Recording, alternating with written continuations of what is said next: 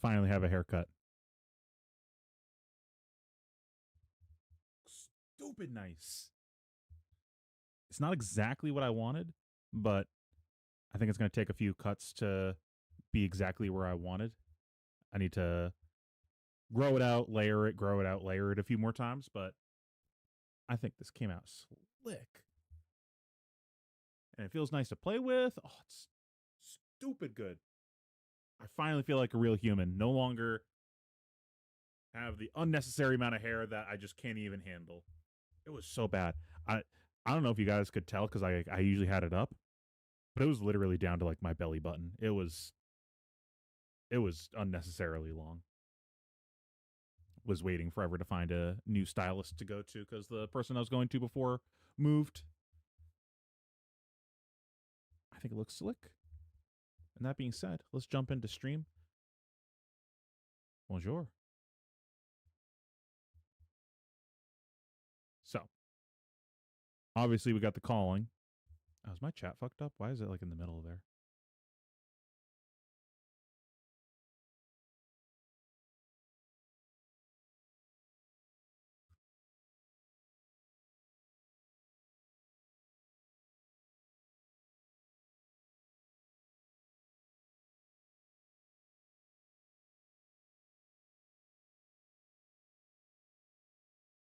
That's better. So we got the calling. We got a lot of Gravy games to watch. We have some interesting strategy developments with Gravy. I was hearing some whispers about the strategy Evan was implementing beforehand, but I hadn't seen it in a game yet, and I hadn't had any chance really to mess around with it myself. I was too busy focusing on working on the guide, which I have the rough draft finished. I have kind of all the bullet points that I want to talk about on the page, so I just gotta fill that out so it doesn't look like shit. And it's just rough bullet points. No one's gonna spend money on that. That's terrible. That will be coming up soon. Hopefully within the next month that'll be done. If you want to see more content like that, support the channel. Check out the Patreon. Subscribe to the channel. Do all the notification things. So as far as today goes, we're going to be watching these Gravy games. We're probably going to watch some other games as well that I'm just genuinely interested in, like Cody's game. But we're gonna circle back around to those after watching all of the Gravy games. As well, we're gonna have a brief intermission after a couple games where we are going to fill out my AGE player profile because Bryce was nagging me to do this. Not nagging, he's a good guy. Just he was like, "Hey, Pheno, do the thing." I was like, "Oh, you're right. I have not, in fact, done the thing." So I need to do the thing. I figured we can do this together. We can think of some silly answers to fill out for this. Now, one thing, I'm probably going to mention this a couple times here as people filter in. There is a picture that I need to submit. And y'all know we're going to do a silly picture for that. There's no way we're doing a serious picture. So when I posted my new haircut in our locals group chat, one of them did this edit for it, and that gave me the idea. What if I just put that out there to everyone to just do silly edits of my haircut or just whatever they really want to do? And we pick the funniest one, and we just make that my profile picture for this event. So this is what one of my locals did. Just massacred me. So yeah, use this as a template. Let me know if this link works. Oh god, it is more characters than I can physically post in the chat. Let me grab the one from Facebook that's smaller, I think. I don't actually know. Copy image link. Nope. God damn, it's even longer. Okay, well, I have this picture. You can just screenshot it if you really need to, but I have this picture in the general chat of the Discord. Join the Discord if you're not already a part of it. Whoever does the funniest edit, we're going to go with that. I'm kind of hoping someone does Lord Farquaad with this because someone posted a Farquaad picture in our group chat, and that made me go, yeah, that'd be pretty funny. So we're going to circle back around to this later. But for now, let's jump into these Gravy games. Now, when I was pulling up the video earlier just to like set up stream, I pulled this up and I went, wait a minute. I recognize that handsome devil. Didn't we talk about him on one of the previous streams? And lo and behold, we did. Evan, sorry, we got to put respect on his name. Not top 16 Evan was in one of the previous games that we watched. It was that pretty interesting Acilio versus Gravy game where the Acilio player almost backdoor fatigued him.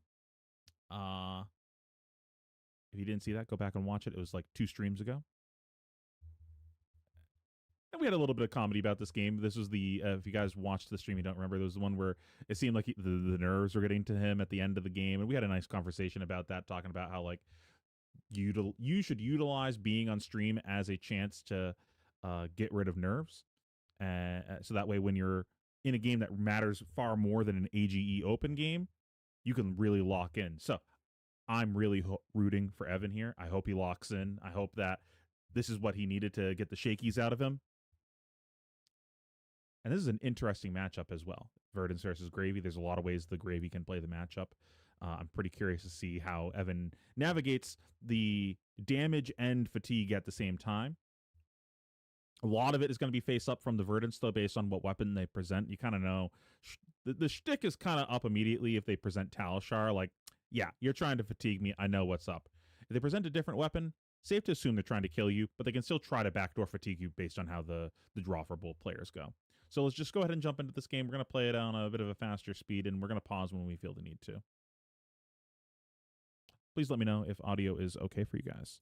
It's Evan Bridges on the right side of your screen, piloting the mainstay deck in the format. Gravy Bones, Shipwreck Looter, lying at 8-2, same as his counterparts, falling, and then winning against Aria from Texas. He was quite bummed. Let's see.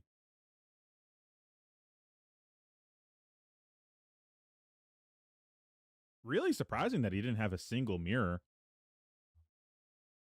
He lost to Slippy and one of the 2 victims. Oh, he lost to Shane from Runaways.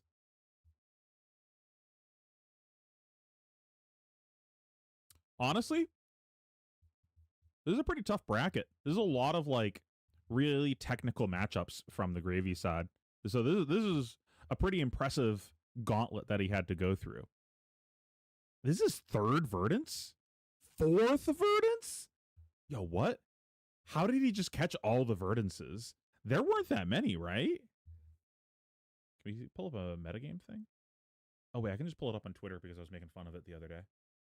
The whole, imagine playing Jarl thing.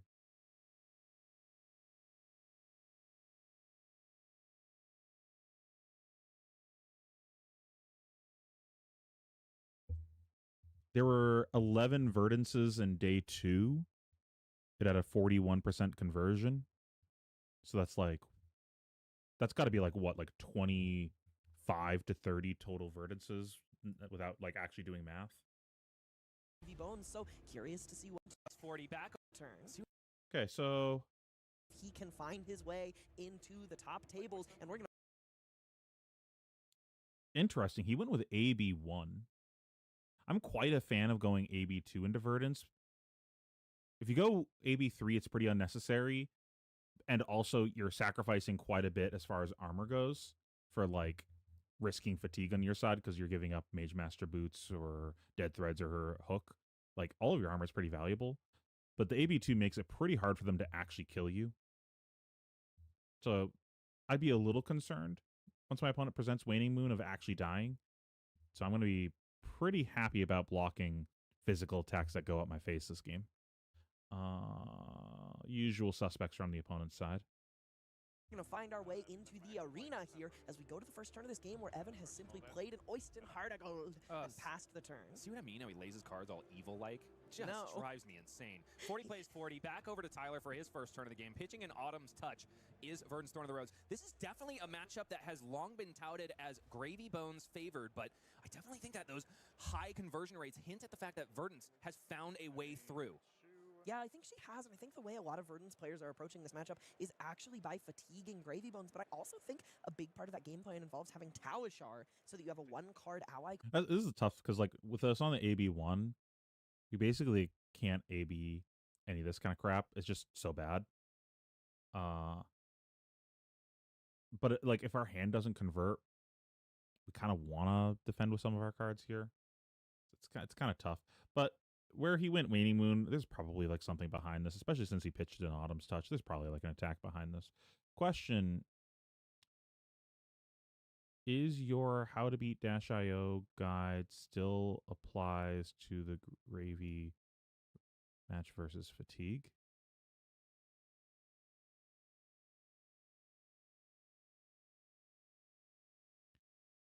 Are you referencing like a YouTube video that I made and I'm just not recalling?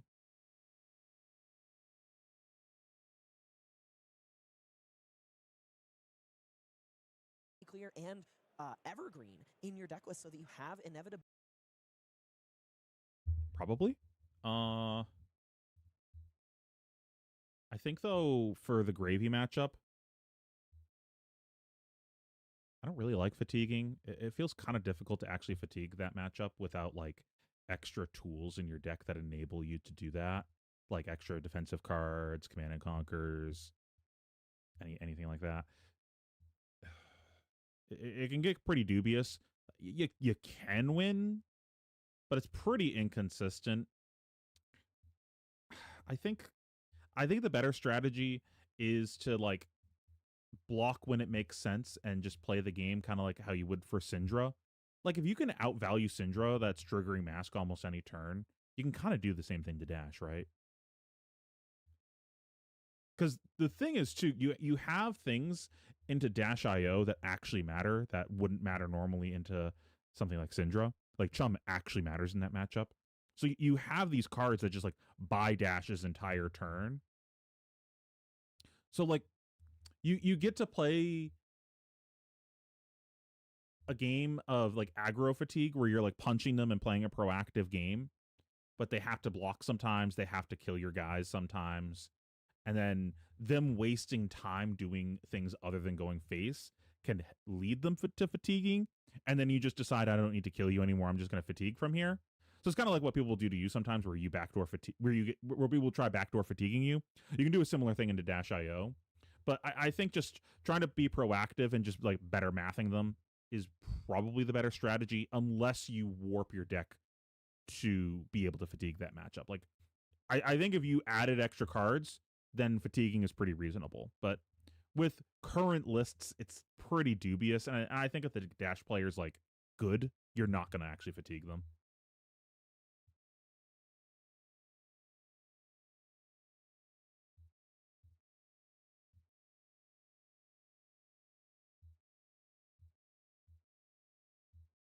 It's not really high rolling. It's just they see their entire deck multiple times.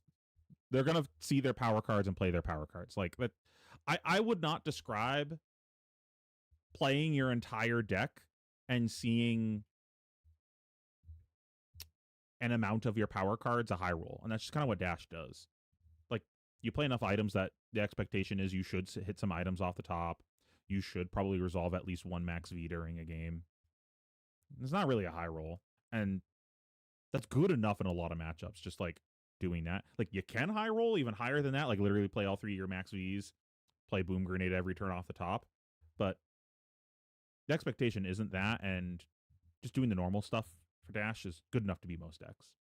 Ability, and I do think he's going to just send this Autumn's Touch face here, maybe implying that his goal is to just run at Gravy Bones as quick as possible and try to kill him. We saw Majin Bay do it at the first event where Gravy Bones was legal, U.S. Nationals. Previously this year, we do have a Verdance that is reigning as our national champion in the United States, and perhaps Tyler is going to put on a similar show. Yeah. Majin Bay became the second in a long or two-person line, perhaps hopefully a long line, of people that can be affectionately referred to as the Sink Below guy in Flesh and Blood's history. And now I see what you're saying. Evan Bridges put that Avasti on the table, evil-like. Oh, we got a gold? Pain for Tyler Zerain on I mean, the get other rid of side this the chum. table with Oyston, basically as a head jab. 3 go again with a gold on hit. No blocks from Tyler does tell us maybe he is just going to try and be the beatdown in this matchup. But Evan has something to say about that with 5 cards in his hand, 1 going to the bin, but basically still in his hand as Chum finds his way to the graveyard to be played later. Hey, I do believe that Evan missed. I don't think I necessarily like this play. In the Discord, did you read the text above it? Or are you talking about in the video? a gold generation there. Avasti should have generated one off. It did, and he utilized it already. Okay, cool. He used it to activate Gravy Or immediately. use eyes and cool. read. So unfortunately, I can't give him crap about that later, but Man, imagine card game players reading. Okay, fair enough. And I will I'm doing do a several more whoever times makes on the stream. Pitching funniest a red picture sleeve out of is not that, what I'm Gravy going Bones to wants be use doing, but as my activating profile Mage Master picture for Boots the straight away Arcane for a Limpet Games hop-along activation of Gold Baited player Hook, and profile. Here comes Chum Friendly First Mate. 3 allies on the board for Evan Bridges. So we talked about this yesterday while watching Jacob Clemens and Anthony Vero Sorrenzio play the Gravy Bones mirror. Limpet has found her way out of a lot of Gravy Bones decks, so this is a little bit of that classic Bridges spice where he's including a lot of cards in his deck list that people don't typically expect to see. I think I might have preferred blocking with one card last turn if I could have. About this deck, Ellie. This is net decked 100%. In fact, it's an amalgamation of all of the top Pro Tour Singapore decks. I know it from Evan Bridges himself. He just likes to play what is proven, tried, and true. That's so funny. At Pro Tour London, when we played, he actually told me, quote, "Yeah, me and my friends don't like to solve the meta. We like to attack the meta and find the weird thing." So it's funny that you say that. He's the exception to the rule. Everybody else at the AGE Pro team will not play the best deck. Evan, however, after taking Kano to Pro Tour LA, said to me verbatim, "Okay, I'm never playing anything but the best deck ever again." Wow. A respectable strategy, to be sure. Oh, it's a snag. I don't know if this is good. What did we sink?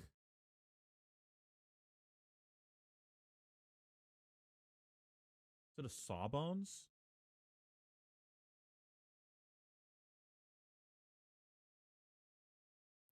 Wait, did we not get a second gold off of Hook on the turn that we hit off of Avasti?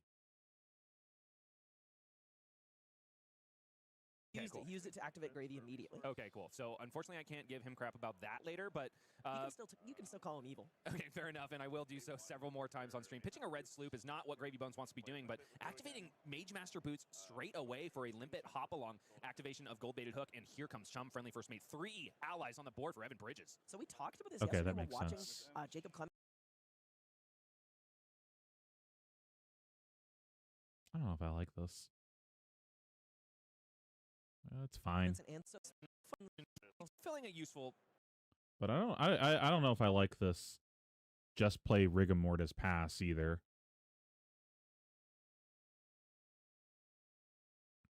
Doesn't seem like we have a whole hell of a lot of options though. Maybe it's just better to play the conch. Probably not. Wow. A respectable strategy, to be sure, often unexplored on my team, probably to our detriment, but nevertheless, Evan is the guy who's going to give us reps into what we need, so he's fulfilling a useful purpose there. For sure. That's noble. That is just. I'm just. My heart goes out to, you know me. I'm a sucker for Phi, sucker for Bolton. My heart always goes out to those who will wander off the beaten path. Back over to Tyler, who's got himself a Pulsing Aether Life. Going to resolve both sides of that card. Looks like the target is Gravy, if my ears don't deceive me. Yeah, I think he's just looking to close this game quickly, perhaps because of that AB1 that Gravy Bones has presented. It's a little bit more insulation than the AB. Yeah, I really wish we had AB2 here. Up against in the finals of US National this year, but it is still a pretty paltry offering compared to some other options. Gravy does have access to certain silver bullet cards on defense, like Throw Caution to the Wind, if you remember that from High Seas Limited. However, I guess it doesn't matter here since we're pitching an ally. Out of the sideboard for Evan Bridges, so I don't know if it's going to be on offer for, you know, Burn Bears or other big arcane spells coming his way. So 41 plays 29 as Tyler passes back over to Evan Bridges. He has found himself with a chunk of life separating him and the Shipwrecked Looter. Saltwater Swell coming in for 3 go again at red and pitching a Give No Quarter off the top. 5 resources floating for Evan Bridges, who still has a Chart the High Seas in hand. That's like kind of bad play there. Like you should definitely... Like, I don't see a reason why they would do it here, but you're playing against a wizard.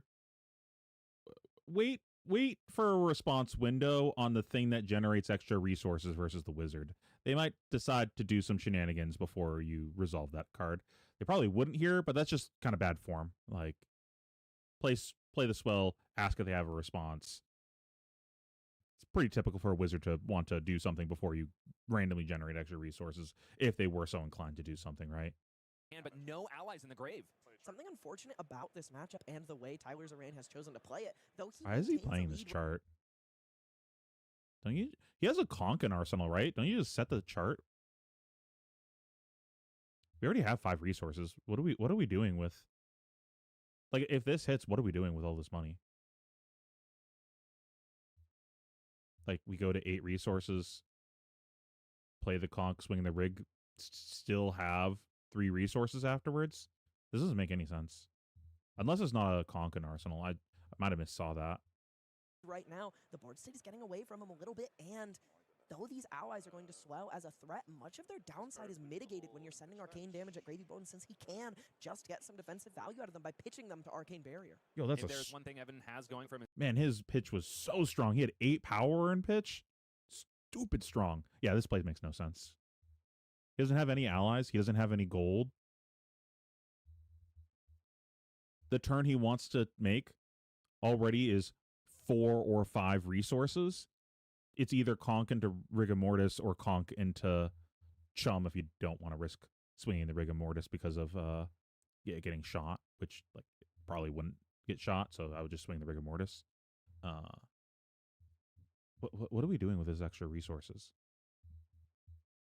What is this tomfoolery? Man, I wish we had that chart in Arsenal instead for next round. is that he set the record for the highest number of resources in pitch on stream this weekend. There was 8 there after Chart the High Seas resolved after a bit of a miss. 2 blues on top, but 8 resources is plenty to pay for this Conqueror of the High Seas and also give it go again. 8 go again, threatening the arsenal of Tyler Zering. So we talked about the noise Tarantula Toxin makes, which is wrong. The noise to me in my head Conqueror makes is as the boat crashes onto the waves from the arsenal, coming in for 8, actually getting fully blocked by Tyler Zerain, using that Stonewall Gauntlet, kind of its a classic application we also saw at US Nats and Pro Tour Singapore, where it's often used in this matchup against Conqueror. Bro, it was not worth at all. +1 that it gets from High Tide. I definitely thought you were going to come up with a sound for missing of Chart the High Seas, and I thought it was yeah, gonna we be just literally IP'd a full card by just burning that there. Made it goddamn no sense. I like that one better. Pulsing Aether Life resolved once again. Both modes, of course, active all face all day, says Tyler Zerang. I dare you to overcome the Arcane Onslaught. Your boys can't go as fast as my Magic can. Take 3. Curious to see if that is how this game pans out. He does get to block Again, I wish we had AB2 instead. His life total was 7. I think I'm fine just not having the Mage Masters based on how this game played out. Hooking is Evan Bridges very sinisterly. Imagine if we had a chart here. We could have had a blue to play. What did he draw? It is a third Evan conk. Bridges very sinisterly and drawing himself up. We could have had the resources to play this conk. We probably don't want to do that, but what else are we doing, right? I think that was the 3rd copy of Conquer the High Seas that he's seen. What a response Tyler has here. Mental block, perfect for covering up this blue tipple. And denying that hook hit trigger. Say that 3 times fast. Hook hit trigger, hook hit trigger, hook hit trigger. Okay, my Ponder bad. token generated after mental block does its work. 1 damage prevention floating. Rootbound Carapace going to come out and get, I believe, the 2nd decompose of the game for Tyler Zerang. He really wants to get online fast because all of those pings of 1 arcane damage from Verdance can go anywhere, folks. Any target, which means that Verdance essentially, once she has 8 Earth cards, Yeah, I in the feel like mana we're zone, super becomes a behind. Gatling gun against We've these gotten zombie bullets. 5 damage. Current count is 5. I don't think having 3 allies in play actually matters when we're AB1. AB1. Goes to the graveyard, helping you decompose the next time, and I think he's gonna hit 3 decomposes on 2, like in 1 turn cycle. So 2, 3 Earth card decomposes. He is now online by turn 4, pretty quick by an Earth Hero standards. This is pretty much how you're going to get it done if you're going to beat a Gravy Bones' Verdance. And Tyler looking so comfortable in that seat. He's not shaking in his boots whatsoever. He's just chilling, hands folded, perfectly unaffable demeanor, staring at the board saying, all right, here's 8. What are you going to do about it? And Evan says, I'll take all of it. A massive life lead for Verdance and a Ponder trigger. Yeah, I don't know how we Quite a win bit of from here. gas in Tyler's side We're like with 14. way The too ball low. Is in his control. How many more metaphors can I misspeak? He is absolutely dancing on the driver's seat. Ellie, the answer is at least 1 more. And even though Tyler looks very stalwart, Evan Bridges is starting to tremble in his britches, even though he's resolved a Conqueror of the High Seas, down to 17 life, and definitely feeling the pain here. He knows that I will be the first to give him so much crap if he loses to a Verdance, a favorite matchup on That's stream, so rude. that he is feeling the tension in the room. You It is can't do your palpable. bro dirty like that when you're Generally speaking, casting. Gravy Bones is not down by 18 life when he has resolved 2 What do you think, this is the Conqueror of Runaways High Seas cast? With 3 allies on the board, but Verdance is here to You let can't know just that shit much on like your you have a friends like that downplayed unless you're on the round on Runaways. Syndra, this Earth Wizard is not to be forgotten in this format either. Glad to take her chances and find her dubs against the He overblocked that, right? That was 9 on 8, right? Because it's 3, 4, 2. Man, that card in Arsenal must be really good. Titans of the format. And a handsome, perfect block comes out of the hand of Tyler. Evan finding himself a Sawbones dockhand, hoping to shore up some See, more this is why I like having Fiddler's Green in the deck for the matchups that life total can be relevant. We don't really need this Sawbones. It's like really not that good. It might prevent some damage, but like the difference between your third and your fourth ally in play, really not that significant.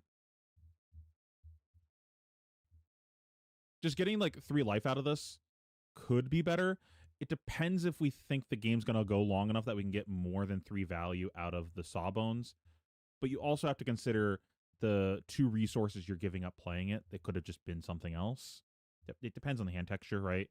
I think if we did have a higher AB count, okay, maybe we have more of a conversation there because we can like try to grind out the game from here. Like, hey, I got 3 guys in play. I got AB2. I got a Sawbones and a Chum. You ain't killing me. You don't have any items in play. You're not set up to kill me. And then you just kind of say, you got to backdoor fatigue me to win. Maybe. But I'm not sure. Check my messages. I'm excited.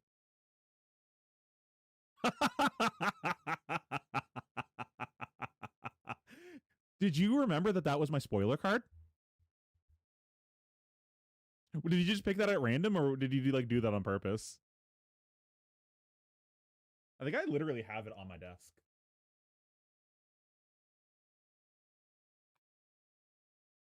Oh, where is it? It's like somewhere in this clusterfuck of cards.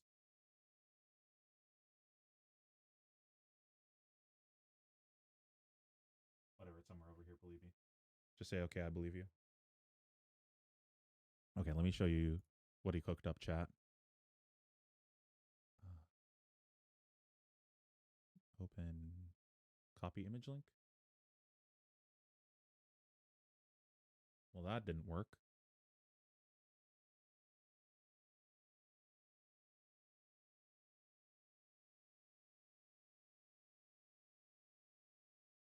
One second. I'm trying to figure out how technology works in the year of our Lord 2025.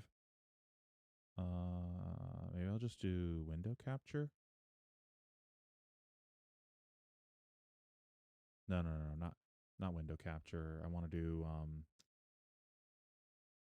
is it window capture?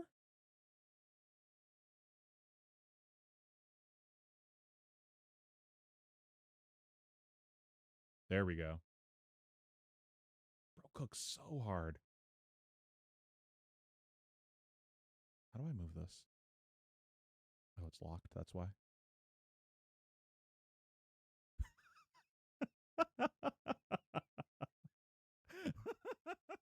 I might use this for a new Twitter profile picture, if not anything else. I've been looking for a new one.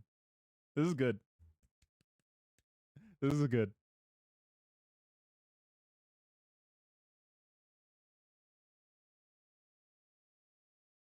That arcane damage, effectively making it so that he has kind of sort of AB2 on the board because you can always tap that Sawbones in order to shore up 1 point of any damage that comes to your face. Yeah, that is one of the most obnoxious creatures to hit the board in this matchup. Sawbones representing that pseudo-arcane barrier against both this hero. Yeah, I just don't think that we can win the game from here without the extra AB, basically. Tyler's gonna have to answer that. Getting back to the game. I kind of suspect we may see this Cadaverous Tilling in his hand sent straight at Sawbones. That's an interesting prospect. Evan would be very happy to be able to shore up effectively 8 points of value on his Sawbones. Embodiment of Earth is going to be activated here. Evan has the opportunity to activate Chum and force an attack on that friendly first mate, but does not take it because he doesn't have any allies in the hand. Yellow Golden Tipple in the arsenal for Evan, though. And here comes Cadaverous Tilling. Yes, straight at Sawbones. Good call, Ellie.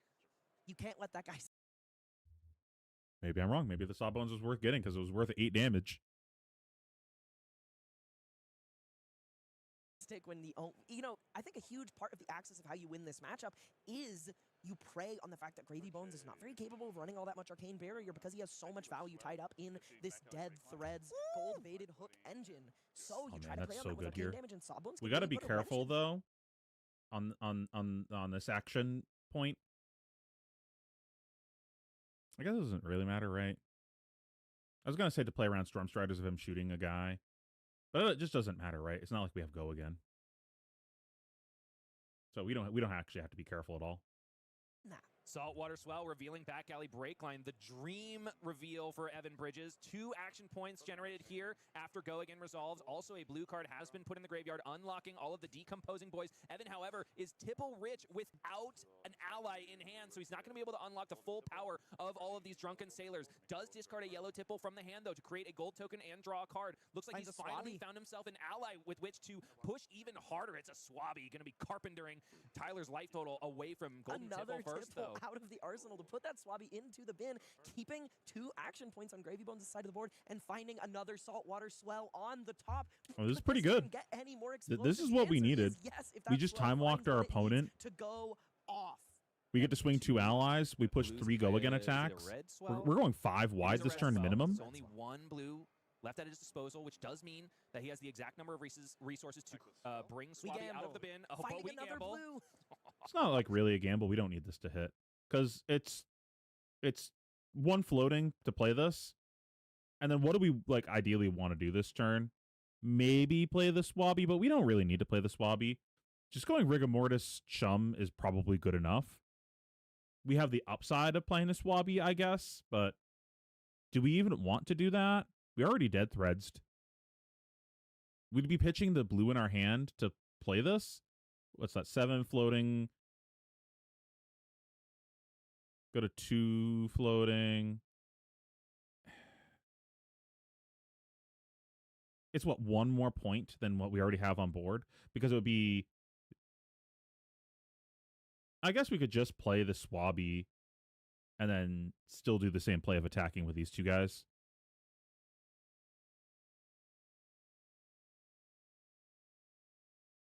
So it's just the upside of we can play the Swabby this turn, but I don't think the Swabby really changes that much for us.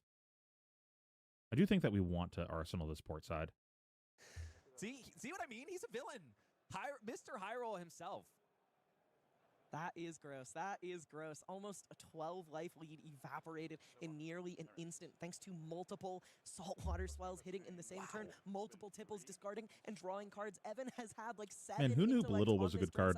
And Who knew? Even remotely close to done, as he still has 2 action points to work with and multiple resources, 1 floating, 3 in hand, so 4 to work with. He can swing Swabby. I don't think this is follow correct. Up with Rigor Mortis for a whopping 13 damage on offer, while he's already dealt 9 on. I think we turn. want the port also side. Able to turn Tyler's blood into gold. I think we still play the Swabby. 2 gold tokens this turn, totally risk-free activation of gold-baited hook. Because what, 4 floating? Still holding strong, so we play the Swabby, go to 1 floating, Rigor Mortis Chum. 17 plays 13, and Evan still has 6 to swing. Wait, hold on, Evan. He had enough resources to swing Rig, right? He does, but I think he's going to draw another card just for the road really quick. Why are we going this hard? Mortis, Why are we doing any of this?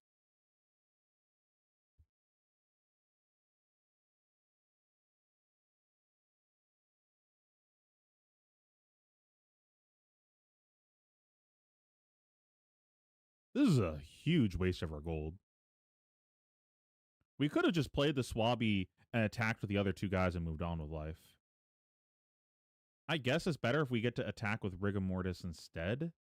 Like, Swabby Rigor Mortis has the attack. But we can already do that. If we crack gold, and we're committing to cracking gold again. This feels pretty dubious.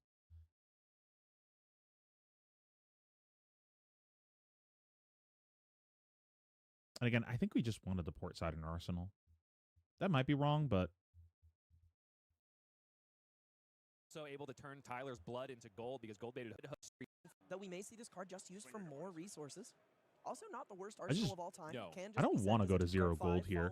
And then, like, we're gambling that the last card we draw at the end of all of this isn't an ally. Because if it is, what are we? We're IPing a card. We're breaking our arsenal. We had a perfectly good arsenal. We didn't need to do any of this. We burned all of our gold to gamble that we get a playable arsenal. I don't think this is the way. Go again. Tyler taking an absolutely colossal amount of damage on this turn cycle. His lead evaporated in an Seems like he drew an instant, ally. thanks He's to that IPing. continually swelling amount of allies on the board thanks to all those swells. Evan skipped Arsenal. Just throw that out there. Tyler has definitely identified the moment where face is the place, resolving Life and Everbloom. Going to go ahead and find himself an action card from the graveyard and put it into his hand. Oh, I can't quite remember. It goes to the bottom of his deck. It's an action card with cost less than the number of life you've gained this turn. Notably, 0 is not less than 0, so you have to gain some life. Florian can't really use this with Reaping Blade if he's ahead. Also, a ping from Verdant should be coming from that life. He used it on Rigor Mortis, and this is what I'm talking about. Gatling gun online, sniping all of these zombie boys is Tyler Zerenge, but Swabby is the one that we really need to worry about. Oisin, probably a secondary priority. No chance of this chum going away unless, of course, there's an attack lying in wait. Evan blocking 1 as the second ping of Arcane this turn goes towards the face. 7 plays 17 here. Evan has overcome a mountain of a life lead for Verdance. What'd you say? 2 life gains so far, and Tyler is indicating it on the board because he's holding on to a rampant growth life, which could mean a massive amp combo here. Nevertheless, all he has access to is the waning moon. So something I want to point out on this turn cycle, he used the first Everbloom, or he used the second Everbloom to tuck the first Everbloom, kind of looking for an infinite source of arcane Gold damage. Kiss goes pretty hard here also if we manage to find one. Did we pitch a Gold Kiss last turn? With use for more, reach for more. He does to swing. Oof. Wait, hold on. When did we pitch the Gold Kiss? Did we have the port side when we could have pitched it? What's the sequencing here?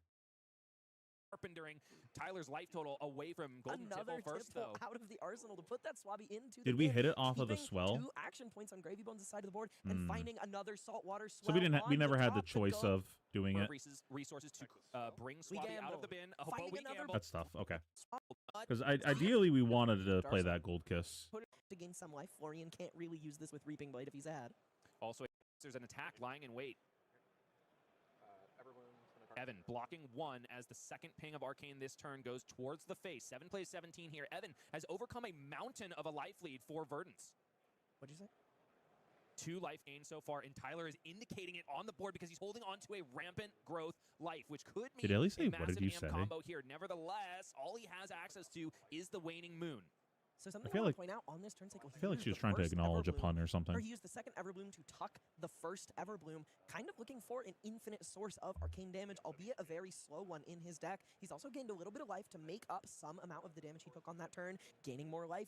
Like you pointed out, with this Fruits of the Forest hitting the bin, he'll have gained 4 life on this turn cycle to power up that rampant growth, and has a Scour in hand. Verdant's art card indicating the ping from Verdant's hero ability. Holding priority on that is Tyler Zerenge, and instead going for the rampant growth right now. Going to gain another life, ping another one from Evan Bridges, and starting this turn at 7 life, a massive deficit of 10 to Evan Bridges' 17. Already back up to 12 here, and he's still got more to do. Curious if he's going to use the Scour in hand as a blue to fire off the We're just hatting here, right? And and get back that rampant growth, maybe denying the ping on this one, or just sending 2 large pings. Gains 1, now has gained 6 on this turn, so he's amped 5. That first ping. This ping comes in for 6. Evan is taking plenty of damage here, although getting some defensive value out of the blue in the pitch zone. Evan, all of a sudden, eclipsed in life by Tyler Zerenge, who seems so confident in this exact spot. And Chum sucks. They should buff Chum and allow you to redirect arcane damage to it. Why'd you do this to us, LSS? They just can't give us good cards. Chum is just so weak. After taking upwards of 20 damage on the previous turn, 7 damage of Arcane on this ping of Verdance. This measly 1 after 2 resolutions of Rampant Growth Life. This is something to be said. And he has Stormstrider still available to him. If he can find a Burn Bear, he has a reach of 9. Evan's only able to cover up 1 point of damage here. He is in true lethal range. If Tyler can just find the arcane spell. Let's see what he finds off the top. No Nothing Burn in Bear. his hand. No Burn Bear, but they are definitely in the deck. Mere turn cycles away is Evan Bridges from ultimate disaster, but we saw him put up so much damage on the previous turn. Can he do it again in order to put Verdance back in the dust from whence she came before she can close the door on the shipwrecked looter? Activating Gravy Bones. Is Evan Bridges going to discard one of those allies? Found another one, so Sawbones found goes the into the bin. Sawbones. That's nice. Can Evan establish the I don't know, Hippocratic Oath dead guy in order to shore up some more damage that is surely coming his way on Tyler's next turn? Sawbones won't save him. Did we not play a blue? Did I miss that? I looked away. Tyler's capable of presenting 9 in 2 sources, so Evan can cover 2 of that, 7. He'd need 3 Sawbones on the board, more than he has available to him to stay alive from exactly Burn Bear, though Sawbones might be able to insulate him from something else, like Blue Emeritus Scolding, that is also more than likely in the deck. I imagine the mode Tyler is in right now is just block and block and block until you can find the combo, but Gravy makes that pretty hard. When you leave this guy with 4 or 5 cards to work with, he can send some serious punishment. Yeah, but we got 13 to play with. Tyler's 10-ish life lead just absolutely disappear. Tyler not blocking at all on the Swabby, maybe looking to send across this Command and Conquer and follow. I feel like we should have hooked the bigger guy. Kind of wanted a gold there, right? It up with some life gain and a ping on Fruits of the Forest. Command and Conquer. He needs to take some cards away from Gravy Bones, or he's just going to mount far too powerful of an offense. Also, like, we should have blocked with our armor at some point in this game before this turn. Because there's a chance that we hit this stage of the game and we just died with our armor block still on the table. Like, at least just the gloves, you know? And Furnace really doesn't have that many on hits. It's really just CNC.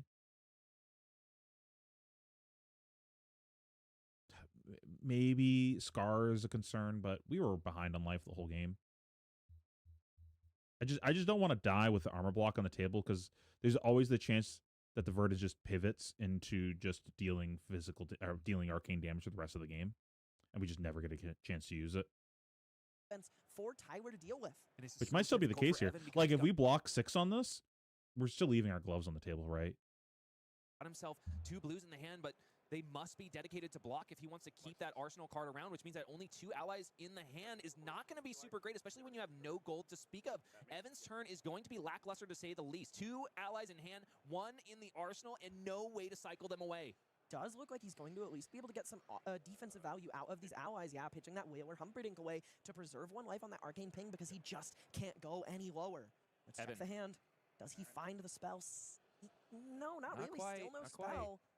I don't hate resolving a Heartbeat of Candlehold here, though. But or the first Felling of the Crown. Yeah, exactly. That's probably the card that Tyler is really upping his eyebrows at. For now, he's got to deal with a swing. Yeah, this is pretty good for us on the Verdant side. Evan is just maybe just block with the Felling. For salvation that might never come, waiting for the moment when Tyler draws up the Stormstrider's combo and is able to. Because like ideally, you want to play the Heartbeat here, right? If you play that, then you're giving the opponent a. If we like no blocks, play the Heartbeat, giving the opponent a chance to chum, and maybe that fucks us. So I think blocking with the Felling is pretty reasonable. Or just send the Felling and nothing else. Arsenal pass. I can't Arsenal because Felling, but... him back into the sea from whence he came. 5 plays 8 here and 7 damages on the combat chain from the Undead Carpenter, Swabby. A little bit of an awkward hand for Tyler here, too. He's found Scar for a Scar, which blocks 2, Rampant Growth, and Heartbeat, but no blue to Swabby power a Carpenter? So that Felling of the Crown itself is pretty awkward because is that lore accurate? That Rampant Growth away. What do you think about the option for Evan Bridges to just activate the hook on that turn and see if he can buy the entire hand from Tyler's ring? I don't think Tyler's ever going to give it, but Evan might as well get a gold out of it. Oh, this is such an interesting approach here. Rather than using the Felling to fire off a Heartbeat and then use Rampant Growth to send a massive amount. Is this better? I guess her hand was double red, so there was no way to actually play the Heartbeat for value. It is reasonable. Amount of arcane damage, he's prioritized just getting 1 arcane damage and 1 life gain while sending across a Felling of the Crown, so still, he is prioritizing reducing the amount of options available to Evan so that he can find the necessary space to get to that Stormstrider's kill combo. But something I'm curious about is how much damage does he just present if he fires off the Rampant Growth here? Bottom this card. So he sends 3 pings for 1. Decomposition for the Felling of the Crown here. Evan is forced to bottom of a card and also blocks out entire. I guess. Entirely just going to be able to swing Chum on this next turn. 4 plays 4. definitely Tyler favored at this point. If he can find the spell, yes, he's got Burn Bear in the hand. This could be the very last moment of the game. He's just got to wait, cross his T's, dot his I's. Evan Bridges completely shields down at this point. Storm Strider's activated. Burn Bear coming Evan's way. Evan has nothing to do. It's Rigor Mortis in the arsenal. No throw cautions to the win.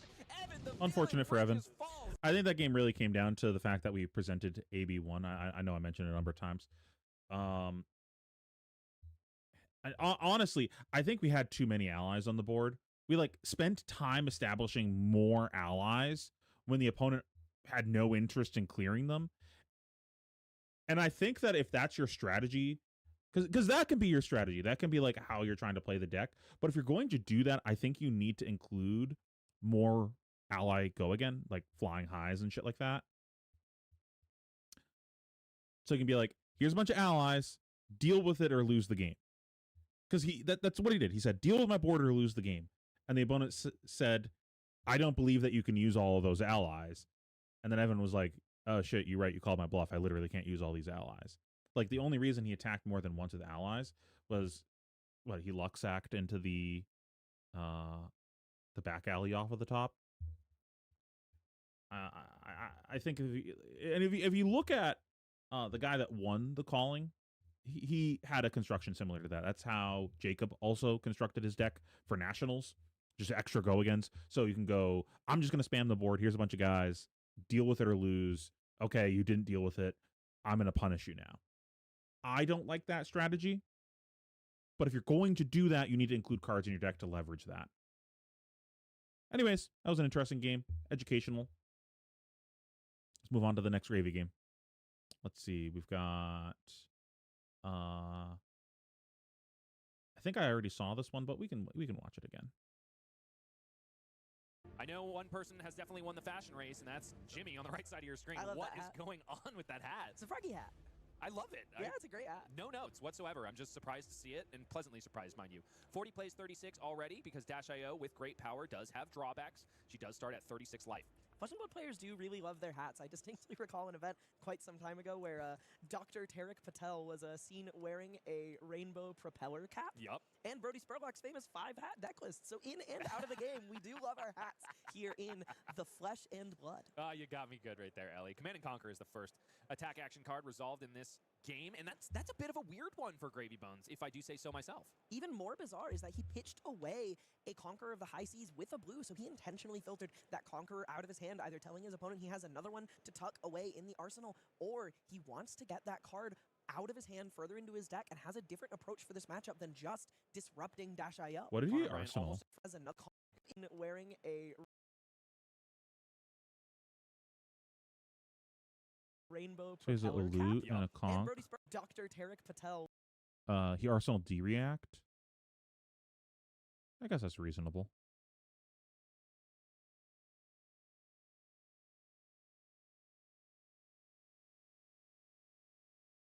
Is it better maybe to just play the conch? One more damage? Probably not. It's worth considering. Was a Conqueror of the High Seas with a blue, so he intentionally filtered that Conqueror out of his hand, either telling his opponent he has another one to tuck away in the arsenal, or he does seem like to get that card how he presented further into his deck and has that his plan is to probably try to fatigue. That's at least what I would be thinking about from Connor's side. Decided to go second, because that is exactly what aggro decks like to do. Take the first meaningful. I think if you're playing to like, we were talking about this earlier. I think if you're playing to like kill Connor, or play like a more proactive strategy, at least, you probably arsenal the conch, right? Arsenaling the D-React, though, probably just trying to win by not losing. In the game, whenever possible, banishing a Teklo Pounder, which Connor knew was on the top of the deck, in order to pay for the boost cost of the Zipper hit. 5 go again here. First real damage offered in this game, and Jimmy has drawn himself up a hand with one ally. One of really clean Gravy Bones hands. Also finding an ally off the top to sync with this blood in the water in order to get almost maximum value, both on blocks and also enacting the Gravy Bones game plan. Teklo Core hitting the board here. Kind of wish we had that conch. Pass to Arsenal. So that's like one thing about Dash.io. Sometimes it's like the obvious play to arsenal the D-React if you're trying to fatigue. Their first turn of the game, their first turn's usually pretty unimpressive. It's not till they start getting a bunch of items in play that it like really starts popping off. I think I might have rather had the Conk and Arsenal so that way I can punish an off turn. Because surely the dash does that at some point, right? Like they can't win by just going face, face, face, face, face. They gotta take a moment to play some items here and there. Not the most offensive power on that turn. Jimmy actually taking 0 thanks to that timely blood on the water. It's like kind of similar to the idea of, you ever have the decision of, you know, let's go to like a very similar situation. I have the decision between a proactive card and a defense reaction, and I'm throwing a Command and Conquer, or I'm doing something that is like incentivizing my opponent to block. A lot of the times it's better to arsenal the proactive card because you know that your opponent is incentivized to block there, so your defensive card might not get value. They might just block arsenal pass, and then you look like a fool with your D-react in arsenal. So you really want to be able to throw disruption and then punish them for taking an off turn and kind of kick them while they're down. With the rigor mortis on top, but not exactly the same spot here. It's just like knowing how Dio plays, so they have to take off turns. Blood, like surely at some point that's good. Do best, set up to do something explosive in the. There is something to be said though of it being a way to get an ally in the bin when we don't have any gold in play. Maybe that's worth it enough just for that, but. Future. And speaking of explosive, Jimmy has gotten 2 rigor morti into his graveyard in as many turns, playing a golden tipple and putting another one there after the first one found its way to its watery grave, thanks to the blood on the water. All right, Ellie, you love quibbling. I'm going to quibble here too. I would call it rigor mortis. Mortis? Mortis. I don't want to call him. I'll just arsenal the rabble here. Play the loot the hold. Mortis. Rigor mortis. That's Mortis. Space out our blues. Rigor morti. Rigor mortis. I'm down for rigor through the mortis. Maldives. A card we haven't seen in so many Gravy Bones decks this weekend. Loot the Hold, perhaps a bit of a off-the-beaten-path inclusion in Jimmy's deck here, but plenty welcome in this matchup. Capable I don't know of what doing you're some talking real about. Disrupting to Dash.io's hand. For one, I don't know. Have they actually seen decks not playing that? Like,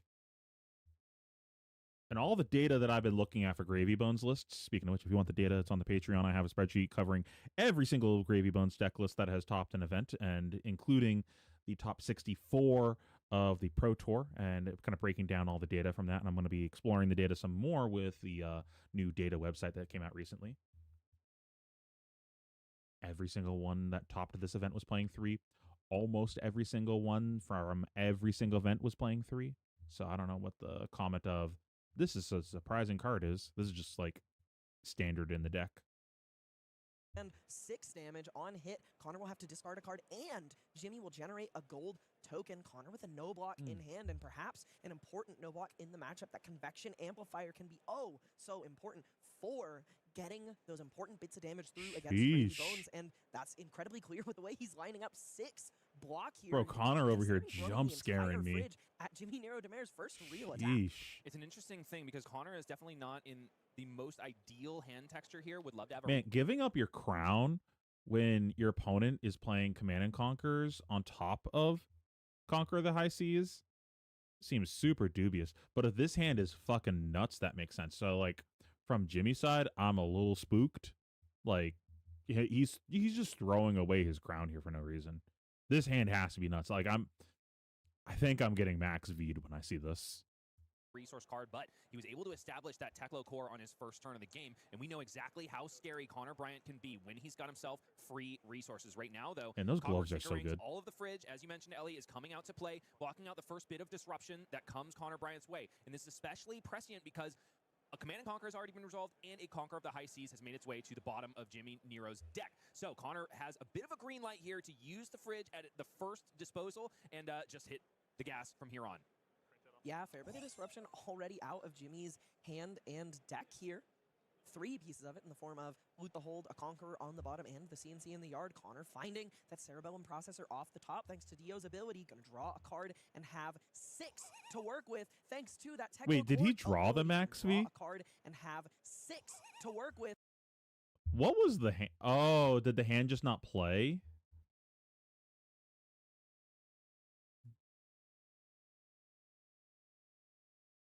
So he had 3 boost cards, the dominate card, Spark, and he drew into one of these. So the crown was just to try to save the hand, I guess. And not waste your Teklo core. Because if we block, we're kind of wasting the Teklo core. It's like maybe reasonable. They're like popping off about this Max V. Is it even good?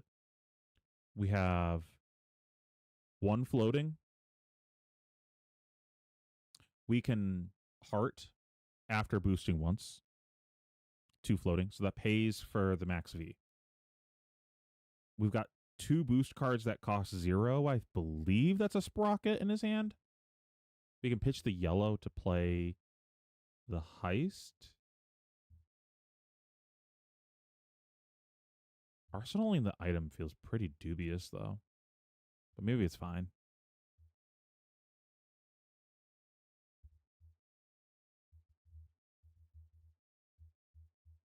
I feel like you can't play the Spark here.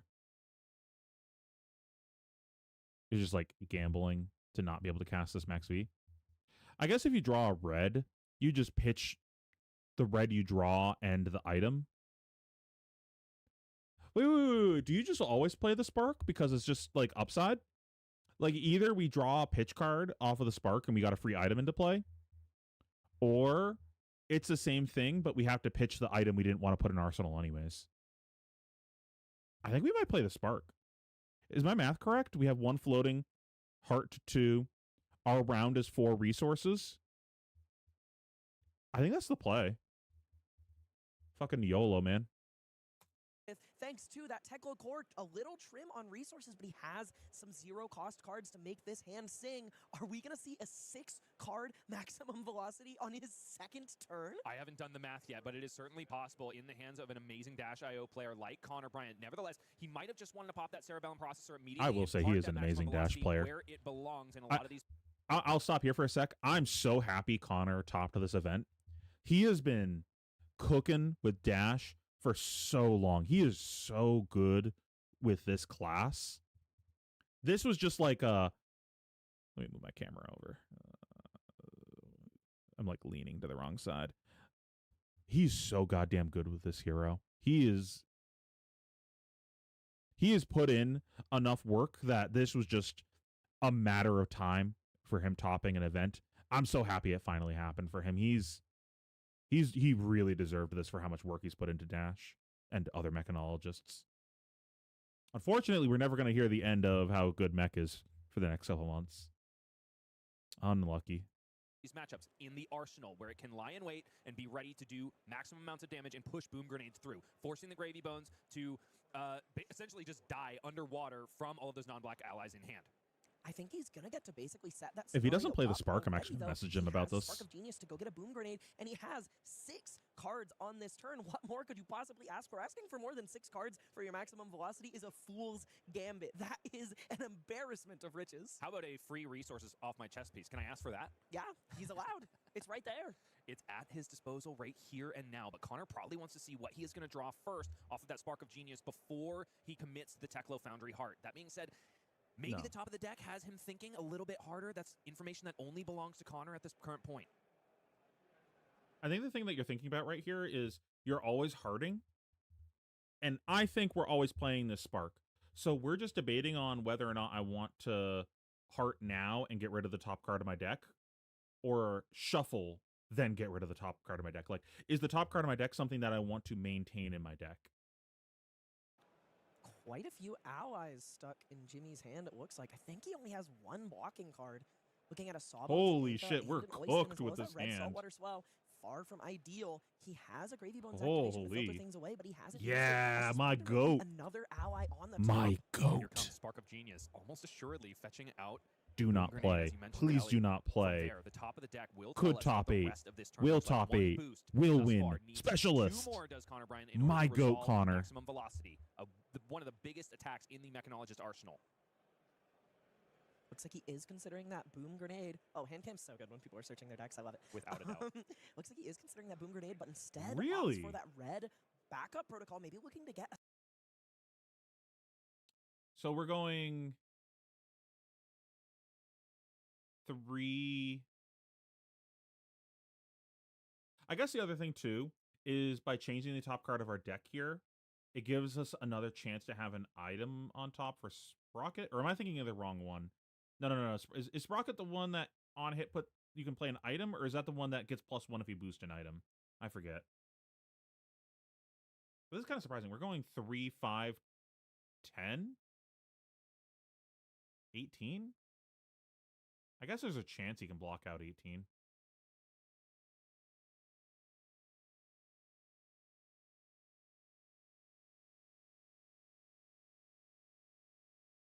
A second 0-cost boost in his hand on this turn. He has that Sprocket Rocket as well with that Fast and Furious, so maybe just looking to fire it off again. Use Techno Foundry Art to get that maximum velocity into the red zone. Currently, Connor Bryant is in the red zone. Still have something to say about that, though. He's got to draw off the... I got to point this out to Connor. And this is a lesson to you, chat. The way he's shuffling the deck is kind of not okay. I need to look at... I'm going to rewatch this and look at his eyes. Again, use Techno Foundry Art to get that maximum velocity into the red zone. It looks like he's looking away, but the way he's shuffling the deck is like... I need some cards. He's like facing the deck up too much. Where the fuck is my deck?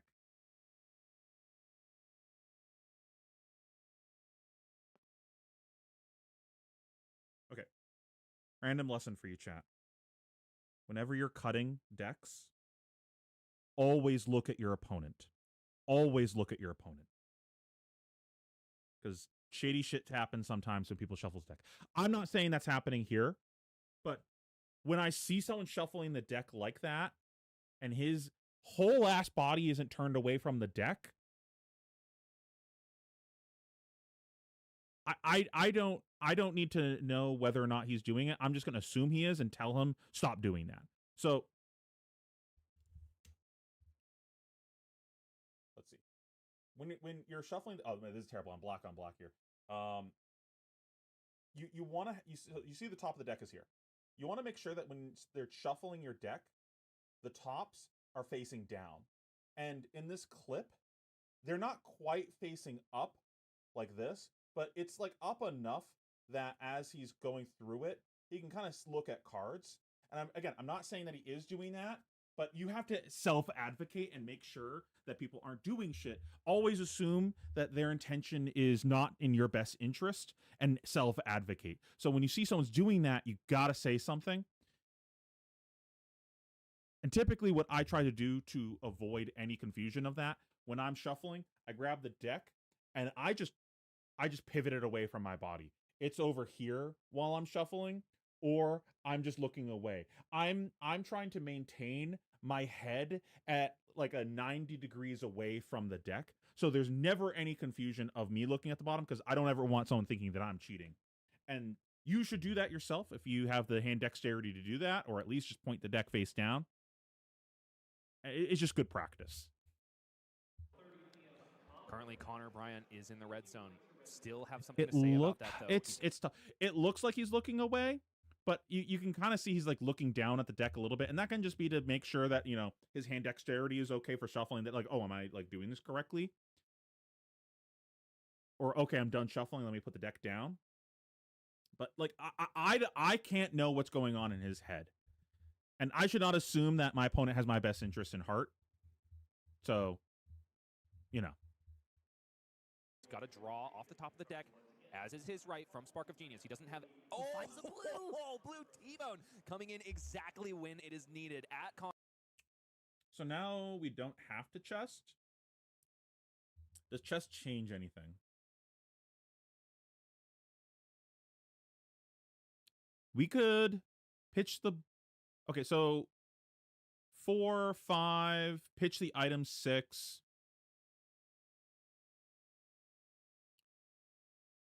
Two, 4.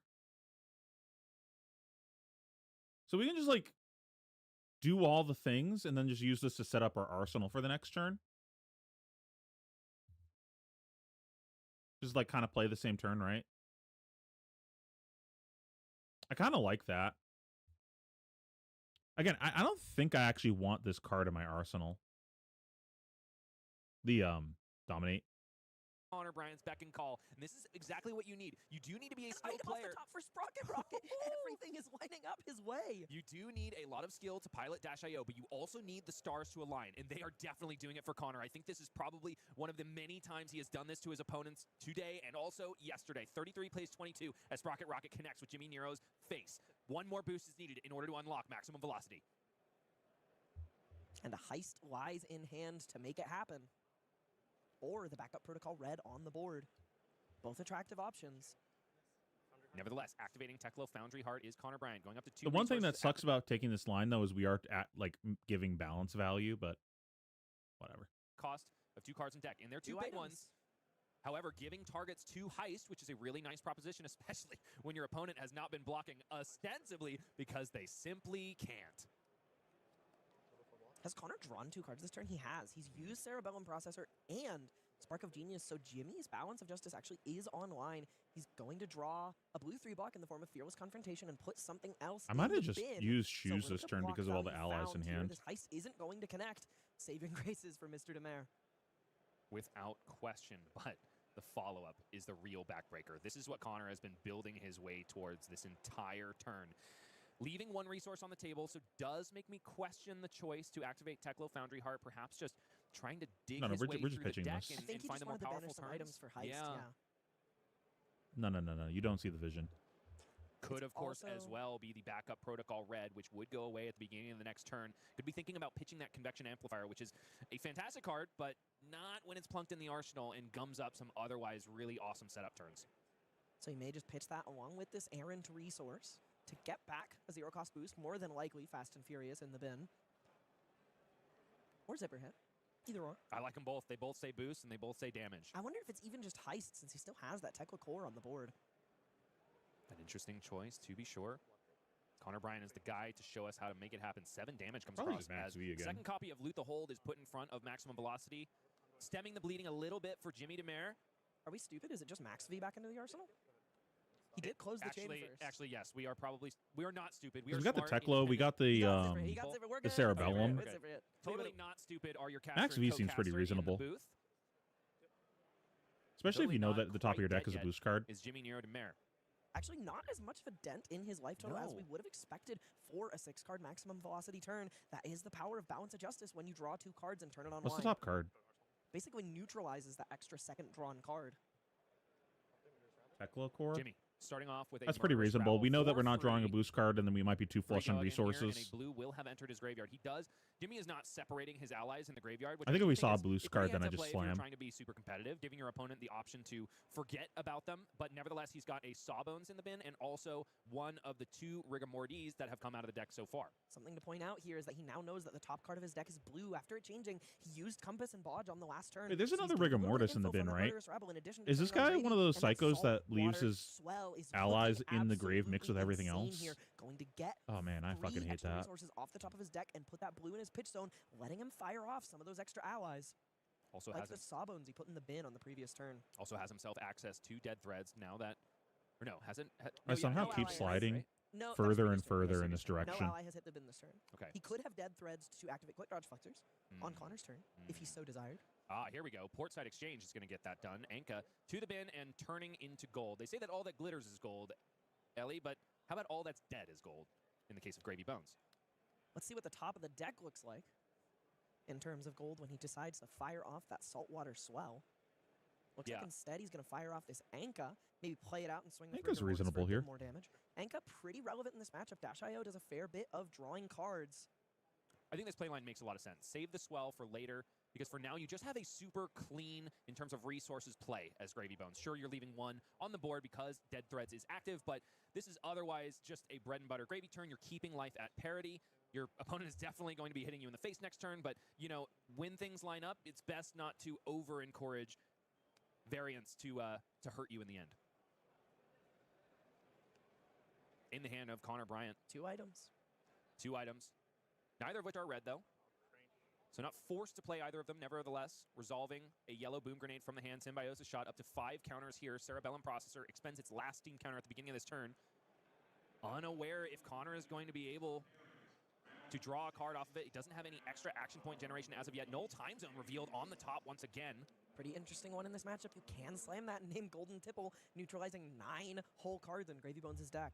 I don't think It's a you need rough to name point to Golden see it, Tipple. though. It's Opponents just at the beginning of this I think, boosted combat chain, Connor would worried about essentially their have life total at this to point. let Boom Grenade's potential damage go by the wayside in order to use it, unless, of course, he were to play it off the top from the Dash.io hero ability. I believe that's the only way he could actually play it here, since he doesn't have the bonus action point to draw Maybe a not, card, because we're but at 24. he Maybe our may life be total able is to relevant. get that bonus action point to draw Probably a card not. with Cerebone Processor by putting it on the table. This deck is insane. When it is humming, it feels absolutely unstoppable, and it makes a lot of sense as to why certain Dash.io players have gravitated towards it and stuck with it. Connor Bryan is one of those. He has been a Dash.io believer from the beginning, and I don't believe he's fallen off of the deck since its inception in Bright Lights. That is persistence. When I had to play that deck against Bravo back in Bright Lights, I gave up pretty quick. 5 damage taken here from Jimmy Nero Demare, after, of course, taking my wine. 8 on the previous chain link, thanks to the exploding yellow Boom Grenade. Unlucky.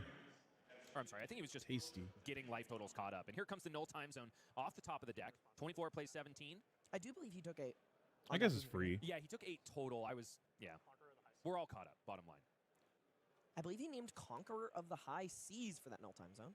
Not a bad choice. One of the few cards left in Jimmy's deck that can actually do disruptive things against what Connor's trying to do. 2 Loot the Hold have already been played or blocked with out of the deck. Yeah, Conqueror of the High Seas. Pretty interesting name. I just feel like if I wanted to slow Gravy Bones down as much as possible, I would just name Golden Tipple. Perhaps Connor says, yeah, you think you can put up numbers with all those go-again attacks? Just hold my beer. Here comes a couple boost attacks. He would have The been Conk also, like, happy as he could be had he named Saltwater. Conk also makes a lot of sense to name here, because we played a Boom Grenade and the opponent just said no blocks on our first chain link. Why would they do that? It, like, makes a lot of sense, not knowing the Gravy's hand. That the only reason they would do that is they want to play a 5-card hand, and the only reason they would want to do that is probably they have a Conk. Because we already got allies in play. We got allies in the bin. We don't, like, actually need to play big hands anymore. I think the only thing that we actually give a shit about at this point is things that give allies go again, or ways to get allies out of our hand when we can't block with them. So Water Swell with 3 of them on Jimmy's side of the board. is the front card a Two-hit hand Conk or a Probably swell? forced a defensive turn out of Jimmy. I think it's 2 Null time zone, swells. of course, says you cannot play or pitch them, which is why it was so nasty against Inner Chi back in the Part the Mistfield days, dearly departed. In this case, Jimmy could still block with the Saltwater Swells on this turn. Looks like we are going to see that Cerebone Processor activated. Let's see what he finds. There it goes. Pulse Wave Harpoon is the draw. Harpoon. Interesting one in this matchup. Can you... Hey, man, what's up? You can't force an ally onto the combat chain, right? A null is not less than or equal to X. Long time no see. It's only been a day since But I haven't seen you in the stream, right? Buys a Fearless Confrontation from the hand of Jimmy Nero Demare. Maybe. One of those Mastery taking Pack Guardian 4. cards that is making Gravy look so good. Oh no, just taking 4 instead. Yeah. 24 plays 13. Connor getting his salty opponent into a very scary range. 0 to 60 hits Anka, drag under. It's so funny. I was Drags him literally under. right before that talking about Nick a few days ago. I completely forgot about this. We you remember Ben, right? Blonde hair, skinny guy. We went to do a lake house thing, just like all the boys got together and we had like a cookout type of thing. Likewise, we were grilling. We did like a big hangout thing, and I was carpooling with Ben, and they just like came up in the car being like, "Oh man, neither of us have seen Nick in a while. Kind of miss him." Shrug. Unlucky. Not in the same social circle really anymore to see him. I'm glad Nick's doing good though. Miss him. Bye-bye. Pulse Wave Harpoon at the end of this combat chain. Gonna get to look at 3 cards from Jimmy's hand, so he is gonna get to protect something. Connor's saying, whoa, whoa, whoa, I don't see the whole hand. You get to protect something, and I imagine he This will happens protect a that lot. shark, the high sea. I love Connor. What an honest bloke. The like correct thing to do there, if it, like you're a monster and you don't care about integrity of anything, and you're just like, you decided to show me extra cards for no reason. I'm not going to stop you. Is look at their hand and then tell them you only had to show me 3, or just not say anything. But good on him to be like, not only you only had to show me 3, but physically cover it. Oh my god, I love Connor. Connor is my goat. When I grow up, I want to be half as cool as him. He's the card he has saved face down, but I mean, he's got 2 saltwater swells in this hand, and at least one of them is going to get taken away by Connor. I imagine the red. Yeah, it is what it is. I am tempted by the blue just because it is the graveyard enabler in the hand that you have seen. Of course, you can assume that Jimmy might hold back another blue enabler in the hand, which of course he has done so. So Connor just trying to buy himself a little bit of life there. And blink and you'll miss it. He used a counter on Symbiosis shot to clear the Rigor Mortis that was on the table. So not only getting 13 this hand might be kind of dookie. 4-card hand, he managed to get every ally off the board. So he can't play them anyway, but you definitely don't want to see Conqueror of the High Seas going into the bin for Chart the High Seas. That is definitely a womp womp miss on that all-powerful Well, you blue can't card. both chart and conquer the seas. You got to pick one. I've seen Gravies do both in the You majority conk of the games charted I've played with them. seas. Nevertheless, Jimmy unable to do so. Okay, here. what is Instead, going on here? What are we doing? established by Connor Bryant. Saltwater Swell comes out of the arsenal, and this is a All blind this flip off the top. moving around of Can cards, Jimmy but not find the actually doing resources anything? that he needs? We will find out once the trigger resolves. I believe he's giving Connor a priority window to respond. There we It go. is a blue. Tip the barkeep into the pitch zone. 5 resources floating. Doesn't have massive resource sinks in terms of the allies that lie in the bin, though. It's just 2 Sawbones and a Rigor Mortis. Hey, we got gold. While We can go gambling. true, it does still allow him to play and swing Sawbones, something he was not previously capable of this turn. Dead Threads is active. Oh yeah, he Yeah. has. He has discarded the Dead Threads. I wonder if we'll see a Gravy Bones activation here, or just some gold used to draw some cards. Yeah, I like this play right here. Finds a Swabby. Still has a gold available, so can activate Gravy Bones and get that Swabby into the bin. Also has a yellow in Gonna hand, draw so another card. potentially could resolve Swabby Another and swing ally. Swabby.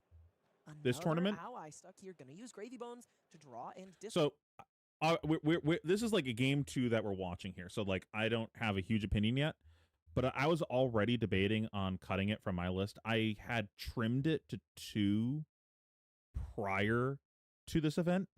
Just like, it's all right. I might just outright cut it.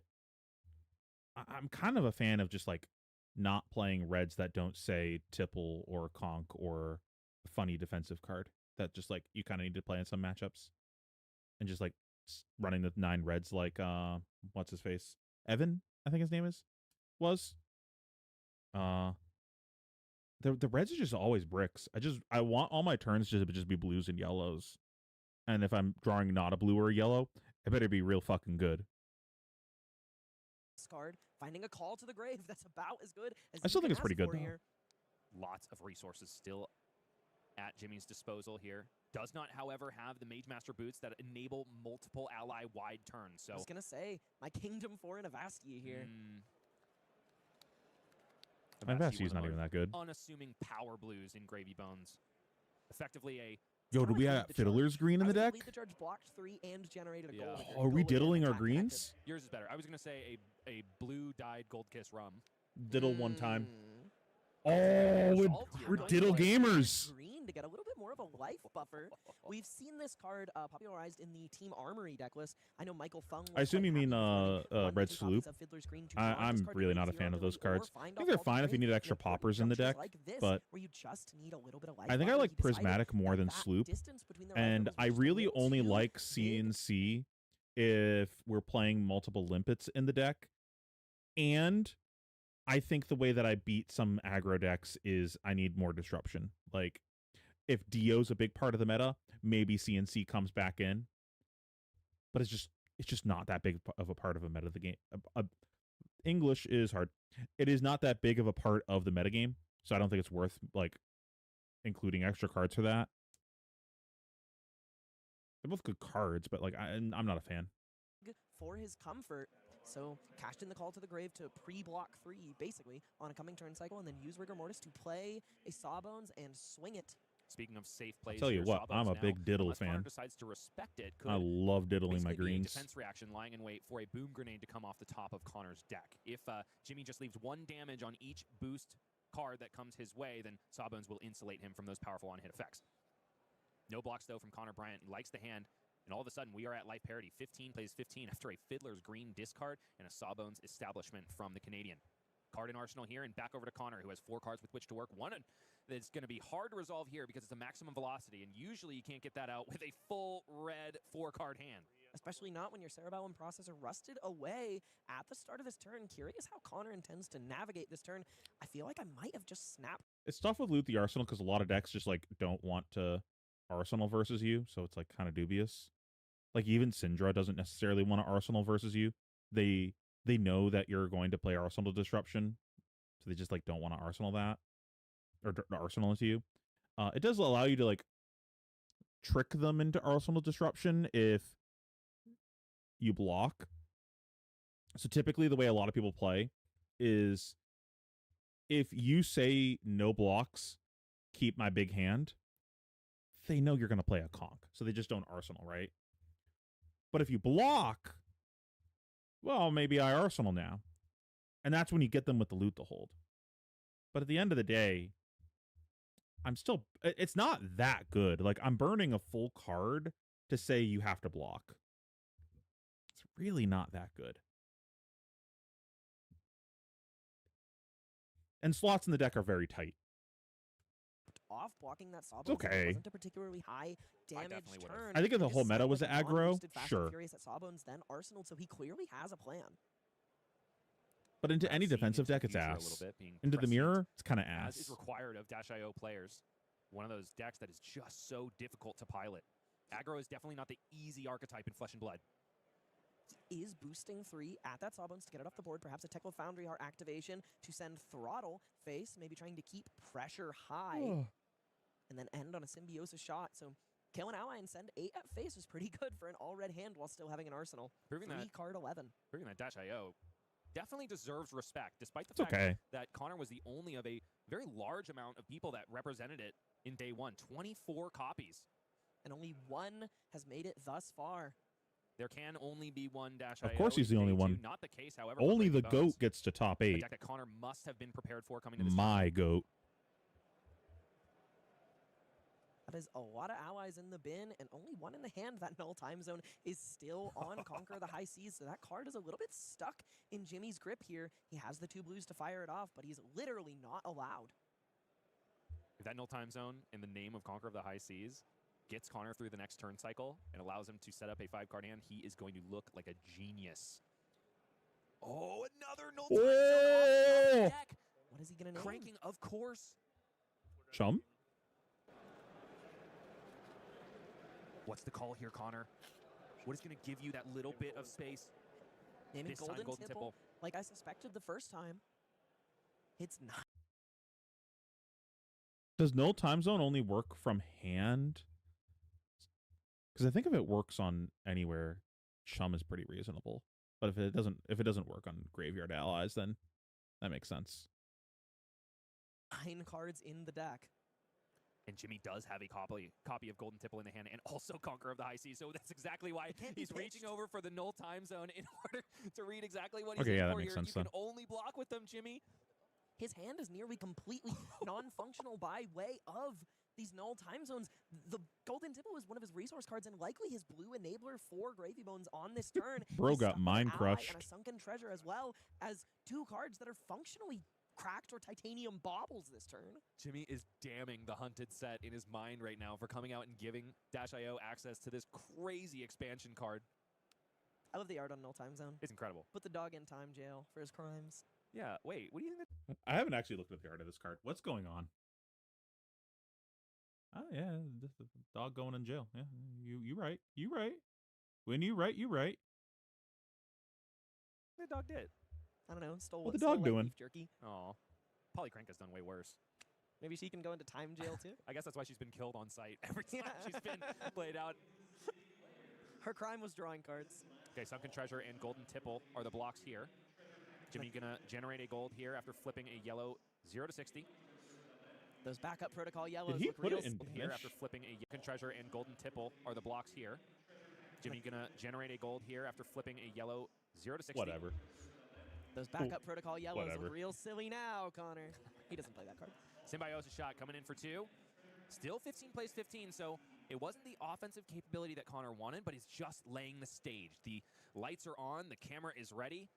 He's going to go all out in this next turn cycle. Putting up an onslaught of boost cards that Mr. Demare will be poised to block if he can, but sometimes the deck doesn't cooperate. Just 2 damage on offer here from that Symbiosis shot. A gun is not a pistol. Important to remember. What is a wrench a One of my favorite sandwich? sentences uttered by anybody ever. That release notes was very funny because it also says a wrench is not a pistol, and a friend of mine sent me that sentence and said Max at the airport security, a wrench is not a pistol. Sorry, sir. We still will have. That to feels take like a that good back. way It to is a get lethal weapon, TSA especially to in not our let you hands. on. Blue saltwater swell coming out of the arsenal here. Just saying. Paid for by a prismatic ley line that was found off Finding a the top of the yellow. deck. Yikes. Yikes, Jimmy. Chum looking a little less friendly on top of the deck there. He is at least going to find a way to get a blue in his bin. Is Dead Putting Threads that guy on active? the board. He I don't activated think so. I Gravy. think he gravied on his opponent's turn. Oh, no. Oh, that's devastating. So all he can do is establish the Rigor Mortis and pass because the last card in hand is Conqueror of the High Seas, which cannot be pitched or played, only blocked with. Luckily, if Jimmy gets another crack at Connor, he'll be able to resolve it on the next turn cycle. But Connor, with 5 cards in hand and Dash IO, ooh, a little resource starved. Got that dog, and he Might still be scoops able to so get the job good. done and strip all of the cards out of Look at Jimmy's that hand. hand again. I actually don't know how resource starved. I was thinking about this the other day. So previously with Scoob, I bracketed with him with man, I can't talk. Bracketed him with a couple other allies where it's just essentially 8 value for 3 resources. So Scoob, Anka, and Cuddy. You're getting 8 value on offense and defense with it if it attacks once and it dies. But I was thinking about it. I think Scoob might actually be 9 value because I think I value a gold at probably at least 1. Like, if nothing else, a gold is basically just saying, hey, I'm going to pitch a blue, make a resource, right? Like, it's a vigor token. So Scoob is actually a kind of 9 value. It's like all Fugazi fake math, but because it's just like not necessarily how the game plays out. But it's just an interesting thought experiment. Also, like, when you're not playing Royal, having more ways to make gold in the deck are really important. He has a 2 cost in the arsenal. I guess he is struggling a little bit. Yeah. A lot of 2 costs. Techlo Foundry Heart can help him get there, though. He needs 6 resources to fire everything off, but he can use the yellow and a red in conjunction with Techlo Foundry Heart to fire off 2 costs, which may be enough to close the gap when Jimmy only has 11 life left to work with. You know, I don't think I would there's assign a blue number grenade off the value to top. that. Currently, it's a Pulse Wave Harpoon. However, I caught a peek at that when Connor flipped the top card of his deck. Golden Tipple still cannot be played or pitched, but can be blocked with, and Jimmy sends it there. Techlo Foundry Heart is going to fish deeper into the deck, trying to find an item. So, like, when people say that it has value, it's like, what is the value you're generating on that turn? What's your turn value? And you can just, like, look at an ally and be like, yeah, it dealt this much damage. It absorbed this much damage by getting attacked. And then did it gain any value through the effect on the card, right? Like, that's just value gained on the turn cycle. Even if it's, like, delayed of, like, I got the gold now, but I used it later. Like, whatever. You can, like, probably justify that's some value that you gained on this turn. With putting a card back in your deck, you're not, like, gaining value. You're adding total deck damage back into your deck. So I don't think I would call that value, like, in the strict sense of what is the turn value. But that's, like, really nitpicking. Like, that effect is obviously good, and we're getting into semantics by trying to, like, really hyper define that and really try to make that black and white. And I don't think it really matters that much how, like, being that granular with that. Oh, I didn't quite see it. I think it might be, though. 3 resources in the pitch now. He's going to play out a Cerebellum Processor here, cranking it and getting a second action point, and it's going to let him draw another card. If he can find a blue here, this entire turn is unlocked. I think it was a T-Bone, and I know he's resolved a red so far. He's also pitched a blue. He's thinking on it, though. Not 100% sure if it is the resources that he needs. Does have an opportunity to boost I gotta one get some more Runaways time merch. and try to draw a resource card after the fact. Going to be a throttle here for 6 go again. Boosting Banishing a red T-Bone. Jinx, pinch poke, Yomi a Coke. Well, now what I'm going to do, I have to talk to cast, don't I? Bro, imagine he just walked away after that and got a Coke. Chum to I guess you're on your sorry, own. That completely stunlocked me. Pitching Chum to activate quick dodge flexors here. So I'm Gonna on get Jinx, 4 right? block out of, yeah, you're good. Okay, cool. You're good. Getting Okay, 4 I'm curious how you guys feel about this. I'm not sure I really like their casting dynamic of the two of them. It feels like they kind of are the same type of caster. And like typically you're trying to like pair two casters with each other that are like kind of covering a different thing.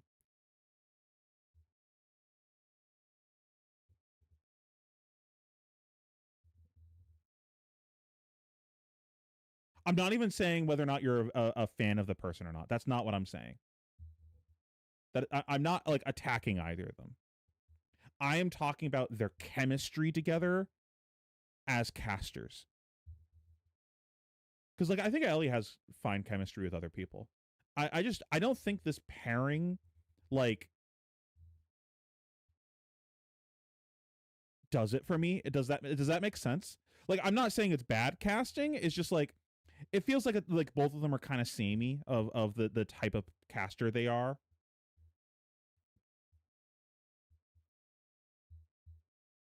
That's not a bad thing. It's just not like it's not scratching that itch for me. You know what I mean?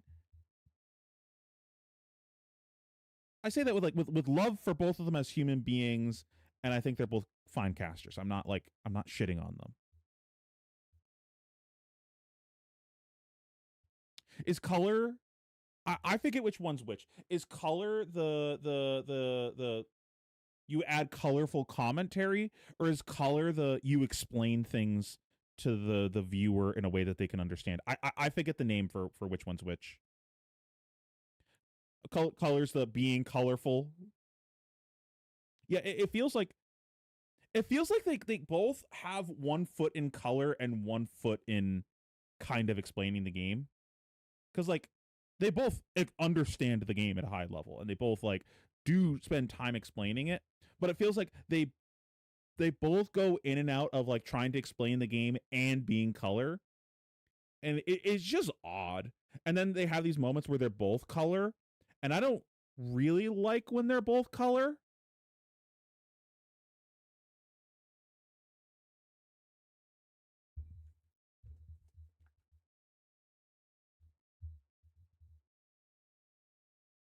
Because I know for a fact they can both do not color.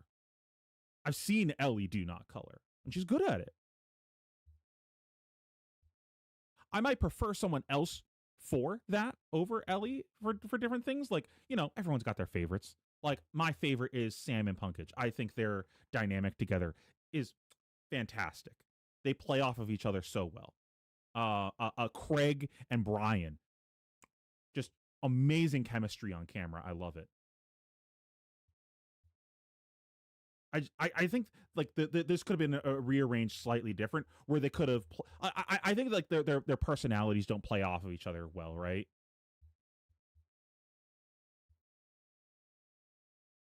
I didn't really enjoy him in the booth.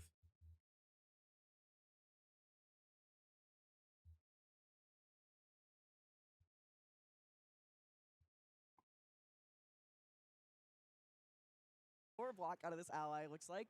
Helping Ellie's dead. She's been assassinated by a very stupid joke. Connor, however, very much alive. Jimmy, the question remains to be seen for him. 2 action points remain for Connor Bryant, who's finally activating that cerebellum processor, going down to 1 action point and drawing another red. Unfortunately, not cooperating is the top. Like they're still checking the boxes. They're still like explaining good amount of damage. Zipper hit. What 5 go again. matters in the game. Shot equals lethal damage, and there is no better on hit in the game of Flesh and Blood. Jimmy with 2 cards. I just don't care for their banter with each other. Taking a lot of damage and not going to be able to do much. And it's just like too much color. That makes sense. Another quick dodge flexor's activation. Not truly lethal damage. Actually using the pistol to bump off Rigor Mortis, taking the disciplined route here and putting an attack action in his arsenal to set up to do it again next turn. Jimmy, with basically nothing left in the tank on this turn, can't get much done. Like the robotic dog in the art, Jimmy is locked in the null time zone, and man, has it I know he's canceled and everything, on this murderous rabble. The top of the and I'm not making any commentary on any of that. Gravy Bones is given but I supreme did like power over this Flake's metagame, but casting. when variance doesn't break his way, it can I be did enjoy a that. nasty fart of a loss. Something interesting I about what's really going on here enjoyed is, he Flake and hooked to Tannen's try and chemistry with each make other. Connor They had good block. But since he on flipped that yellow camera and it was a blind chemistry. flip, he actually could have Okay, shoved just the two talking about remaining them pieces of armor, or even from a if it was professional three, he could use perspective the of active blade analyzing their and ability to galvanize cast. that null Nothing time else. He now knew that Jimmy didn't have any golden tipples in hand. Connor shrugging it off, though. He says, I'm not here to block. These boosts were made for killing. And so is this red boom grenade in hand, perhaps spelling on-hit death on a majority of these breakpoints that are going to be coming in. 0 to 60. 4 go again, threatening 7. Jimmy asking to take a look at his graveyard, perhaps counting how many boom grenades remain and how likely it is that he gets boomed off the top of Connor's deck in the reaction step. Connor just fishing for another item off the top because that extra action point unlocks Cerebellum Processor or 2 shots of Symbiosis Shot if he needs them. Looking for a yellow, finding it with Spark of Genius, getting another piece of gold, which I'm not will remembering this allow card him wrong, to right? use Like, Loot Gravy's just puts it ability face to down in filter for the some more graveyard. block power if necessary. He Loot. does have a 2-block stuck in the hand, only 8 defense You know what value I'm left trying to to work with. If Connor can find 15 damage, it's over. Backup Protocol Red in the hand for Connor Bryant. I think it's a Teklo Pounder on top Yeah, here. it stays in the graveyard. Unfortunately, doesn't have the action point. To Connor activate just doesn't Cerebellum know what the card Processor, does. Drop that blue, but he's sitting on 4 resources. I can't imagine that he needs another blue to make this turn sing. Throttle Whatever. finally coming Doesn't out of the really arsenal. matter. 6 go again here. Yes, banishing that Teklo Pounder. Threatening, lethal here. Fast and Furious is on the top of the deck for Connor Bryant now. I think Connor has enough damage here. He's presented 6. He's going to find at least 6 more after this backup protocol. Backup Protocol almost assuredly finding a 0-cost boost card. I'm thinking 0 to 60 or Fast and Furious. Yep. 0 to 60 found. Think this boom grenade's going to 4 connect, go and that's again. going to be all she wrote. It's only 2 blocks. I was just thinking about this just like right now after that comment. I was like, man, I really wish allies went to the banish when they died instead of going face down. I hate the whole face down thing. It's cringe. I guess they're trying to future proof it for things like maybe they want to have access to allies in the banish or something. And then I was like, oh, I wonder what they're going to do for future Necros. Oh yeah, all of the allies are pirate Necro, right? Man, what are they gonna do when they make another Necro class? If they ever make like a generic Necro, like are all the wait, didn't they just make a Necro for like a cosplay thing that's generic Necro? That card just like literally doesn't function, right? It's just regular Necro with no allies.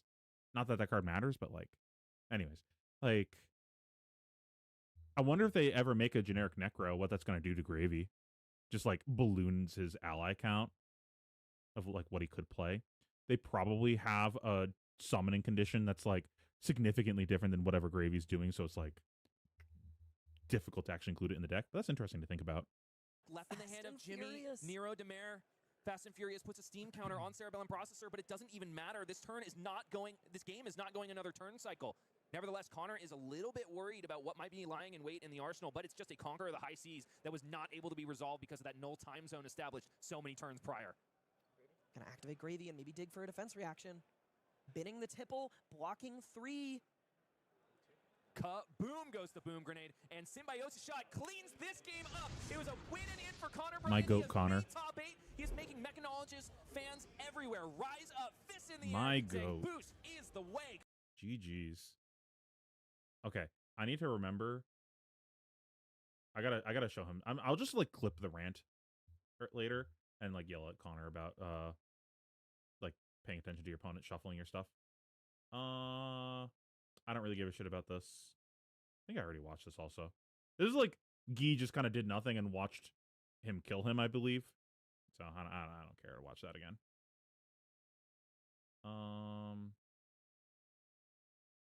I already watched most of this, but we can watch this again on stream. If I remember correctly, Jacob took a bit more of a proactive approach to the matchup. Gravy Bones decks around the world, but will it be able to And it ended up survive being the like really onslaught close of at the end. boost potential that Connor Bryant has at his disposal? He's got himself another Teklo core on turn 0. Will he establish it here? It seems to have done him very well in the past 2 stream games that we've seen. Also, holy shit, those nails. Jesus Christ. I believe Jacob Clemens is going on the first, play, yeah. so we'll have to see if Connor chooses to make use of that when we go over to his turn. But in this scenario, this Those can be a aren't little nails, sketchy those are because Gravy Bones can claws. hit you hard and hit you Holy fast. And shit. not only is Connor's hand pretty full of reds, but he only has 6 blocking value. Jacob Clemens already in the tank on this turn 0 of the top 4. Kansas City calling. Chum. What a hard good cast opener. here. Wow, that's so interesting. He Holy, played what a good Chum, opener. but because he didn't like the last card in his hand, he Wait, is that better?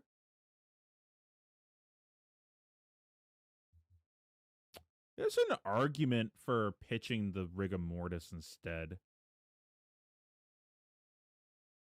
And then arsenaling the tip the barkeep there. Or just playing the tip the barkeep. There's an argument for that. I think this is fine. Because, like, you expect the Chum to die, so you need a follow-up play for the next round. So I don't hate this. Just, that's interesting. There's, like, a lot of ways that you could have played this hand.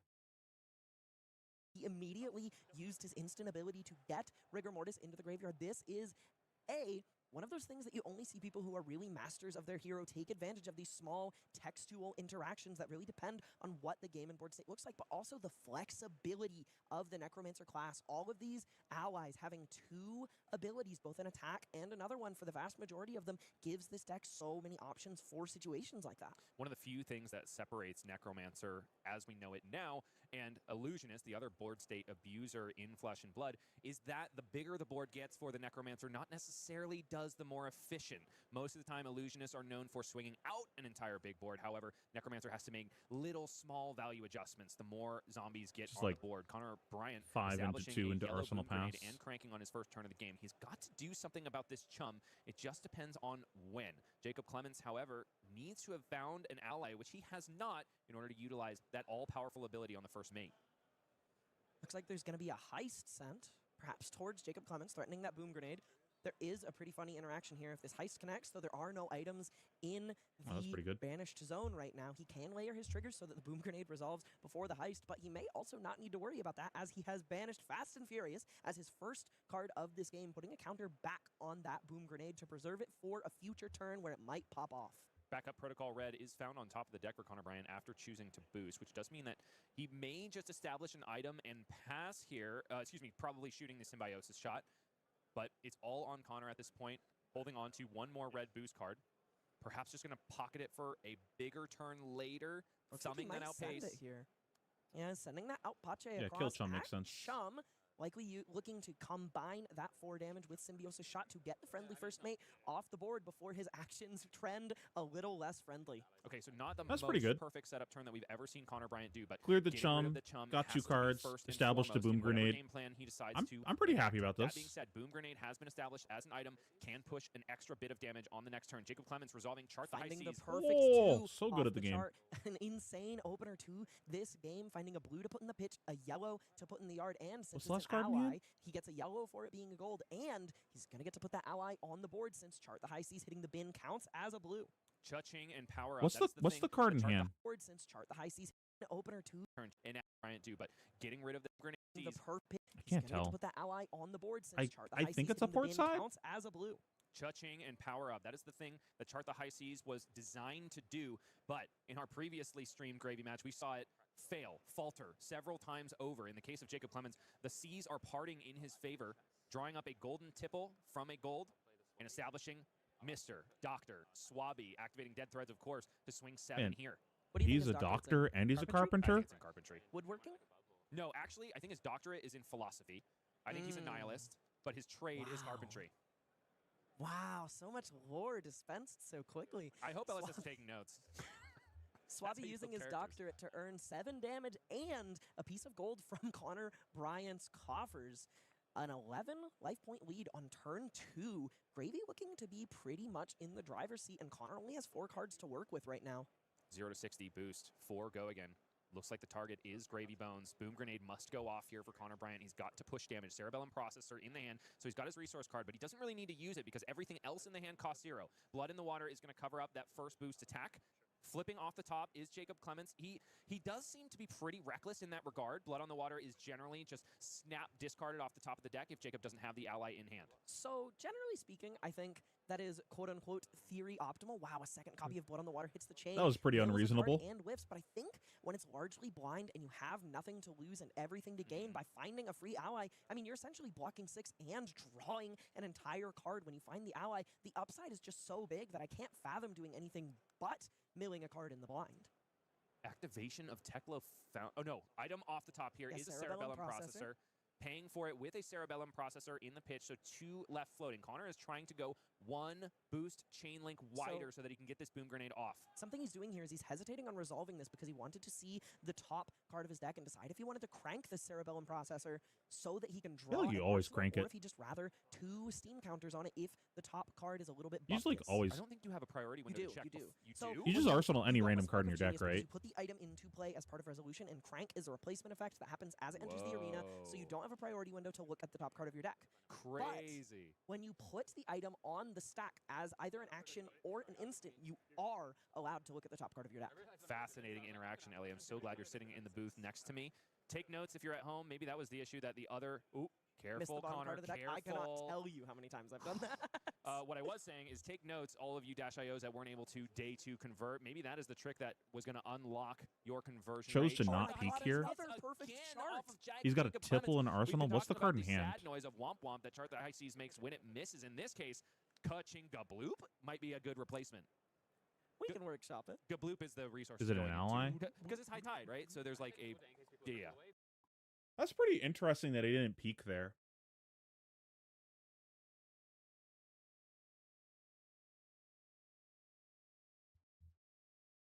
This kind of sucks ass if we miss, right? And we have enough gold in play that if we draw runner allies, that we can still gravy out of it. I think we're supposed to peek here. That's my heuristic. It's peek, find out if the chart's going to hit.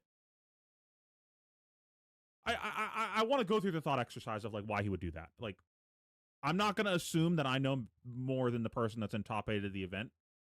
I'm going to first explain my thought and try to reverse engineer and see if there's something that I don't see. Because like my thinking is we have a chart, see if it's going to hit. If it's not going to hit, use the tipple to move that card out of the way. Oh, and I guess in that scenario, we just play the chart. Because the thing is, we already have allies here, right? We don't need the chart to hit to load our grave up. We don't need the chart to get our hook online. It was just a blue with upside, but if we missed off of the chart, we're like boned, right?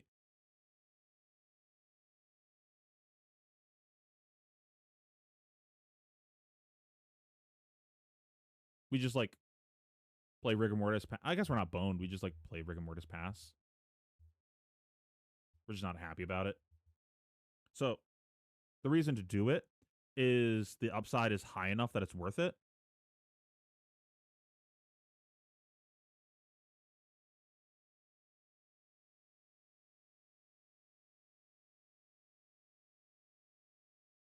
I think we're ahead enough that we don't need to take risks.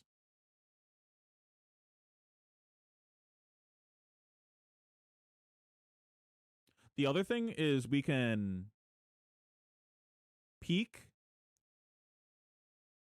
Gravy Bones. If we draw an ally, we go Dead Threads Tipple. If we draw a blue, depending on what the blue is, we play the chart or we play the other blue in our hand. If we draw Conch, we Dead Threads Conch. I guess drawing another tipple is probably the worst thing that you could draw there.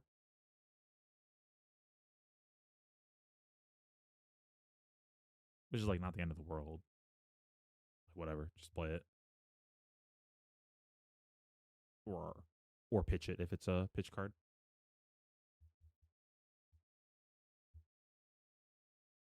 Is there? Can you guys think of any other reason to greed this? Because I'm not seeing a reason to greed this. Doing it this way, we also get to compass afterwards to think if we want to gold. So we're going to draw a card here. If it's an ally, we're going to gravy. If it's a red, we're going to arsenal it. If it's a blue, we're probably still going to arsenal it, but we might crack gold if it's a bad blue. We have 2 floating and we have Dead Threads up. So we can play the Sawbones. So we don't need any extra resources to do what we want to do with the turn. I don't think I actually want to draw off of gold here unless I draw a brick.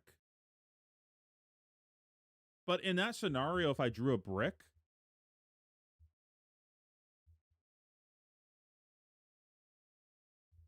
I'm still drawing, right? Like, if I draw a brick here, am I going to compass and then decide not to draw? Like, not really. I'm probably just going to go for it.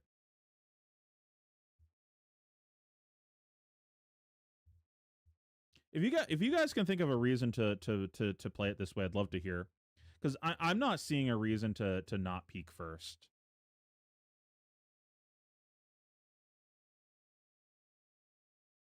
So 2 allies have entered the bin for Jacob Clements on this turn. A yellow golden tipple hitting the board, cracking in for 2, and putting a chum in the bin for him to play later. He has 2 resources to work with and a card in hand. We're going to compass and check the top. Prismatic I believe Leyline. it was a murderous rabble. Prismatic Leyline is the card drawn off of the golden tipple. Perhaps not going to be using it here because he only has yellow sources of damage left, but this could be a back-breaking amount of damage coming on a future. Interesting he's playing Prismatic. Now it's just 6 on the combat so we're really just trying to kill lead, putting 6 the on the DO table here and generating not only an ally that Connor needs to clear, but I don't hate that defensive capability with Sawbone's Dock Hands activated ability that can prevent 1 damage. Connor taking it all in stride. Down to 21 he goes, 38, plays 21. Jacob Clements is very insulated in terms of the life totals, but we haven't seen Connor Bryant's final. Do you kind of weigh your options? If red, then hear the play. If yellow or blue, then do this. Are you asking about in general, or are you asking about that specific turn that I was just talking about?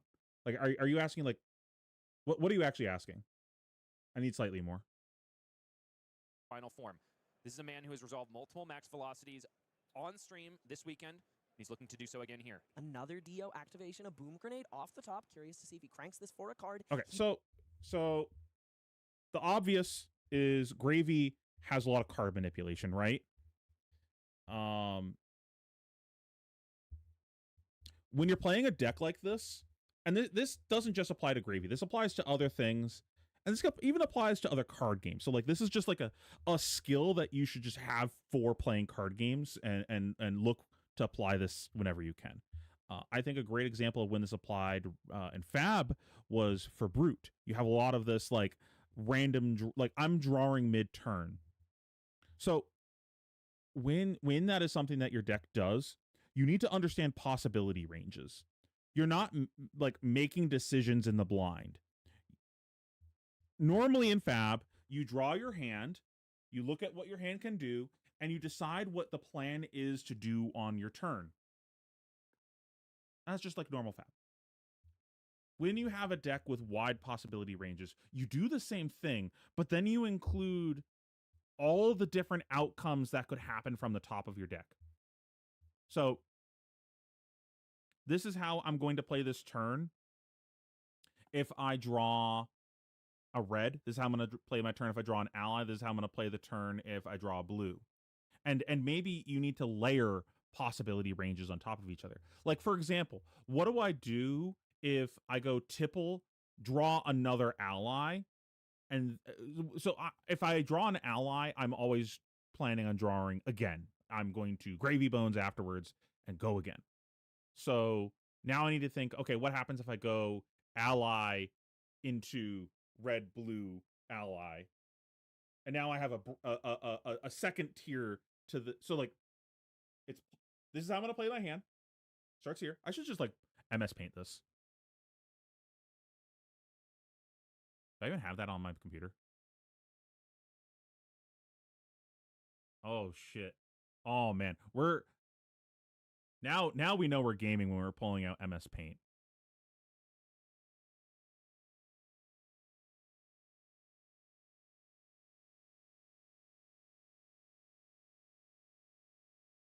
The fuck is MS Paint on this?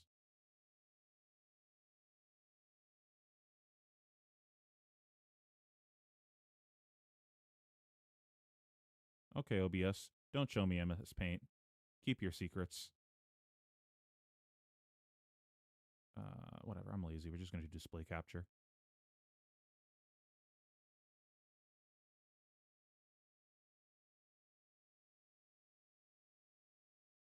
This is going to be a little scuffed, but whatever. I haven't used MS Paint in years, so bear with me for a second. Okay, so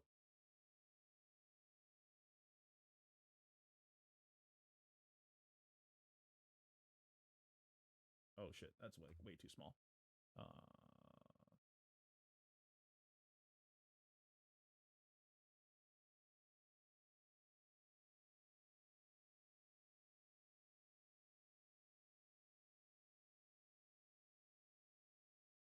So first, we have our 4-card hand.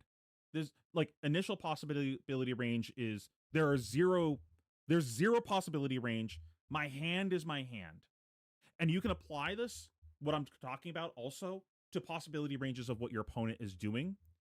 We're going to circle back to that because that makes this too complicated to explain from the jump. Let's just talk about possibility ranges on our own side. So first we have our 4-card hand. We evaluate what we're doing with that. We then go, I have a possibility range. For the sake of this, let's just say every time I would change a card that could be contained in my hand as possibility range equals 1. So if I have a card or an effect that will change my card by 1, my possibility range is 1. Then you need to think, so let's say,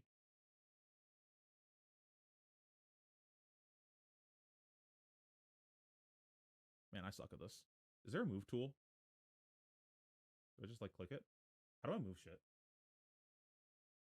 Where's like the grab tool? Gamers, where's the grab tool? I'm explaining possibility ranges and how to think through turns when the outcome of your turn is not deterministic. Also, do you know where the move tool is? Because I'm a boomer and I have no idea how to use this. Selection top this. Oh, you're such a gamer. Thank you. Okay, so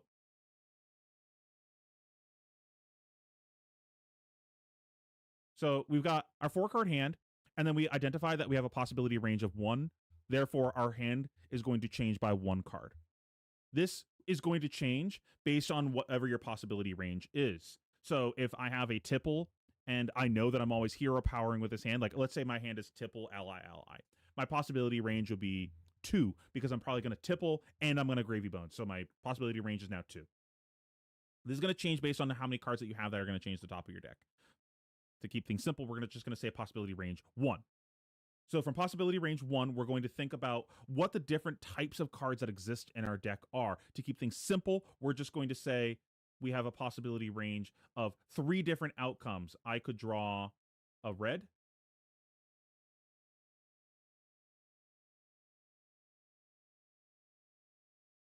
I could draw a blue. It'd help if I clicked blue and then typed blue instead of clicked yellow, then typed blue. Fucking autism wins again. And then we got ally. Almost. Man, that yellow sucks. Let's go with like orange. That's a little bit easier to see. So then we got the possibility range of it's these 3 things. So then you need to think, how would I play my hand for all 3 of these outcomes? It's not just how would I play these 4 cards. It's how would I play these 4 cards, but one of them functionally is a wild card, but it's one of 3 wild card.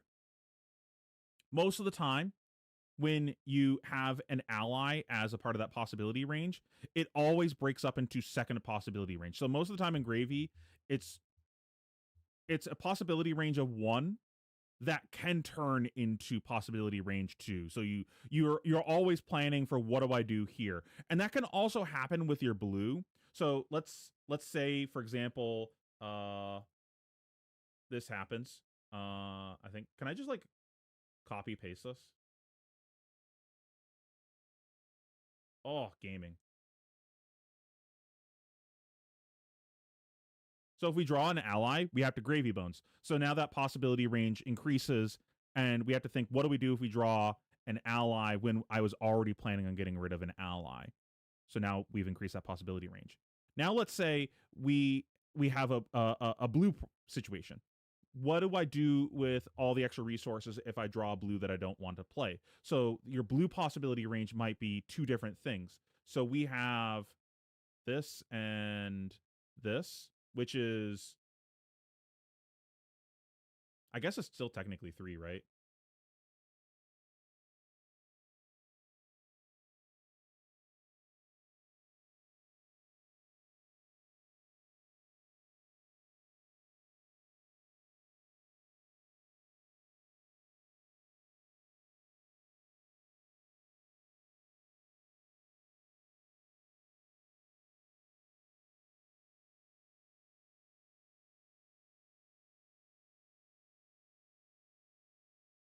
So we have a similar thing here. So when we draw a blue, we have 3 different types of blues in our deck typically. We have the blues that we're going to just like, oh, this is just a good blue, like a rabble or something. I'm just going to slam this rabble, get my free damage, move on with life.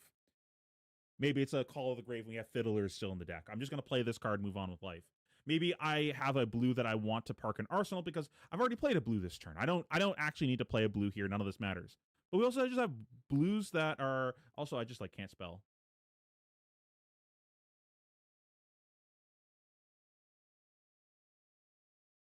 Hey, how do I edit this?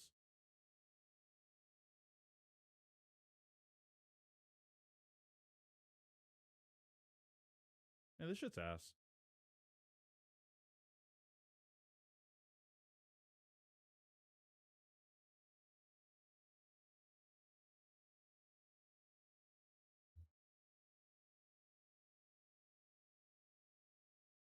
So now we have a butt cheeks. I can't edit it. Man, this sucks.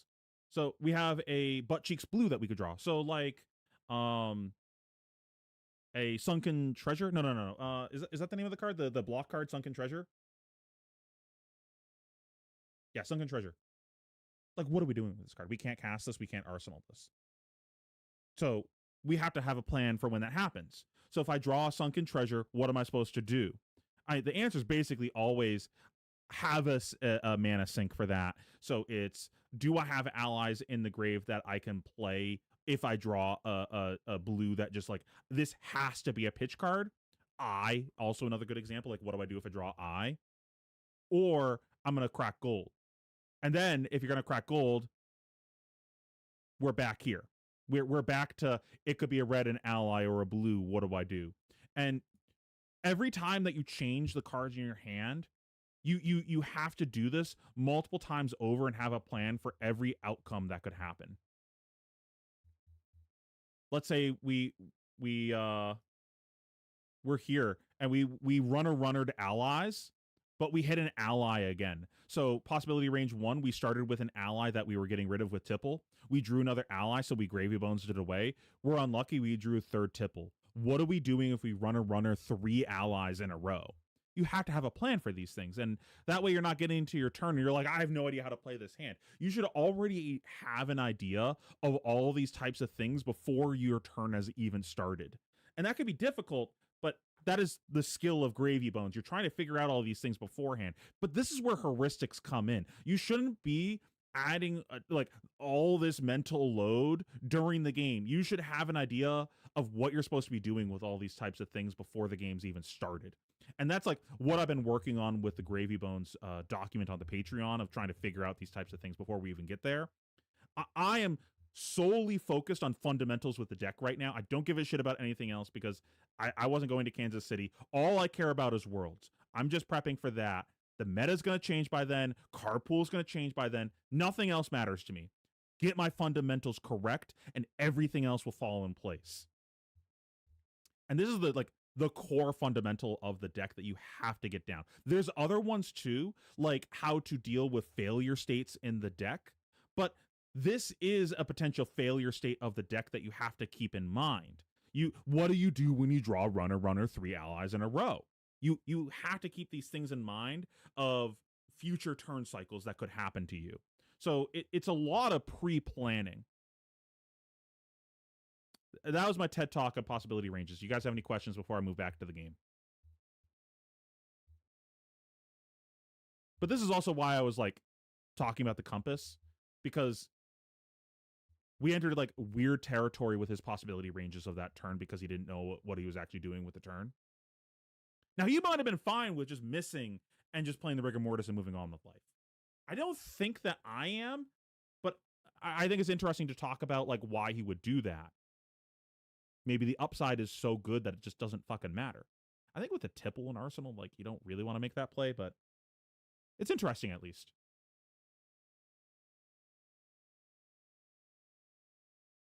I'm gonna save that because I think I'm gonna clean up. I'm gonna clean this up, and then add this to the gravy guide. I think, like a visual guide. What's up? Hey, dude. He does. I believe another zipper hit is on the top. It's hard not to want to crank that boom grenade when you have a Cerebellum processor at your disposal. He is holding onto a copy of Spark of Genius, a T-Bone, and another boost attack. He has plenty of gas. And I really want to go downstairs and get more wine. Of hill to I'm sad that my glass is empty now. Sawbones off the board before he can make anything serious happen. Using all of the petrol that he can here. T-Bone coming in 3 go again. A zipper hit. I didn't catch the color. Was on top of the deck. Could entice Connor into a draw off of Cerebellum processor, but that depends if it's a blue or a red. 3 go again right here is the thing that Jacob Clemens has to answer. He must block with a piece of equipment, though. All that yapping, I think that's literally what Jacob is doing right now of thinking about his possibility range for the following round. Because he's got some, like, hand filtering things in his hand right now. He's got an ally. I think there's a port side in there. I didn't catch what the Arsenal was. I think we did catch it and just yapped too long where I forgot.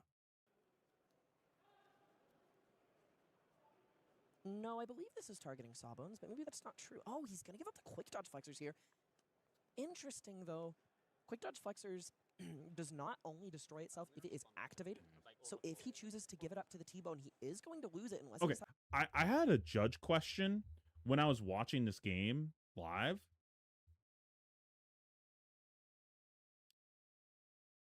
And I'm not expecting chat to have the answer to this. I should probably ask, like, Judge Hub later. Is that even a legal action anymore, compassing there? Did he miss his window to compass once the card was banished off of boost? I don't know where the priority windows are with boost.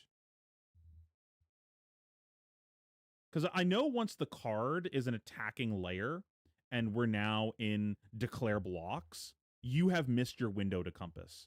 Are we in declare blocks now? Like, is it play this card, attempt to pay the cost, do you have a response? Okay, boost, would you like to defend? And we've missed the window for compass. Yes, but we've already boosted. I'm asking, is there a window after the boost has happened? Because the card is already here, right?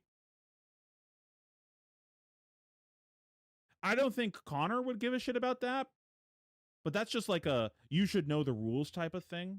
So that way, like this could turn into a situation of like, hey, I'm gonna compass here, and then Connor's like, well, what are you doing? You're looking at the top of your deck. You're looking at extra cards. You don't have priority to do that right now.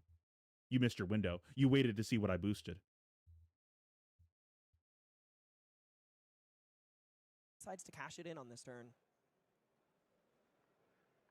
It would be unfortunate to cash it in for 0 block value, but sometimes that is the position that T-Bone puts you in. Certainly not while Gold-Baited Hook is still on the board. A Tackle Pounder in the banished zone of Connor Bryant, thanks to the T-Bone boosting. A little bit of gas out of the deck, some of that set-up power that you desperately need in certain matchups. Quick dodge blocked out here. This could be a prescient play from Jacob Clemens. I think what he's going to do is activate quick dodge flexors here, and then to give it 2 base defense, even though it is already on this chain link, and then use Sawbones to cover the last point of damage, cleanly covering this T-Bone. I think this is very heads up from Jacob because he he knows. knows. Just taking it. Wow.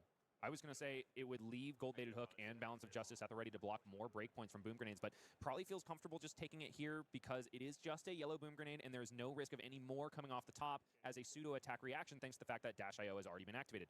Closing the combat chain is Connor Bryant in order to activate Teklo Foundry Heart. So down to 1 resource and yellow boom grenade, and there's no damage cleanly There's covering no counter on the boom. He's on 2 cards plus Arsenal. The Arsenal was the card off of Cerebellum, I think. I'm kind of spacing because we yap so long. What's the hand? I think this is quick dodge. A little bit of gas out. It's a Tipple, a Sloop. I think it's a Rabble. And a swell? This is like maybe reasonable to block out the boom grenade here. I think it's like pretty reasonable to at least give up the hook and just like, show me you got it. Prove to me you can hit with that boom grenade since we already committed the quick dodge. Because the next time we commit armor, now that we don't have the quick dodge, probably can't fight over a boom grenade. And I think with a life, maybe we don't want to do that because we just want to play the hand and just like be aggressive. I don't remember anymore what the arsenal is, so that kind of changes things. Still on the board. Oh, it was a prismatic ley line, right? The banished zone. Oh yeah, send opponent to hell. T-bone boosting. Whatever. A little bit of gas out of the deck, some of that set up power that you desperately need in certain matchups. Quick dodge blocked out here. This could be a prescient play from Jacob Clemens. I think what he's going to do is activate quick dodge flexors here, and then to give it 2 base defense, even though it is already on this chain link, and then use Sawbones to cover the last point of damage, cleanly covering this T-bone. I will say the way that Judge is hovering is kind of odd. Wow.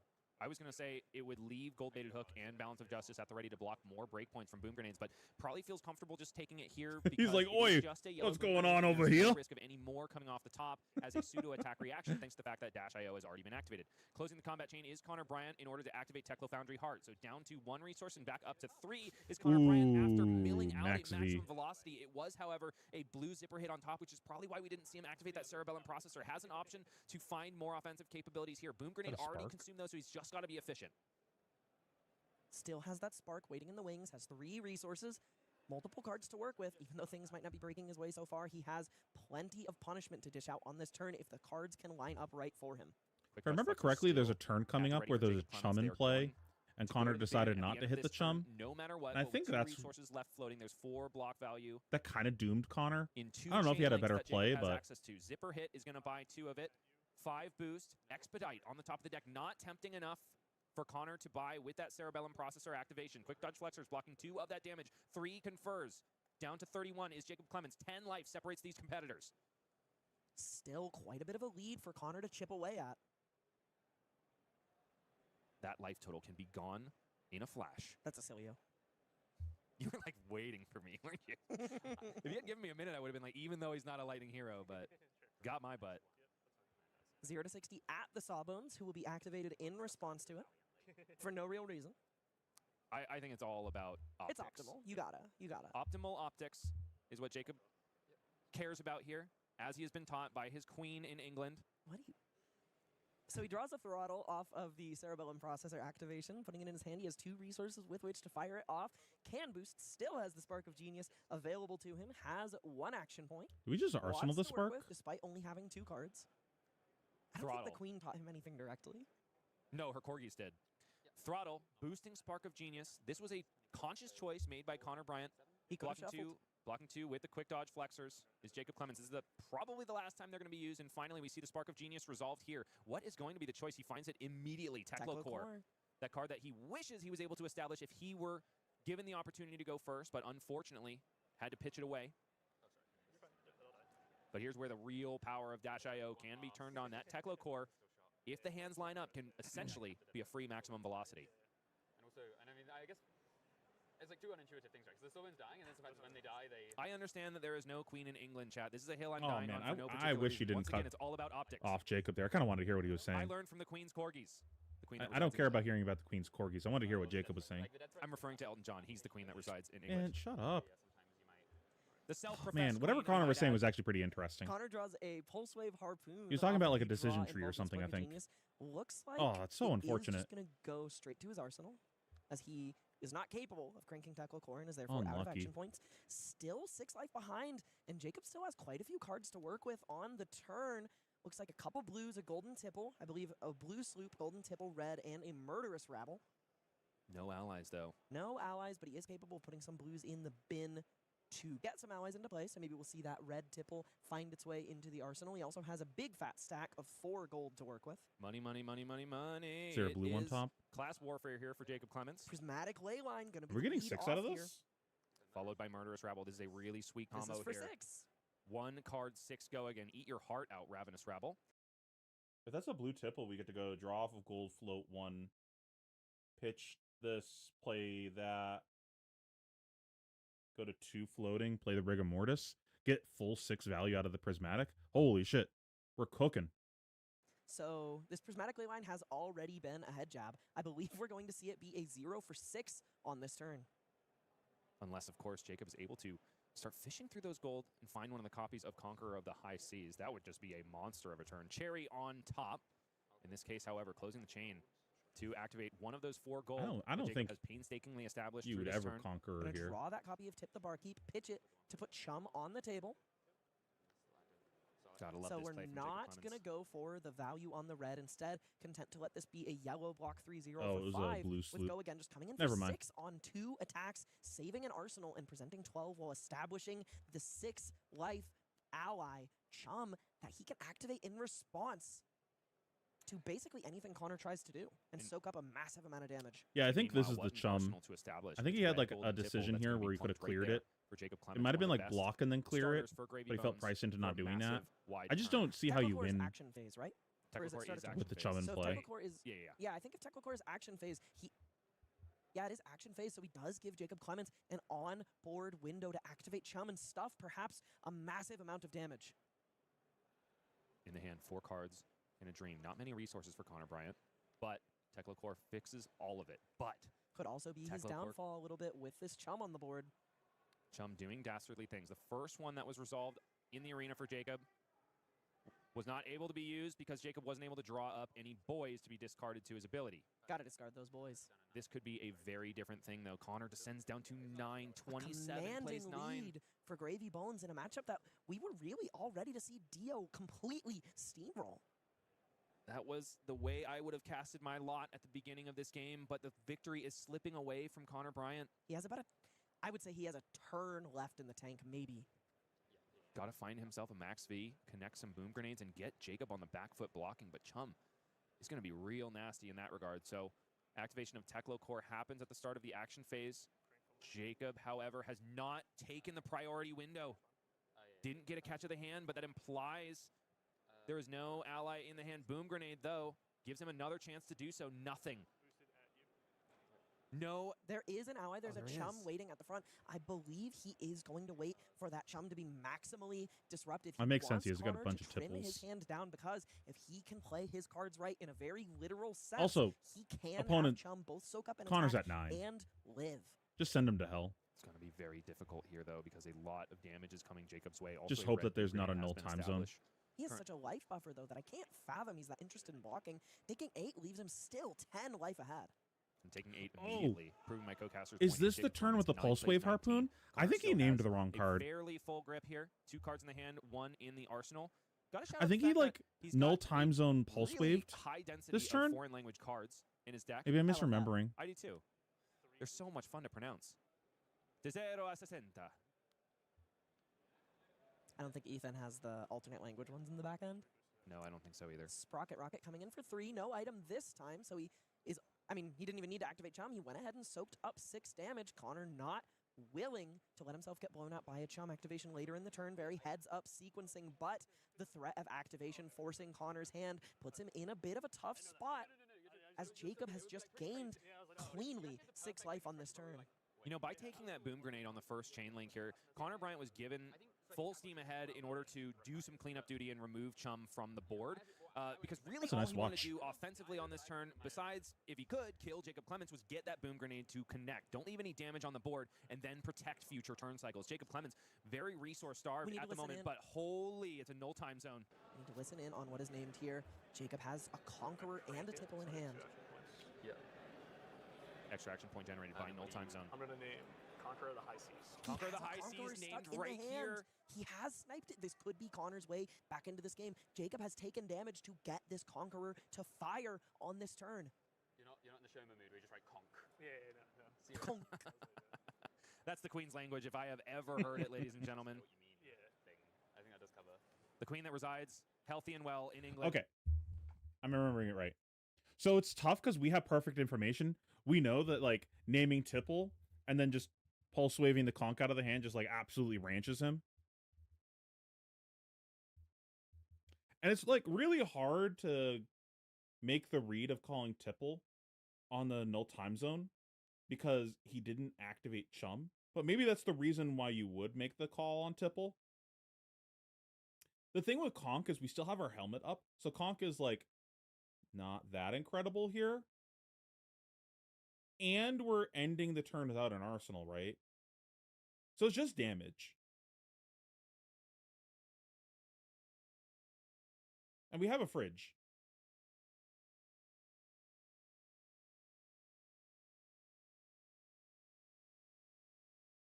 I think I might have checked the opponent's graveyard and checked how many Tipples they'd gone through. And made a decision based off of that. Because we've actually gone through a number of cards in the deck here. And if he's only played a few Tipples, it's pretty reasonable for him to have, like, a clump of them here.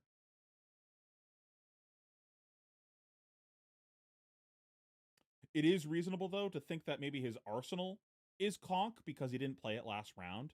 And just, like, Conk didn't, like, fit the cost curve of his turn last round. But if you think the arsenal is Conk, then the null time zone doesn't matter.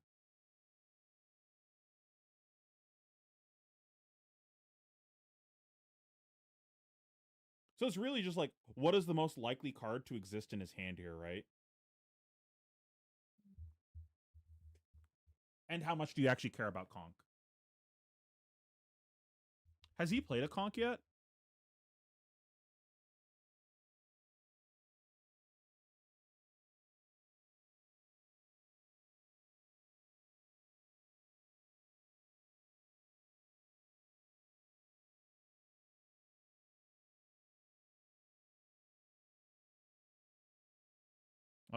That's so tough. He just, like, hasn't even played a Conk yet.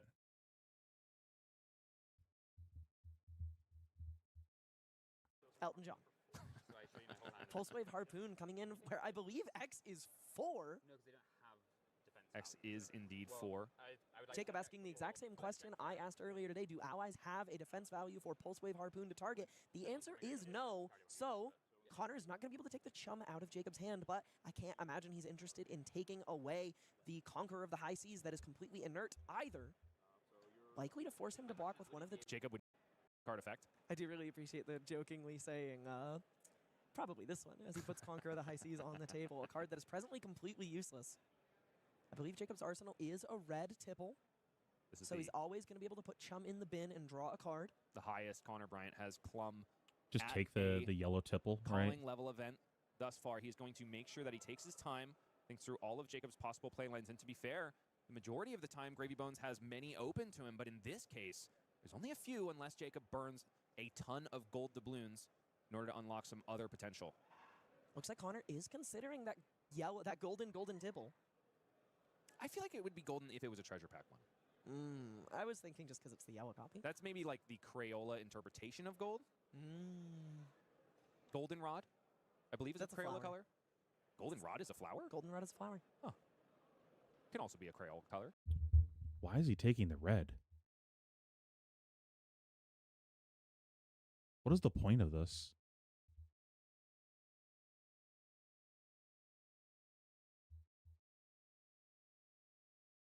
Maybe he thinks that I guess by doing that, you're saying you have to pitch the conch.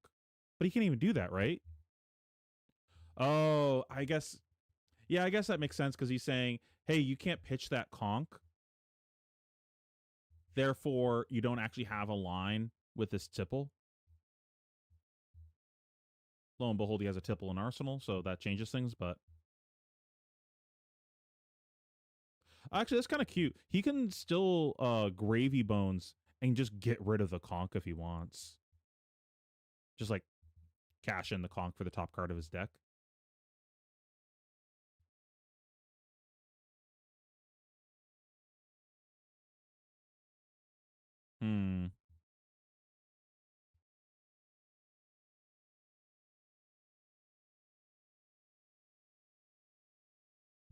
Okay. Well, yeah, they love to use names like that on those crayons. You know, my loves it favorite especially? snap. What is? Crayons. Oh my gosh. I didn't figure you for a brute player. I play Briar. I play Runeblade. Of course I eat crayons. Symbiosis shot. Shoots Jacob Clements in the face. 9 plays 13. 4 life now separates these two players. This is becoming a much grindier game state than I think either of us would have predicted, Ellie. I thought this would be over in a flash of the pan. That is all thanks to that expansion slot card, Null Time Zone, pulling its weight by naming Conqueror of the High Seas to great effect. In 2 games on stream so far today, Jacob So good at the game. deficit by discarding Fiddler's Green, 2 Gravy Bones' hero ability. But found with a surplus of life, specifically 7 in the face of Connor Bryant. That being said, Fiddler's Green was probably not the thing that Jacob wanted to draw and discard off of Gravy on this turn. It's a bit of a stinker, these 3 cards in the hand. The one in the arsenal could unlock some serious potential. And the gold token's always on offer to get him out of a bad spot. Is that correct? You're just always playing the tipple and arsenal here, right? Play tipple, pitch tipple.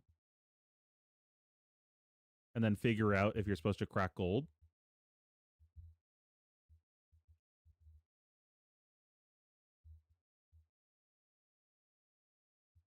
Also, going back in time a little bit, you remember that turn that we blocked with our boots, and I was saying maybe we were supposed to fight over the boom grenade that turn? If we had done that, we probably also block balance that turn on something. I don't remember what the attacks were, but like that probably ends up happening. He did draw 2 cards that turn. And then shortly later, he got rid of one of his last sparks off the top of his deck. I don't think we can ever actually draw a card off of balance again. And the turn that was kind of profitable to block armor, we would have gotten to draw off of balance that turn. I think we were supposed to fight over that shit that turn. Lots of filtering available to this Gravy guy. That's like one thing you have to worry about with balance sometimes. You need to consider, does my opponent even have the possibility of triggering this again for the rest of the game? So Connor took away the red tipple, looking to restrict Jacob's offensive options, and you saw him make a little bit of a face on the left side of your screen there as he gets, a little bit hypothetically blown out by this red tipple, hitting the field, out of the arsenal, and putting a chum in. Yeah, like, I really wish I had the compass here, because what I would like to do, we play this tipple, we drew a chart. That's pretty good. Let's make sure that we actually hit.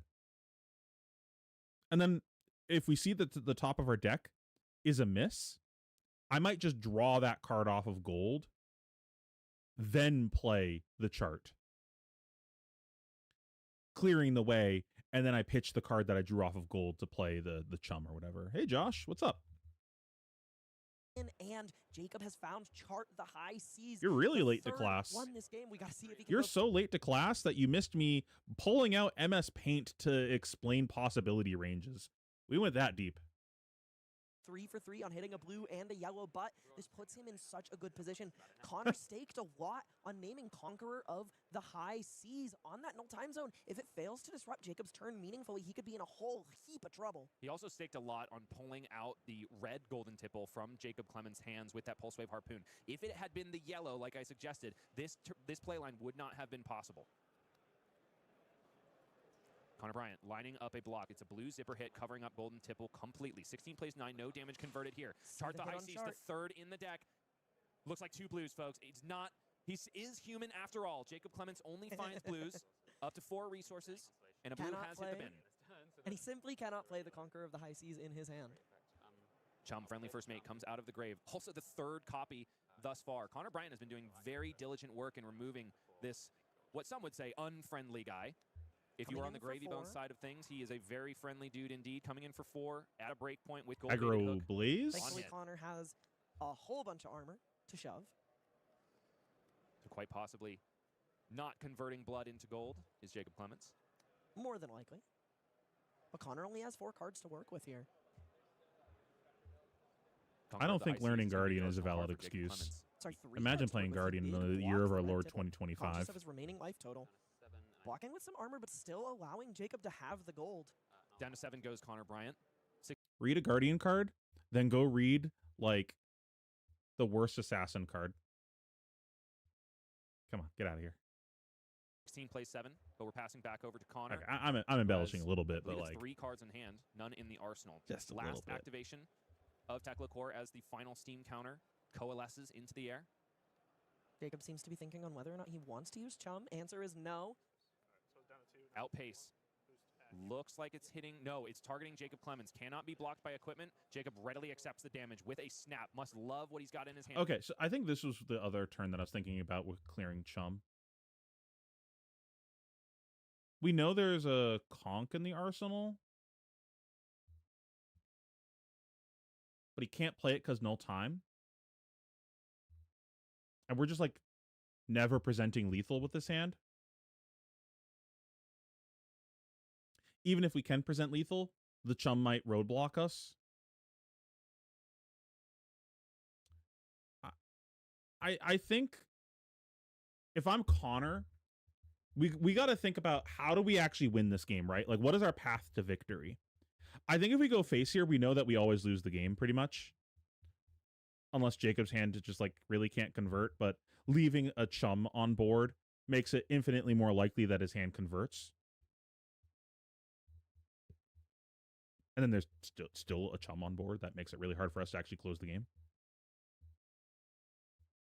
I think that our way to win this game is clear the Chum, hope that Jacob can't convert because he has a card in Arsenal that he can't play, and there's a chance that if he tries drawing off of gold here, he just draws another conch he can't play because he hasn't drawn his other 2 yet, I believe. And we leverage our armor on that turn to try to swindle him. Because I think we're 0% to win with this line, right?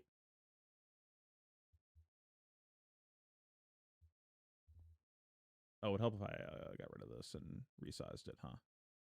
There we go. I think we're 0% to win with this line. I think we have a chance to win if Jacob's hand is kind of poop soup this turn. And then we just like play a 5-card hand next turn. And if we make Jacob block with too many cards on the following turn, like let's say we present lethal and make him block with too many cards, he might just get stuck with the conch and Arsenal and never get to play it again.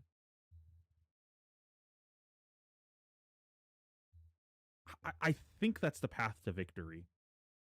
I don't think we can win with this line.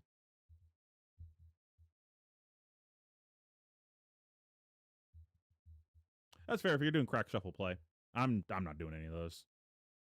And I am allies in the hand. doing at least one LL skirmish, and that's about it. I don't care about blitz or crack shuffle. Gravy Boat's namesake boat to victory for 1 turn longer. He has 2 allies in hand to loot the hold and a red tipple, so definitely a bit awkward. Probably wants to fire off that tipple. The top card of Connor Bryan's deck, I believe, is a boom grenade. Jacob could get a little bit. Yeah, if the top of the deck isn't like nutso here for Jacob, we do get to live the turn and leverage armor to win. And we even have like a nice block where if he plays the loot hold on the rigor mortis, now that that's his last chain link and he doesn't have any more action points, we can just fridge the armor, sacking the null time zone to get rid of the to fully block the rigor mortis. We don't need the null anymore. We're still at 7, so it's just the tipple damage. So we'd go to 5, still have crown on play. Oh, nice. Happy birthday. Boomed. A lot of pressure lying in the reaction step here, but Connor only has 2 cards. Can Connor afford to let Chum survive on this turn? That is a tough question. 0 for 4 is a whole heck of a lot of value to give your Gravy Bones opponent when you're trying to close the game, but it's just so tough for him to bother killing Chum at this point in time. After this game, I'm going to yap for a second, and then we'll watch the finals. And then I think we're going to stop after the finals. Of his offensive capability in hand. We might finish the rest of the stream games for Gravy another day. We'll see. Here fighting for his tournament life. Kind of busy this weekend. For all mechanologist enjoyers in the world of Wraith, Connor Bryan is your champion. He's our 8th seed. He has battled through 2 losses almost immediately in round 4 and 5 on day 1 and has not lost since. Jacob Clemens standing in the way, threatening to break that streak. That boom grenade puts him in a bit of an awkward spot. He can't boosted away if he wants to resolve it. And if he sends an attack that isn't boosted, it's going to be incredibly obvious what he has up his sleeve. So if he plays it at quote-unquote action speed, if he plays it outside of the reaction step, he's also giving Jacob a lot of info. Even if it seems like Connor doesn't have very many cards, there's a lot to think about at this juncture, and it looks like he does just activate, or does just play the boom grenade off the top, which is going to prompt a chum activation in response from Jacob. Connor. Absolutely brutal here. Connor being gracious and hovering the boom grenade in the virtual stack for us at home. That's kind of awesome. I actually really like that. Ever the gentleman. Boom grenade at the ready here. Checks the top of the deck. Makes sense. Meanwhile, chum here. debating on Jacob if I even definitely want to feeling play the heat Flying as High. well. A lot of armor still for Jacob. Two as people Balance addresses from Cold Baited Hook and Dead Threats. the events this Not nearly past the fridge weekend that just Dash.io didn't play has, the but card has and it on a topped. 5-point life lead, which more or less makes up the difference. Boom grenade cranked here, 2 action points. And then the other at the two ready for people that Connor did Bryant, play it 3 only played 2. counters on Symbiosis shot. So he has the opportunity to both remove Chum and sneak in a pistol shot. But Jacob not blinking when it comes to blocking whatsoever. Because that boom grenade has been cranked, Connor Bryant is a little bit priced into going face here. He is going to be able to rattle off 2 pistol Oh, you shots don't on this need turn any with cards. the Symbiosis shot. For now. 4 at face. Jacob might have just accepted that he's pretty willing to block here. For now, with a yellow zipper hit. 4 Is go like again, Flying boosted, of High course, the boosting away promo second for the Tekla skirmish opponent or we've seen something? This game. Jacob pretty comfortably I'm missing capable of covering this up. some info. He has a 3-block and a 2-block in hand. In conjunction with the armor he has remaining on the board, he's capable of covering it while keeping 2 cards in hand. Though they are allies, he is capable of filtering with Gravy Bones thanks to that glut of 4 gold he has on the board. And if Connor chooses not makes to sense. remove this chum, he may be That's a good dragged promo. down into the salty depths himself to join Jacob's pirate crew by that value being repeatedly accrued on the board by Chum, continuing to live turn by turn. I'm picturing Gravy Bones with Dash.io as a pirate ally, and that's not a world I want to live in, Ellie. For now, You don't want a 36 life No, for that's ally? 4 go again here still has yet to be answered by Jacob Clements. The thing is that Connor Bryant has a Pulse Wave Harpoon in hand. Tekla Foundry Heart has already been active. He doesn't even have a resource in the pitch in order to activate it if it was available. So Connor, for the remainder of this turn, unable to remove Chum friendly first mate. Basically posturing, daring Jacob Clements to try to block out this zipper hit, when oftentimes in this situation, that decision is null and void. But here goes Jacob, blocking with every piece of equipment he has, which equals 4. His equipment has essentially gained an extra 3 value in block off of denying the boom of the grenade. Curious if he's going to choose to activate Chum here and force him to go into it. Seems to be thinking in reactions. Doing a little bit of that flesh and blood player hand magic mental math. Connor, at this I'm juncture, Flying High was already a the good card only in the deck. option to him is 2 pistol shots before arsenaling and passing. Perhaps hoping that he can bait out a Chum activation for Jacob, but it's all upside for Jacob at Evan this was point. playing Flying High in his list. Baiting, quote-unquote, the Chum activation actually isn't very good for him. If Jacob chooses to activate Chum here and not let him That's fire okay. that I can't pistol English twice tonight. at face, not only does Chum soak up 4 damage, whether he attacks or not, in essence, since it wastes those 2 action points, he will also live for the next turn. And whoever it was that asked Jacob about the thumbing possibility ranges thing his earlier, friendly I'm first happy mate. that you did. Thumbing That helped the me Chumin. articulate that a bit better Thumb for Chumin. the guide. Sorry. You're fine. Rhyme game on point, right next to me in the caster desk. Connor just has to wait for Jacob Clements to decide his fate. Hey, I rhymed. Nice. I'm proud of you. Thank you. Shooting for 2 is Connor Bryant. Jacob Clements still not activating Chum here. 2 shots. Find their mark. 7 plays 8 now, but Jacob Clements has 4 cards in hand and 1 in the arsenal. He's going to be able to lead off with a red golden tipple. And he still has that Conqueror of the High Seas in his arsenal, which is not a zone. Null time zone restricts it from being played out of. Hank Dozer? That's a bummer. Looks like we're going to see that tipple played, an ally discarded, and a card drawn. Let's see the rip for Mr. Clements. How you doing? Haven't seen Hasn't you in a bit. activated the compass of sunken depth, so he is as blind as we are. It is a blue. He is capable of sending the Conqueror for 8 with Go Again out of Arsenal, following it with an ally swing. Hey, my It's green screen not just like looking turned good it for to Connor ass at this over here. point. The life has a lot of totals are armor. close, but the board state tells a completely hide it. different story. 3 damage on offer here. Connor can Likewise get some block busy. value out of the adaptive Been plate he working on has. He has myself, 2 working on the gravy items stuff, with no steam counters on them. Also working has on Crown of work, Providence to protect the arsenal if Conqueror of the High Seas is doing the friend follow-up. stuff. And not all is lost on this turn. Connor has a lot of life to work with on the board in conjunction with the 7 he has available. Been very productive. So right now, based on available information, Jacob could go 3 into 8, making it 11, into 4, making it 15. And Connor has that could just be the beginning. 3, 4, 5, 6, 7, 8 armor, so that is exact ace. He will ask for 1 card from Connor's hand at the minimum. Takes 3 down to 4. With 3 cards in hand and 1 in the arsenal. The gold Connor. being used to draw with 2 floating. Fearless Connor could holders are still full of put up fear. a mounting offense. Jacob with 2 blues in hand. Now Sees the utilizing the compass, charting his path to victory through the high seas. This could only be the beginning of this turn for Jacob Clements. His coffers are full. 4 gold at the ready and plenty of blues with which to activate them. Gravy Bones activation. Let's see the draw discard. Looking to bin this ally. Thinking about just binning this Finds card. another ally.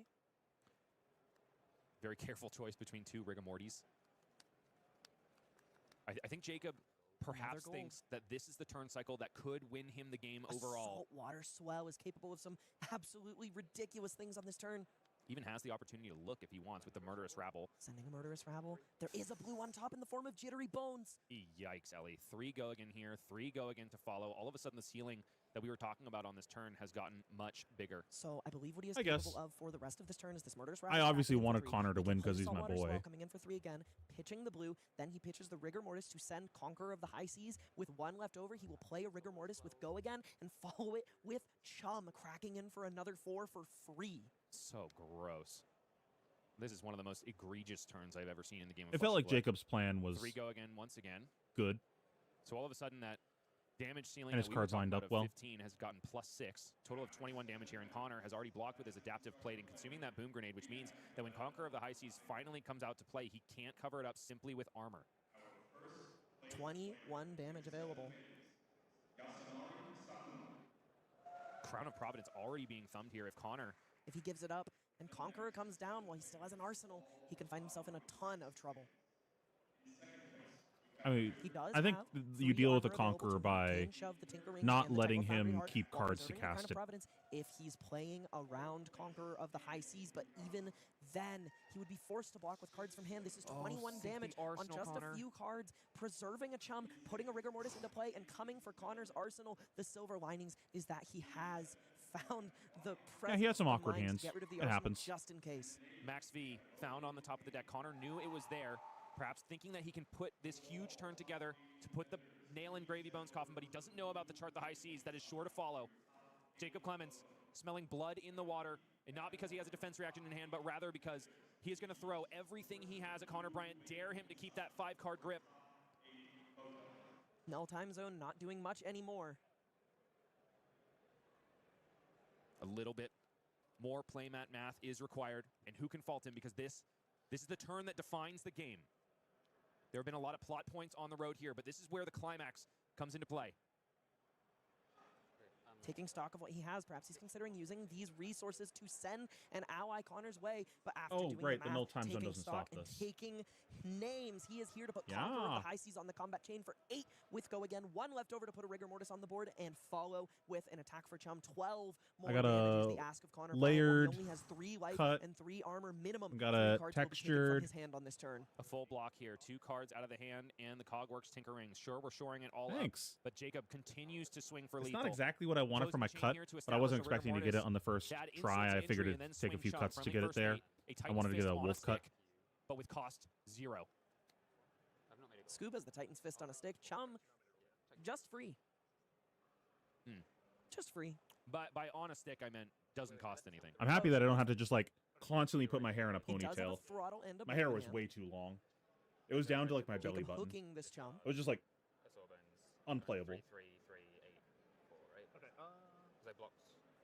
Yes. Both players. Clarifying the board state a little bit on whether or not Jacob has made a gold Yeah, this is my turn. and hook is safe to activate on this turn. And then you block this with the Yep. boots, and then you block Which he has. He played Yes, a he golden played the tipple at the beginning of this turn.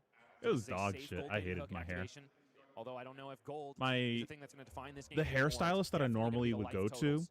No, but it's free, so you might as well. Yeah. It's good hygiene. Not faulting Jacob. At this didn't point. respond to Not my at all. text when I asked her for a haircut like a year ago.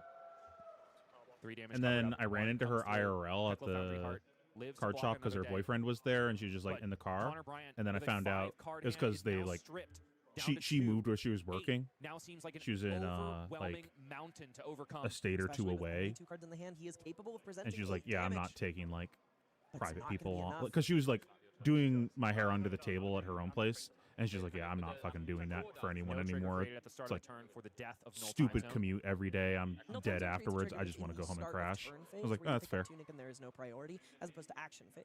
Quibbling as ever. It's just clarification. Blue card pitched here. Throttle coming in. 6 go again, boosting the third Teklo pounder that we've seen. See, this in is this why I game. wish we killed the chum earlier, Decision on the because then it target, though, priced is us in the into doing hands it of now, Connor right? Bryant. You just don't have the space to remove a chum anymore. We've seen what Gravy can is do with killing the 5 chum. cards. Oh, maybe he's just asking a question about the chum. Do I boost before I pick a target? This was a stupid judge question. I think I do. But I think you choose I'm just gonna skip target past and this. then yeah, boost. yeah. But we Just Jacob with Cost. he Did has Brian no get his armor hair left, cut? so he will ask Whoa! Where did Brian's hair go? Holy! I actually like it. I'm usually sad when people like that have long hair lose all the hair. I think it looks good. I like it. And it's got the nice like fade into the beard goatee thing. Definitely playable. It looks good. for a card, but even with 3 cards, I would imagine. Target has been chosen to activate Gravy Bones and dig deeper. Plenty of blues as well. Jacob, however, giving 2 cards. Pretty heads up to choose to block 6 here. If he didn't, he could get blown out by Boom Grenade, make it a much closer game. Though I think Chum would have something to say about that in terms of Symbiosis shot. Surely you If Jacob chooses to activate compass Chum here, it puts Connor in a first, pretty difficult right? spot. Though if he fires the pistol face, Why would you declare it's just 2 blocks then damage that Jacob's compass? more than happy to snap off. It's a Teklo Foundry Heart activation here. Digging Gonna for an dig item. for that item.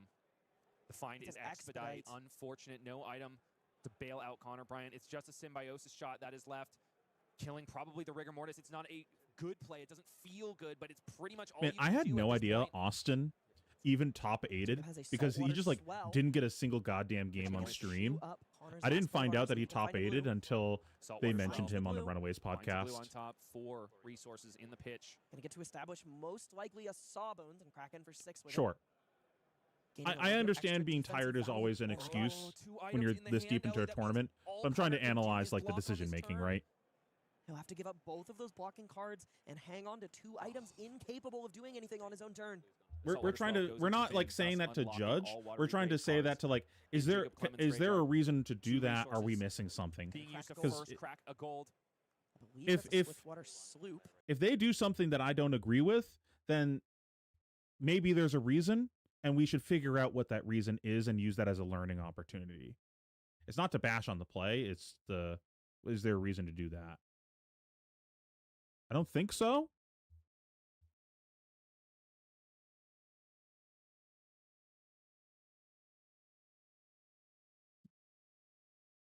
Maybe you do that after declare second chain link. Yeah, I agree. In his hand. If we were to continue drawing, I just wanted to clarify that to links wider, but instead just taking the safe play. To you if establishing you for the didn't Mortis, know, and to getting anyone in else go just again by like the compass watching of or sunken watching the depths. VOD later. And probably the only thing left here for Jacob Clemens is to swing in with Mr. Lanky for 6 and possibly the game. Yeah, we're top 6. All Connor can do is put 2 cards in front of it. It's that or his life. I don't know. I think he blocked that rigor mortis so aggressively that it probably killed it, right? Like he removed the rigor mortis from the combat chain with his block. It's dead, right? That's how that works. Which means that he is just left with 2 red non-blocking items. Goodbye, Golden Cog. And here comes a setup turn that will not ever come to fruition. Backup protocol is put into play. And I think we're going to kill the Rigor Mortis with the Symbiosis shot. Boom Grenade tucked in Arsenal. Jacob 5 cards to work with, and there's some nasty ones.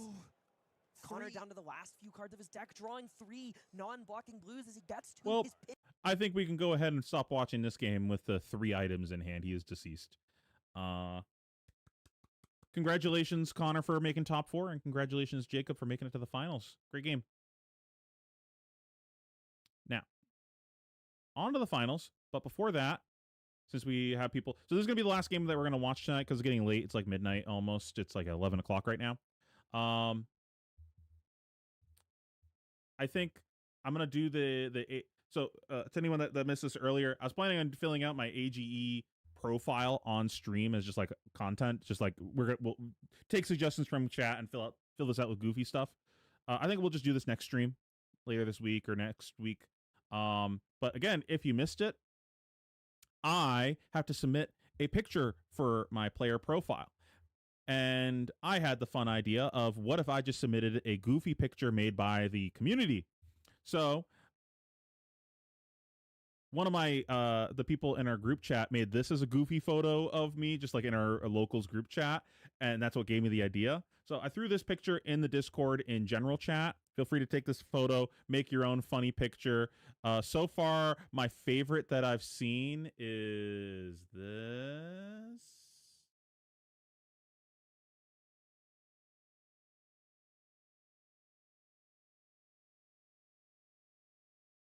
Hello, load. Oh my god, fucking Facebook Messenger sucks ass.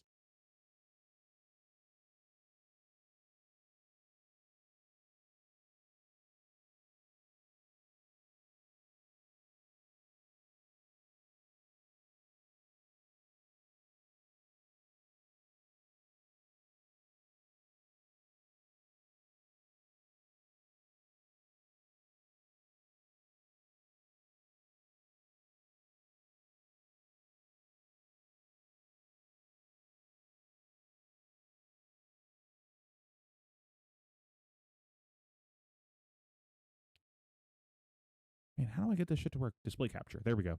This is my favorite one that I've seen so far. Made by the Orc Knight. So if you guys want to submit a funny picture, just throw it in the Discord or DM it to me, and then we'll go through them on the next stream. And then we'll fill that out next time. Yeah, it's in the Discord. Sorry, getting tired. My brain not working anymore. So let's jump into the finals, and this one's pretty interesting too because Evan implemented, to my understanding, a fatigue strategy, which makes sense with his list. He's got sunken. No, not sunken. He's got sunken treasure. He's got 3 seafloor salvage and 3 scoob. So he's just like denying the opponent the ability to play the game and trying to play a deterministic fatigue game, I believe. But let's see. And I believe he presented Fat Deck as well. What in your house for food? A lot of pantries. Chose to go first. Like, the one in your house for food? That's the one. Okay. Jacob Clemens, 4th seed here versus the 3rd seed. Evan Herndon both came in with dark horse picks in the top 8 bracket, set, bent on breaking Gravy Bones, but unable to do so. Jacob Clemens extending the hands up. Both these players know each other well and are going to have a good time. Perhaps not a long time, though, Ellie. It's possible. The Gravy Mirror can kind of go one of 2 ways. It can be pretty swingy and explosive as one player finds all of their power cards and the other finds nothing to do with them. And it Playing does the look like port Jacob's side putting a there, conqueror on the it's kind of table, interesting. sending the game careening in that direction off the rip. 8 go again here, threatening the arsenal that Evan Herndon established on turn 0. Evan dripped out to the 9s, got a Marvel Gravy, Cold Foil Compass, and I'm seeing a whole lot of treasure pack cards. Also, however, though, found a lot of copies of Sunken Treasure and Seafloor Salvage in these first 2 turns of the game, which means that Jacob's going to be insulated from a bunch of ally disruption from the grave early on. But I've already pointed out you misplaced it too late. Both players having a little bit of banter. Jacob jokingly telling his opponent that I've already pointed out that you've misplayed. It's too late to take it back. On the topic of turning one of his own cards face down so that Jacob forgets what it is and has to worry about it for the rest of the game. Specifically, I like the Seafloor Jacob Salvage, a banter. card that turns an This is ally making me really want to in play the against opponent's Jacob. graveyard I face love a down. good High-level maybe banter too, game. assuredly. Call to the Grave finds a Sawbones Dockhand for Jacob Clemens, clearly valuing that as one of the most important allies to establish in this mirror matchup. One of the other ones that is on offer for Evan Herndon is 3 copies of Scuba. If you are wondering what color that dog is, it is What's yellow, unplayable? and its bark is as big as its bite. That is definitely an interesting inclusion in Evan Herndon's deck list, but I want to talk about how ideal Jacob's hand was here. He had 4 cards off the top random. Evan didn't let him filter at all, and it was 2 blues, Conqueror of the High Seas, and a Call to the Grave. He's going to get to Kraken for 8, take 3 cards out of Evan's hand, because otherwise he would take his arsenal and then go get any card from his deck that he wants to put in the bin and then play. In this case, Sawbones Dockhand, but The kicker to all of this is that this play also turns on dead threads. So he's going to get to establish and swing Sawbones. 14 damage presented and an ally with defensive capabilities established on the board with just 4 cards in the hand at the start of the game. Golden, Glittery, Undead, and Colleen is Jacob Clemens, just finding the absolute ripper of a hand to start this match off. Definitely taking an early lead here, but speaking of gold, both of these players have a... Okay, I got Tank Gravy for you. I got you.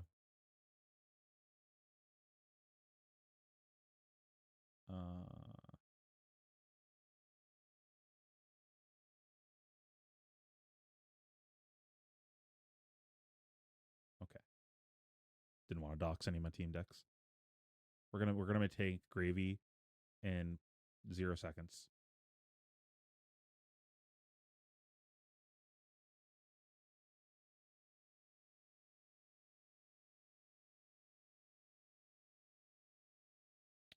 Start off with the basics. Obviously, we got the lad.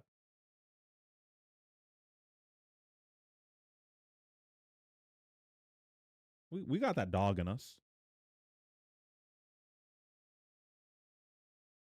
But we probably want some cards to go with the dog, right?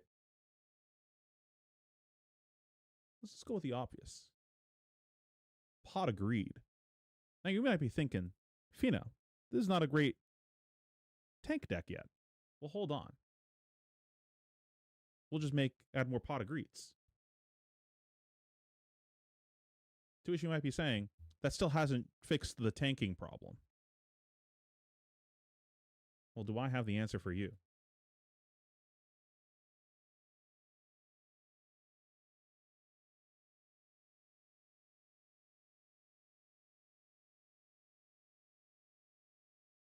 Boom. Solved. Tank Gravy.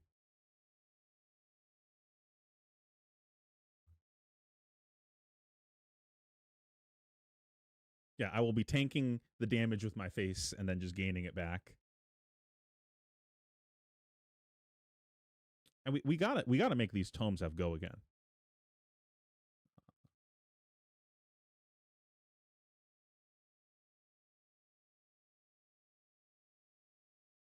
I'm cooking.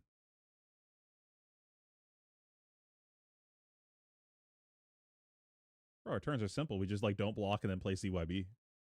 Can't block, won't block. I want you to imagine this turn. We activate Garvey. We discard an ally. We activate Dead Threads. We crack a Gold Kiss Rum. We play Toma Fiendel. We gain 7. Sorry. Hold on. We're going back slightly. We start with cash in. Then we do the things that I said. Then we play Tome. We draw. We gain 7. Then we pitch 2 blues and play 3 CYBs. We still have 2 cards in our hand after gaining 7 life from Tome and playing 3 CYBs.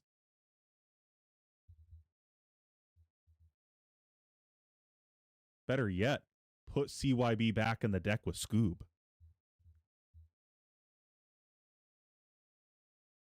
You don't know the unchecked power of 12 CYBs. I'm cooking. This deck is degenerate. I don't know if it's actually good. I just thought this was a really silly idea. Wilmer. Hey, thank you for the content. I've been struggling with sideboarding, lots of aggro decks in my local area. Not really sure what to do with the deck. Is there a guide in the Patreon that I can use? So in the Patreon, I have 3 things. I have my deck list, which, like, grain of salt, my deck list. I'm not really focusing on deck lists too much right now. I do have a sideboard on said deck list. I do need to upload a new one for post Mastery Pack Guardian. But there's like if you look at the old one, it does have all my sideboarding on there. I do want to change a couple things though, moving forward, because I think I want to play Prismatic in almost every matchup now, except for the Mirror. I digress. Number 2, I have a spreadsheet that has every single Gravy deck list that has topped any event, including up to top 64 from the Pro Tour and top 8 of any other event. And then I break down the data from all the deck lists to go over deck building decisions so you can kind of understand like how many of certain types of cards that you should include and try to pick up on trends with the data. Number 3, I have a Google Doc that is covering my journey learning the deck. It is not strictly a guide, but it has a lot of the information on it that will be on the guide, such as heuristics and things like that. I am currently working on the guide. I finished making the outline of the guide yesterday and writing all the like broad strokes of what I'm going to talk about in each section. I just need to expand it and make it look better and not just be bulleted points. Expect that to be out within the next month. There will not be a matchup guide on it. There will be like a general guide of like how to play versus aggro versus how to play versus fatigue. But I'm not going over the general, like, this is how you play versus every single deck. I'm going to save that for another thing. 1, I'm not comfortable with that. 2, right now, I've been talking about how I am just focusing on the fundamentals of the deck. I'm focused on Worlds right now, so I don't give a shit about anything else. All I care about is getting the fundamentals of the deck down. I can figure out the rest later, closer to Worlds. That will be coming in the future, but like right now, things are going to change by then, so I'd rather make sure that, and also like there might be a BNR that changes things, so like I'd rather make sure all my decisions make sense for the deck before anything else. If you have any questions, though, going any further than anything that's covered in my stuff on there or on like a quickie YouTube question, you do have more direct access to me on the Patreon if you want to like talk to me and ask me questions as well. I do offer coaching on there if you wanted some like one-on-one help with the deck. I have a $25 tier where you can just send me in a VOD and I can write notes of like what you could do better during a game. And then I have a $50 tier where I do hourly coaching. I hope that answered your question to the best of my ability. That's not the right way to say that last part, but you know what I mean. Which I think is pretty standard in the Gravy Mirror. Nevertheless, both of them are going to be fighting. Oh yeah, that Gravy deck that I just made is cringe. I agree, Dozer. We saw exactly how Gravy can run away with a game if Gold gets out of control. Yeah, this matchup is often determined by, as you described it, class warfare. One character on either side of the board running away with a massive amount of gold while pulling the ladder up and denying the other opponent any sort of class mobility, keeping them from getting any gold, both by shutting down their hook and their tipple style effects. Speaking of tipple style effects, here comes Golden Tipple, discarding a Sawbones of his own is Evan Herndon, and also drawing a card. Golden Tipple going to clean up the first Sawbones resolved on Jacob's side of the board. The question remains to be seen. 1 gold has finally been established. Will Evan secure himself as the aristocrat or the bourgeoisie? Those are the same class. I thought the bourgeoisie was the working class. No, that's the proletariat. Will he establish himself as the aristocracy or the proletariat? The bourgeoisie or the proletariat. Look at what we see on the top of Evan Herndon's deck, a cold foil last-ditch effort. He showed me these earlier in the weekend. He was that was like a little bit risky if I had them. And, because he could have gotten Sunken Treasured there, but this is just like how you have to play the hand. Good night, Dozer. Thanks for joining. Take this game to the bitter end. Definitely appears that his plan for this matchup is fatigue-oriented. Also hinted at by those 3 copies of Scuba Salty Sea Dog in his deck. That's one of those cards that can be a mirror breaker, constantly putting your opponent's allies back on the bottom of their deck after they painstakingly establish them in the graveyard.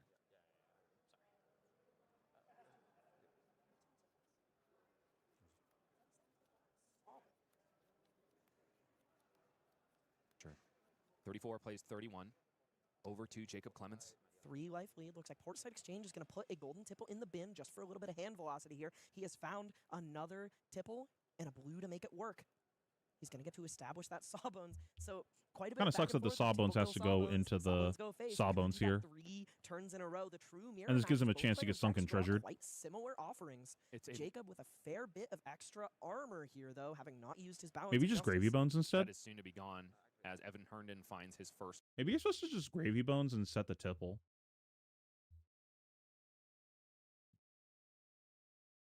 Because if you go Tipple face and he sunks the Sawbones that you just discarded, it's like so Jover. Where depends on what's on top. Like I think what I want to do is Gravy Bones play tip the Barkeep, and then use the card that I drew to play the Sawbones. Sorry. Or just pitch the Tipple that's in my hand right now to play the Sawbones. All these options kind of suck, but it'd be what it be. I really don't want to get blown out by Sunken Treasure here. Copy of Conqueror of the High Seas. We still have a little bit to wait there, and we also have to let Jacob have his say. Blue Golden Tipple, discarding the Sawbones, Dockhand, creating a gold, thus bringing both of these players to economy parity. One go again, going to unlock that Sawbones from the grave after the combat chain is closed. Looks like Jacob found another ally off the top here, so we may see a Gravy Bones activation utilizing one of the gold on the board. Players are tied in economics, but not for long. Activating Gravy Bones is He's Jacob found Clemens. another Golden Tipple. Going to put a Chum in the graveyard and likely put this Golden Tipple in his arsenal. He has 2 floating to play and swing a Sawbones. Still has enough resources into, yes, play Sawbones, gets go again from This the Sawbones compass is and going also face. swings it. Wait, oh, at he Evan went Herndon's face. Don't need to worry about the Sawbones Interesting. here because I guess that Jacob makes has sense since the forced Sawbones is tap tapped. of Evan Herndon's Sawbones, so he can wait until a later turn in order to remove it more efficiently if he decides to do so. Interesting. Sometimes all you got to do is make That's it so that cute. the Sawbones can't be used on offense rather than remove it. That is true. He may have seen fit not to remove it since he used it on the blue Golden Tipple. These board state mirrors are often defined by who can get an early lead, who can get more dudes on the board. But in this case, Jacob finding a window where he can send efficient damage and save that task for later. Taking 3, full life parity here, both players at 31. Gosh darn, that last ditch effort looks good even when it's blocking. Golden Tipple in the hand of Evan Herndon. No allies, though. Chart the High Seas in the hand, and another cold foil last-ditch effort. Will he get to resolve one of those and put Jacob back into his watery grave with that all-powerful game ender? Oh, that sucks. He drew double Looks like last here we're going ditch. to pitch it. Cracking a gold. Let's see the rip. Finding a Swabby off the top. Pairs perfectly with that red Golden Tipple in his hand. We're going to see what Chart finds. A blue and a Chum. What a The hit. ideal set of 2 cards. Up to 4 resources is Evan Herndon as Chum hits the bin and creates a gold token. Swabby in the hand, still at the ready to be established in the graveyard if Evan decides to do so.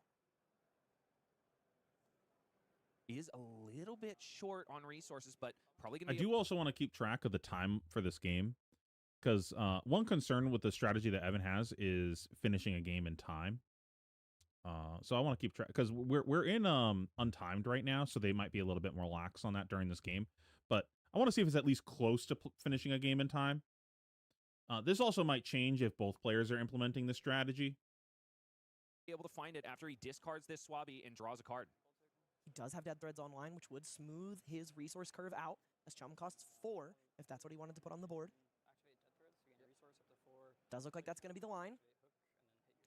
Here comes Chum. We've seen him come out to play several times this weekend. 31 plays 31, but Evan Herndon definitely taking an accelerating step in the board state race. Jacob Clemens has drawn himself up a Conqueror And he of has the High the Seas, gold but is it advantage. what he needs right now when he has to answer this board Only state? advantage that Jacob has is he still has his hat for blocking. Quite a bit of action in this hand. Evan also still has all 3 Looks like conks Jacob's in the deck. considering binning that Tipple. Maybe his dreams of the future involve hitting a blue off of that saltwater swell and using that inertia to catapult himself into a commanding position, because right now the only person commanding anything is Evan, captaining the ship that is this game and pulling quite ahead both on life total and board state and gold, as gold-baited Hook makes a 4th. Why did he for Gravy Evan Bones? And leaving Jacob's economy state. I'm really confused by this into Gravy a Bones. commanding position, considering binning that.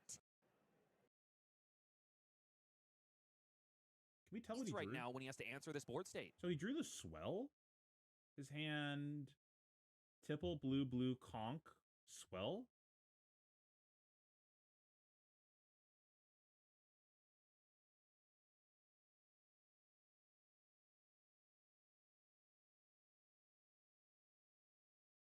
He really needs an ally to unlock the hand. But he doesn't, like, need to do that.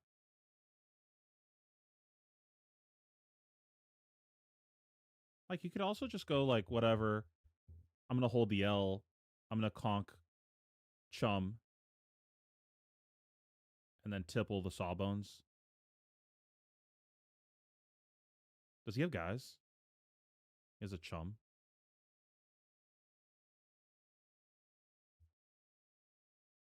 Maybe you just, like, look with Compass, find out if the chart's going to hit. And if the chart's going to hit, then you can play an ally instead. I didn't catch what the arsenal was though. I don't think this gravy bones make sense.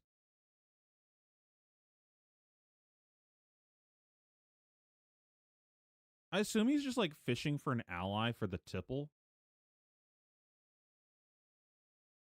But I don't think you need to do that, especially if your arsenal plays. Because if the arsenal plays, we just arsenal the tipple and move on with life, right?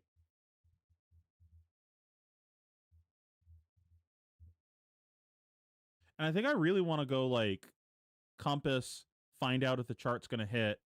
If not, then I would gravy bones maybe to move that card. But that still seems like a waste of a gold. Like we're basically just spending a gold to move cards around.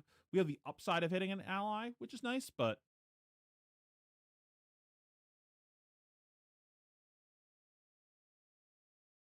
I'm really curious what his decision making here is of like why he did that. His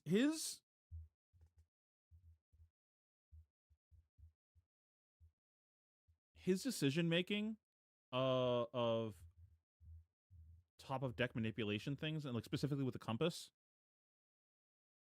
I'm missing something. I'm not gonna assume he's just like making plays that don't make sense. Like they definitely make sense to him. So I just don't see the vision, and I'm really curious to find out why he's doing certain things.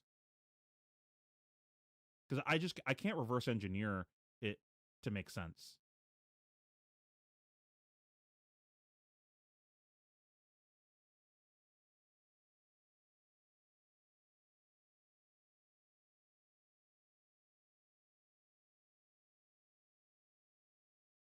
Because if you're not going to compass at the start of your turn, I guess the other thing is you can go gravy bones. No, I just don't.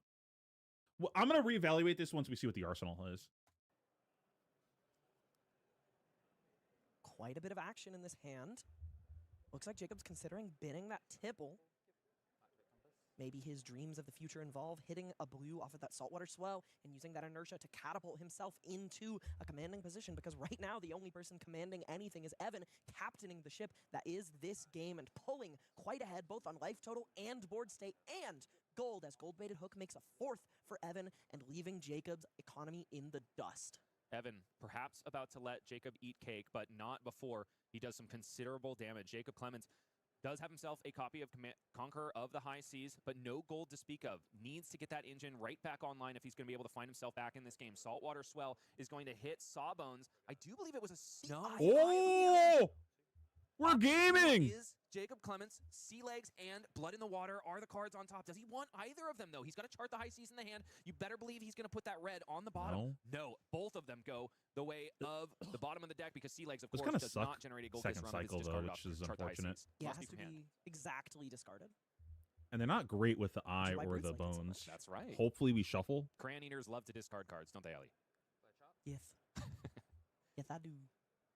Ooh, first chart the High Seas, not going the way Jacob Clemens would like, not amazing like it was in our previously streamed match, but up to 8 resources. Is he? No gold, still starved for money on this game. Probably still going to be have double useful conk here, as 8 resources will pay for Conqueror of the High Seas and a chum played and swung. That's money in the bank, though only metaphorically, as Jacob remains completely broke to Evan's 4 gold. That was a perfect way for those resources to shake out for Jacob, because he has not put an ally in the bin this turn, so thus Dead Threads is not active. Look at the way the foiling at this exact spot on the table lines up on Conqueror. So cool. It looks like a big old ghost ship. It is a big old ghost ship. Well, it's very Scooby-Doo. Ruh-roh, Raggy. Here comes a Conqueror of the High Seas. Zoinks! Yeah, I'm not a fan of the double color. A lot of blocking power in the hand of Evan Hernan, at least as far as Gravy Bones' hands go. But how much does he want to protect that arsenal that he's established? I think I would be more of a fan of the double color if I found that humor his balance of justice is all to my taste, if that makes sense. If not literally. Hasn't been used for the secondary effect, but has blocked 2. You know, Evan Hernan did have the jokes aren't landing with me. Another copy of Chum had the opportunity to discard it to the Chum on board and force Jacob to swing at his friendly first mate instead of the face. Tip the barkeep goes into the graveyard. At least we got that going for us of damage Conqueror of the High progress. Seas connects with Evan Hernan's life total. 27 plays 23, and Jacob has finally found himself some gold. Jacob is going to immediately use that What gold the to fuck is draw the a arsenal? card. Has 3 cards in his pitch zone. I made a go of this. I'll activate my gold-baited hook. Any responses? Activation of gold-baited hook, which means so much more in the Gravy Mirror than when you're not up against another pirate hero, because this will threaten a thievery of gold tokens rather than a creation of one. So not only will Jacob be helping... So is another tipple?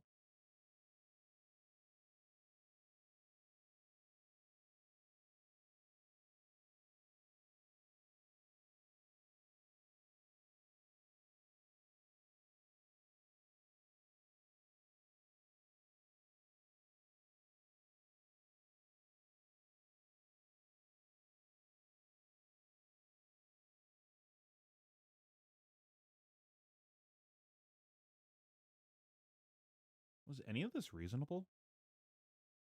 Was all of it reasonable?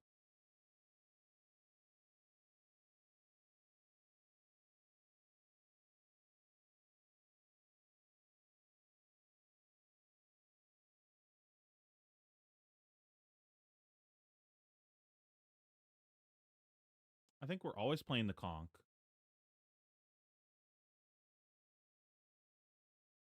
Playing one of the 1-for-3s into the Sawbones is always happening. The thing is, we don't know about the Rigor Mortis, right?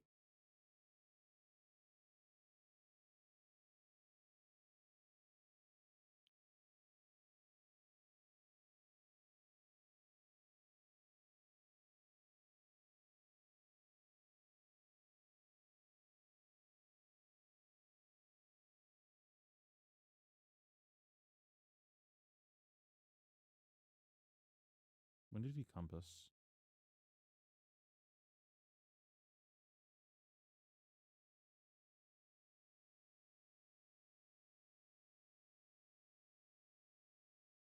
Considering binning that tipple, maybe his dreams of the future involve hitting because let himself back online. No, Eye of Ophidia. Oh, both of them go the way of hands, sea legs, and blood in the water are the cards. No, it's So it's going blind off the chart, would like not blind still off starve of for the money. gold Pay for conch. draw. though Perfect way. This felt like Omega gambling, right? I guess if you miss off of the gold draw, because he went like draw off of gold, draw an ally, play tipple, discard Rigor Mortis, and then, you know, you play the Rigor Mortis to kill the chum. I guess if you miss there, then you just send both into the chum arsenal pass.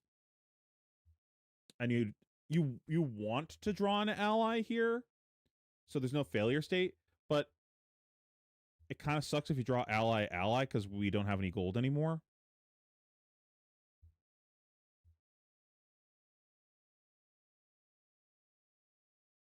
Is drawing off of gold here, like, reasonable? If we draw a red, that's good. If we draw blue,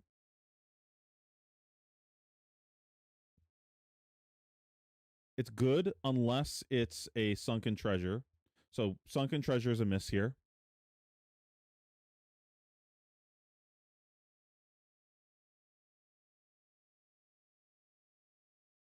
No, any blue's fine, right? Because we need 5 resources to play chum plus arsenal. So a red is a miss. If we hit a red, then we can't clear chum. Man, if we hit a red, we like Omega brick, right? Because we'd have 2 floating, no gold. Can't play an ally anymore.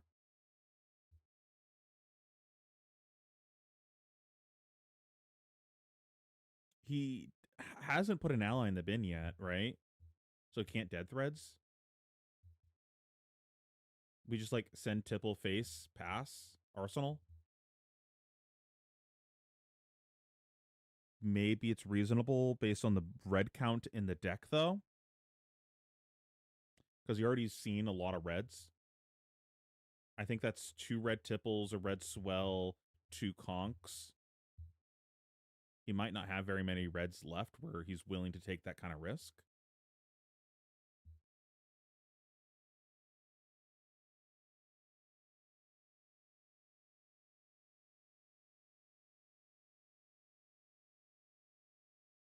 It's like mildly suspicious this turn. It worked out perfectly for him, but I don't think it's I think it's more important to look at the decision making than like what actually happened. Again, possibility trees. How do I feel about last ditch effort and gravy?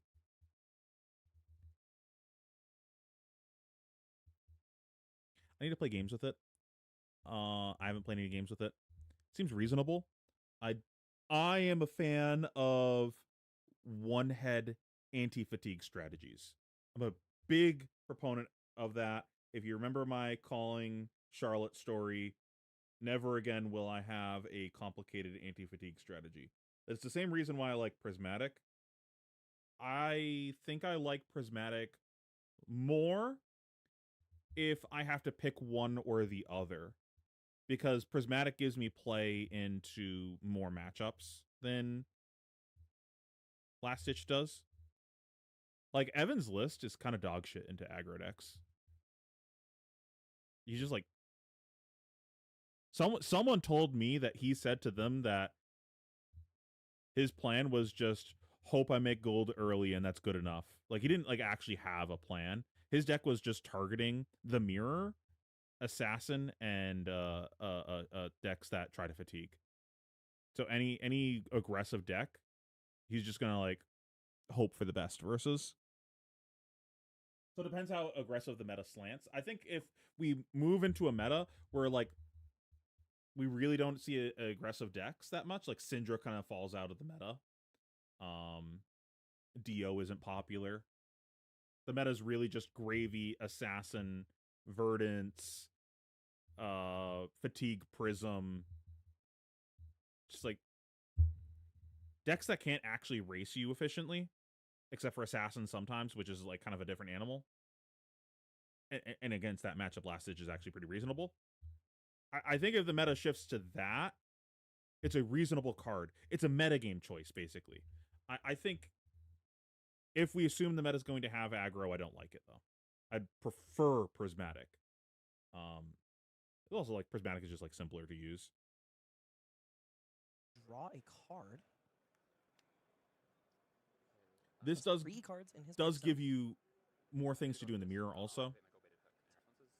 Activation of gold-baited hook, which means so much more in the Gravy mirror than when you're... I assume you're asking like how I feel about that if Kasai's a part of the meta, based on how you worded that. I think both are good versus Kasai, so it's kind of the same thing. Prismatic is good versus Kasai, or just like aggro decks, or I'm sorry, or warrior decks, because you just need to like find ways to play 5-card hands to go over the top of what they're doing. So Prismatic helps with that. Last Ditch versus Kasai, though, depends how long the game actually goes. If they shorten the game to where that doesn't matter, then I would have rather had Prismatic and just like made it a 1-cycle game. Like, I agree, we'll go down together, and I'll make you deal with my board because you can't race me. You're like weakening your deck's ability to race. To compensate for that, though, if you're, in theory, if you're weaker against getting raced, that probably means your board is getting ignored. Evan added in more ways to give allies go again to his list. He has like, I think, 2 flying highs. So it kind of compensates for that a little bit. So if people just say the face is the place, we're not gonna get to those last ditches, then he just goes, okay, whatever, I'll just play a flying high and punch you in the dick for 12. 1 card 12. Shake my hand. I guess it's 2 card 12 because you need to pitch a card, but you know what I'm saying. So kind of it hedges a little bit for both there, but I am a fan of Prismatic. So you're not up against another pirate hero, because when we start doing some more stream games of like playing Gravy, we will be testing with Last Ditch to experiment with that. Threaten a thievery of gold tokens rather than a creation of one. So not only will Jacob be helping himself, he'll also be hurting. I think after that, though, I might start streaming Living What am I Legend. trying to say? Holy crap, I forgot the word. The aristocrat. The aristocrat, On the that other is- side Mostly because because I'm like kind of excited to play Living That is Legend. trying to keep him down under the weight of nothing but legal tender. So interestingly, we were eyeballing that chum in Jacob's graveyard that he discarded at the start of this turn. However, what he has found off The other of thing I that like about gold Leyline is it is makes your instead a Scoobs rigor better. mortis that is going to That's be one perfect. problem I have with Evan's list. Scoob looks kind of bad outside of the mirror. Like, his only yellows was, other than allies, the only yellows he was playing was 1 sea legs and the 3 yellow tipples.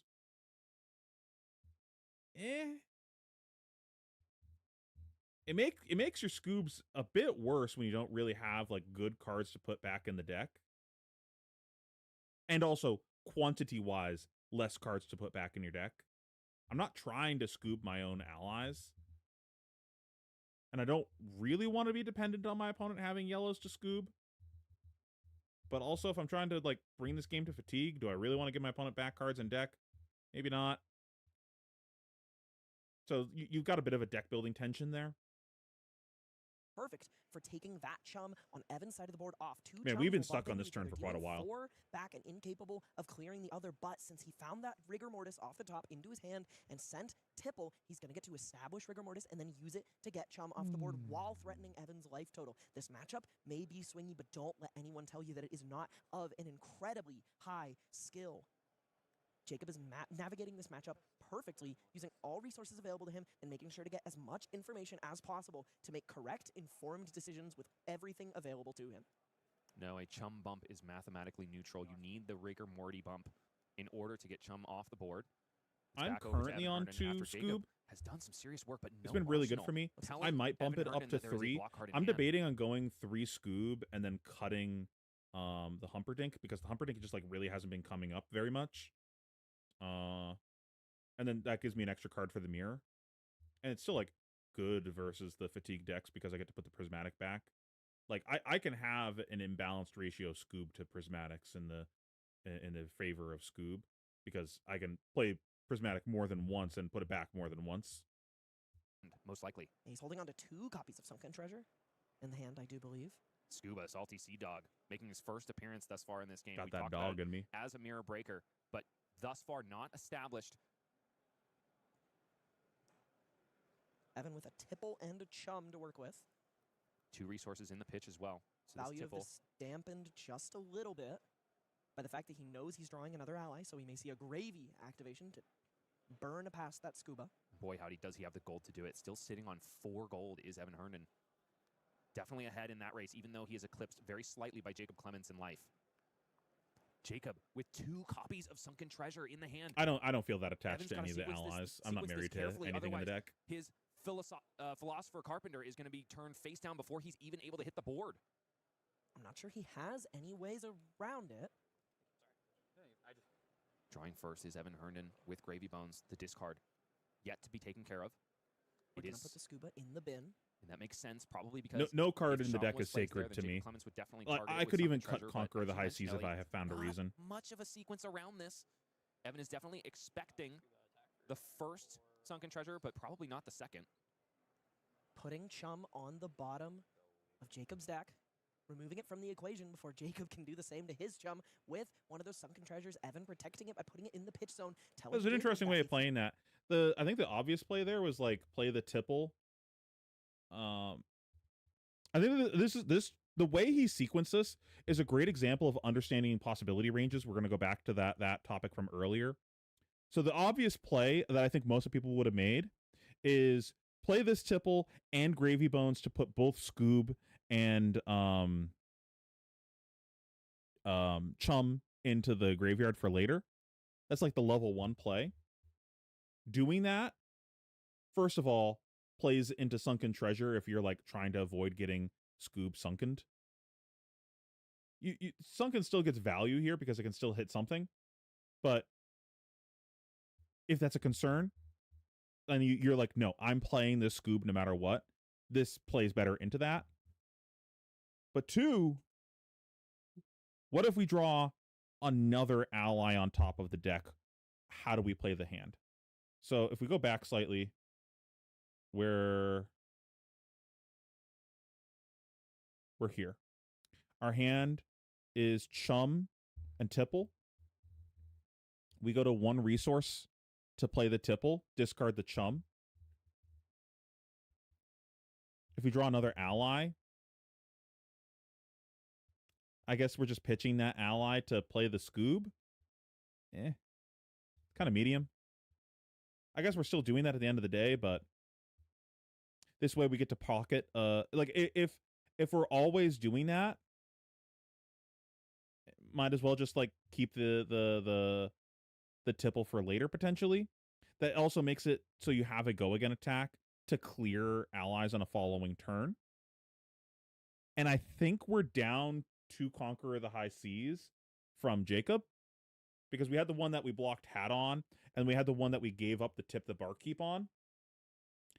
So, like, arsenaling cards is significantly safer right now, but also Jacob isn't on an arsenal, and we're developing an ally that there's no clear that is face up from the opponent's graveyard because we're getting rid of the Chum.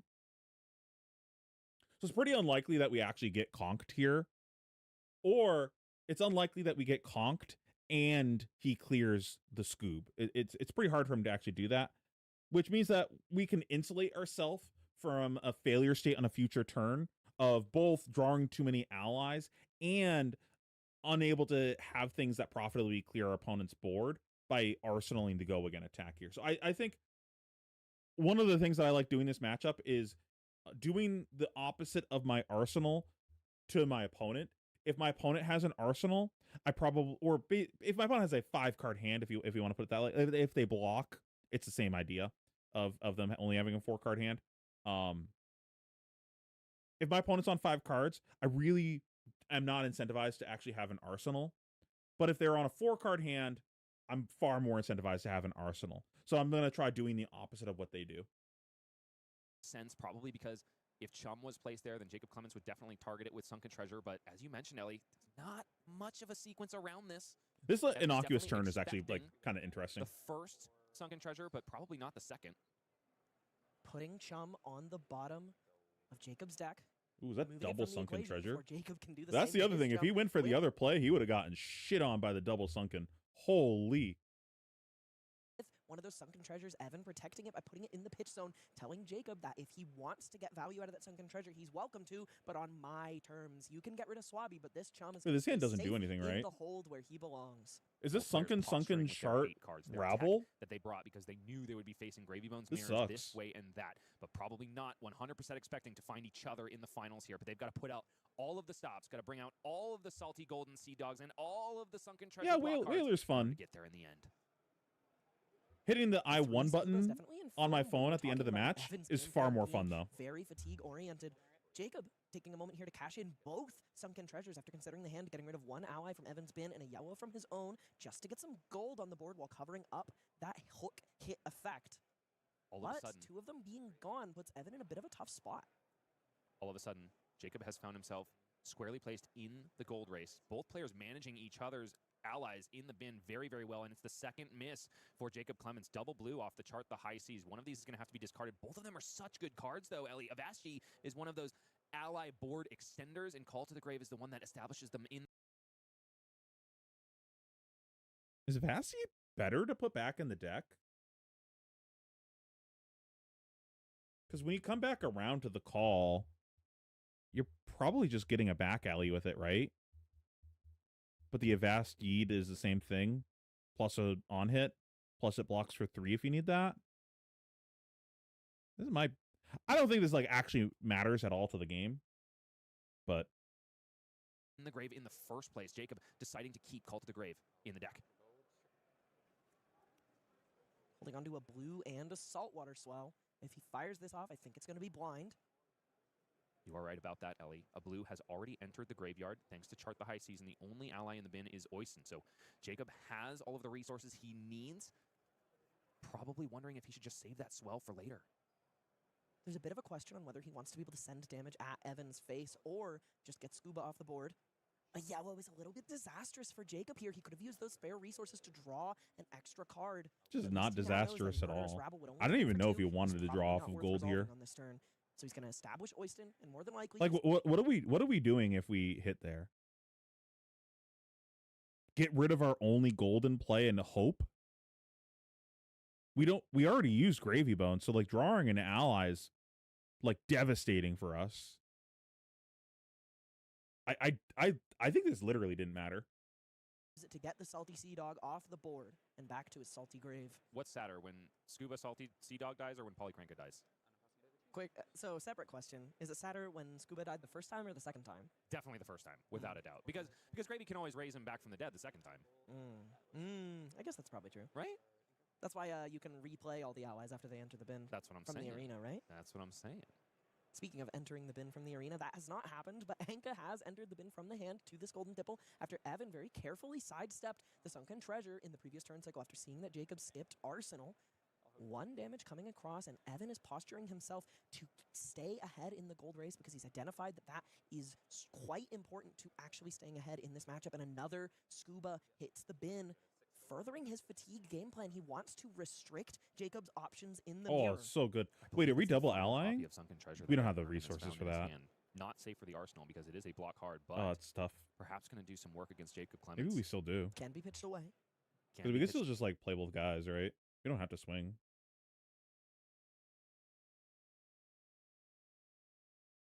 It's probably wrong.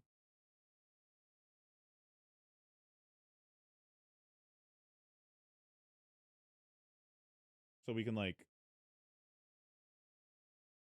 play the Avasti, play and swing one of these guys.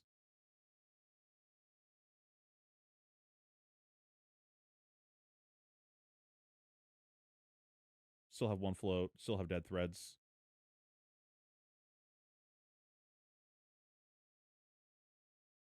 So we could play the other one. We could do it. But we're 1 resource short to play swing both. Maybe we compass, and if it's a blue, we draw off of gold. I don't know if I actually want to do that, though. I think I might be fine just like sitting with allies and bin. Because I think I want a double ally, double swing to clear my opponent's double ally. But especially when he's on an Arsenal.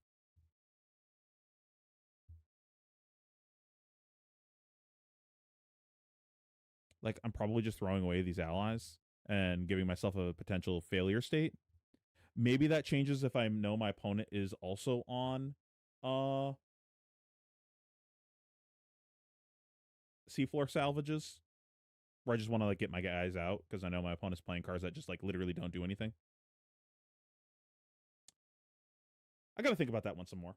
This is like potentially double ally, double swing, crack gold, but probably not. I don't think it is with open deck list, and you know he's not on the funny cards. Away and also can be refused on Arsenal, exactly like Jacob did on the previous turn cycle. Tough to feel very incentivized to do when Jacob has 0 allies in the bin at the moment. Especially if he's going to crack balance. balance. Justice blocked with here for Jacob Clemens. Plenty of cards to be drawn here. So it's just 1 so far, if I'm not mistaken. Second copy of Scuba Salty Sea Dog is in the grave, keeping Anka Drag under company. Oh, actually, we would have to draw off of gold twice, right? Yeah, we would have to hit 2 blues because we need 7 because we also have to crack the Mage Master boots.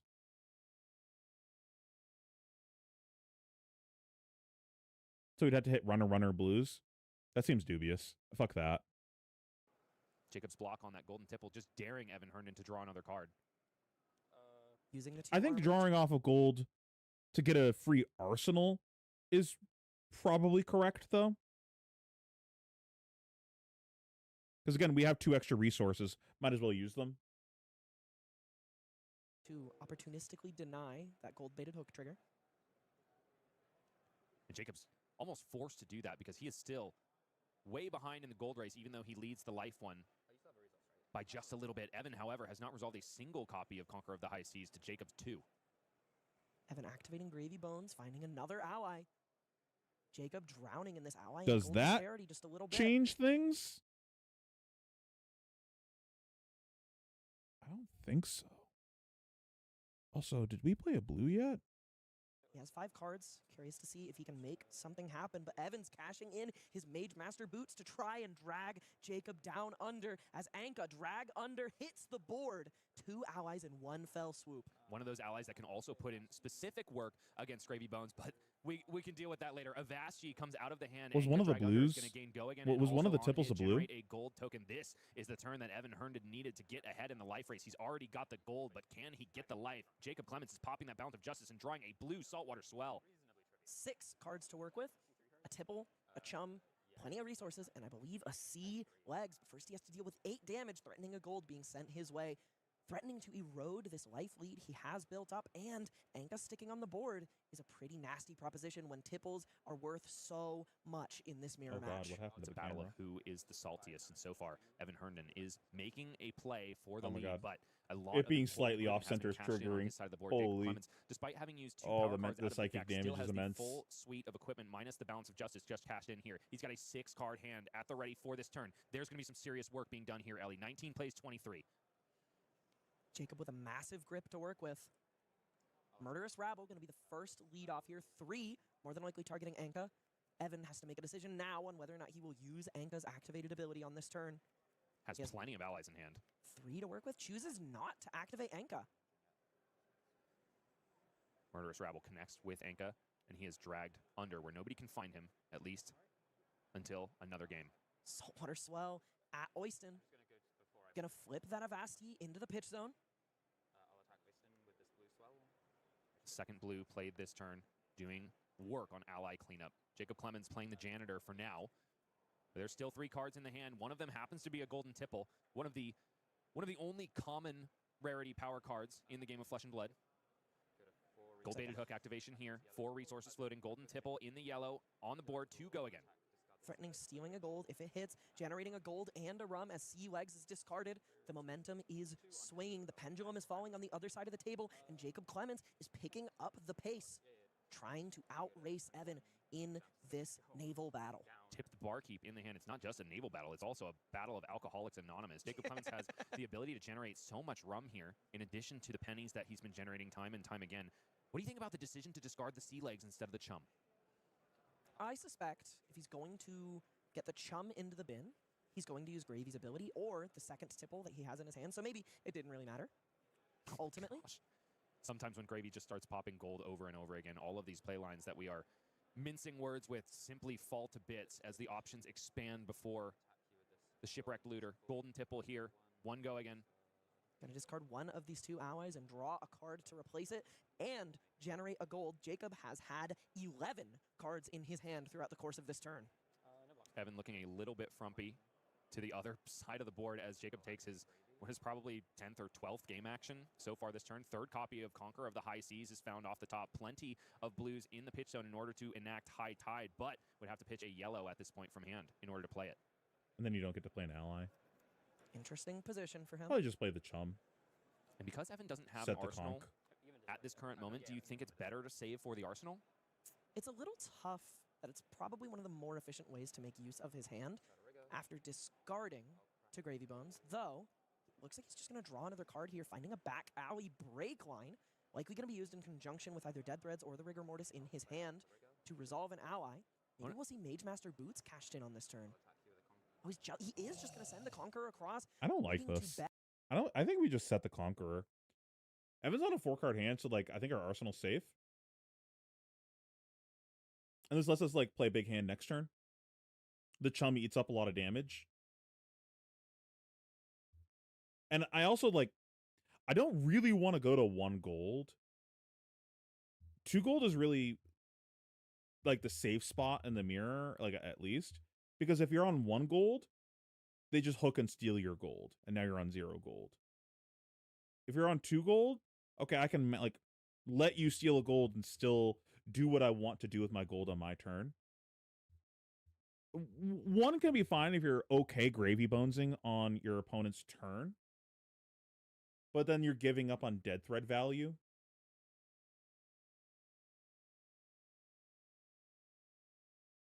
I'm also pretty into sitting on Rigor Mortis in Grave if possible to pair with a Gold Kiss on a future turn, because it's harder to use Gold Kiss with Chum just because of the raw resource cost of everything. Much more reasonable doing that with a 2 cost. Bet big on a huge amount of damage being sent towards Evan Herndon's face. The hit trigger not being online does not matter. This is 8 into 6, 14 damage on offer thanks to dead threads being online in Jacob's side of the field. And Evan has to block 8. It's a fearsome position for Evan Herndon, seeming to be the more measured of the Gravy Bones players, not necessarily in prudence, but in terms of offensive output and spike turns. Jacob Clemens is the one who has had middling success generating gold, at least in the first phase of this game, but is all of a sudden just pulling way ahead on life because he is doing the stupid turns that Gravy Bones is known for. The pitch order. Not that it matters too much. 19 plays 6 as the pitch stack is reordered. Back over to Evan Herndon. Not as it matters as he reorders his pitch stack, knowing that either they won't get there because one player is presently at 6 life, or he will resolve a call to the grave before they do. Evan activating Gravy Bones, putting a Sawbones into the bin, but his hand is still a little awkward, not what you want to see. Chart the High Seas is going to be asked to bail him out, finding an ally and a back alley break line, giving Evan the gas he needs to maybe come out of freaking nowhere and take this game over from a 13 life good at the game. deficit, putting a Swabby in the bin, giving him 2 action points, 3 resources, and putting a blue in the graveyard so that Gravy Bones' hero ability is online. If there was anything that could give Evan the opportunity to come out of nowhere and win this game, it is this. Chart the High Seas. Sometimes when the storm rears its ugly head on the horizon, all you can do is ride the tide, and Evan is exploring the variance that is afforded his deck, but also with great variance is great power. He is finally finding his copies of Conquer of the High Seas. This could be where the tide turns completely in the favor of When did you variance that Gravy more Bones? pitch stack is Start of the turn, okay. variance where the tide turns completely in the favor of our ex-US national champion. If you can draw cards, I can draw better, says Evan Herndon. Had a total stinker of a hand at the beginning of this turn, but changes it all around with a fortuitous charting of the High Still Seas. kind of a Dead threads stinker. cashed in here. 2 resources plus an activation of a gold yields Finding another C4 blue. salvage. He This has is going to be 2 nasty. blues in the hand. C4 salvage, even if not used as a blue, one of the more potent hate pieces in this matchup. 2 allies in the hand, and since he has 2 action points, he's capable of just playing one out of hand and a Conqueror of the High Seas to threaten Jacob's life total with. No arsenal for Jacob Clemens, but that is hardly the biggest issue here. Evan has plenty of gold, but he's going back to the well. It's a rigor mortis off the top. Holy He's shit. really finding a lot of allies in this hand. Not typically what you want to see, especially after Gravy Bones has been activated, but nevertheless, it's going to be more resources to fuel this offense. Curious if he chooses to cash in that final piece of gold to keep digging. Multiple allies in the hand isn't where you want to be in this scenario. What do you think Evan is looking for if he pops that final gold? A tipple. A go again. Tipple would be absolutely huge here. Tipple unlocks this hand to an unbelievable degree. I think We're it's worth looking for a way to cashing actually use everything this in extra because he action point. So like we have this extra action point, but it doesn't like really do anything. We can play another ally, and that's like cool and all, but what we want to do, ideally, double ally, double swing, and get to set the Conqueror for next round. Yeah, we could play the Conqueror this turn too if everything works out perfectly. With our current graveyard, it's like a little expensive. So it's like kind of hard to double ally, double swing, and play the conch, just like resource-wise. Like an Avasti goes crazy here. And I don't really want to play the conch. Jacob's at 19, so it probably doesn't meaningfully change the game life total wise. He doesn't have an arsenal. And he has no more conchs left in the deck. So I can set my conch with impunity.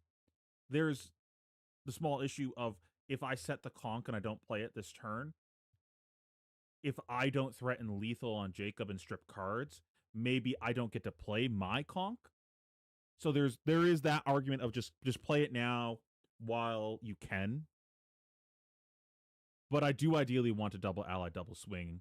But maybe we're fine just wasting the action point. Like, we swing one of the big dudes over here and then play the scoop for free after everything because it costs 0 to play.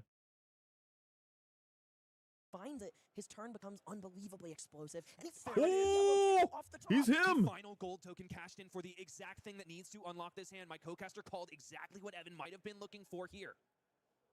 He has 2 blues. He has a Conqueror, he has a Tipple, and he has an ally in the Oh, he had a hand. call. He does have the action point. Wait. What? We still have a seafloor salvage in the hand, right? Let's pitch that, right? Maybe we're supposed to flip over the chum, but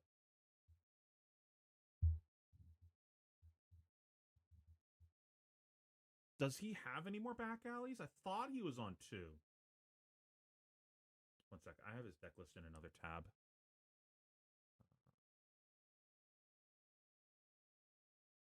He's on 1 back alley, so the call is literally a dead card now. Locked away in the arcane secrets of Tropple Donnie for good reason is about to occur as Golden Tipple hits the board, putting another ally in the bin, generating more gold, and drawing more cards for Evan Herndon with which to drag Jacob down to the watery depths. I can smell it from here, Ellie. This is something wicked from which way comes. It is Evan Herndon's to decide. 2 resources left in the pitch, 2 blues in hand, and a Conqueror of the High Seas yet to be resolved. 6 plays 19. Might seem like a bit of a valley at this stage in the game, but Evan Herndon can close the gap real quick. Jacob Clements does have a little bit of defense in the hand. He's got a blood on the water and also an ally that can be converted into 3 points of defense. Insulated a little bit from the disruptive effect of Conqueror of the High Seas is he, because he doesn't have an arsenal for which to destroy. Another copy of Conqueror has ended up in the hand, Bryce. Oh! Could we see double Conqueror of the High Seas on this turn? Double He does have 2 action points. Rigor And those mortis. Conqueror of the High Seas absolutely have go again. Gold baited hook activated here. Conqueror likely going to be the follow-up here. Gold is pretty good. He'll have 2 floating to cash Gold in on is so the pleases, payoff. but he can also go big with multiple allies on this turn, thanks to having 2 action points remaining from that back alley break line hitting the pitch zone.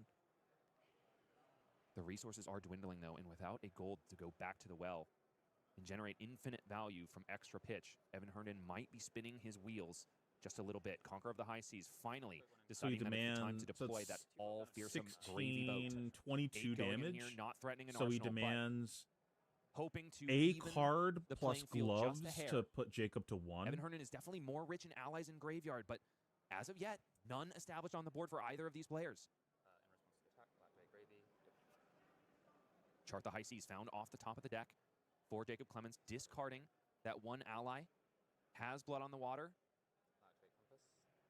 Oh, Can't it is quite an ally. see. I think it might have been a chum. You have better eyesight than me if you can spot that, Bryce. Maybe.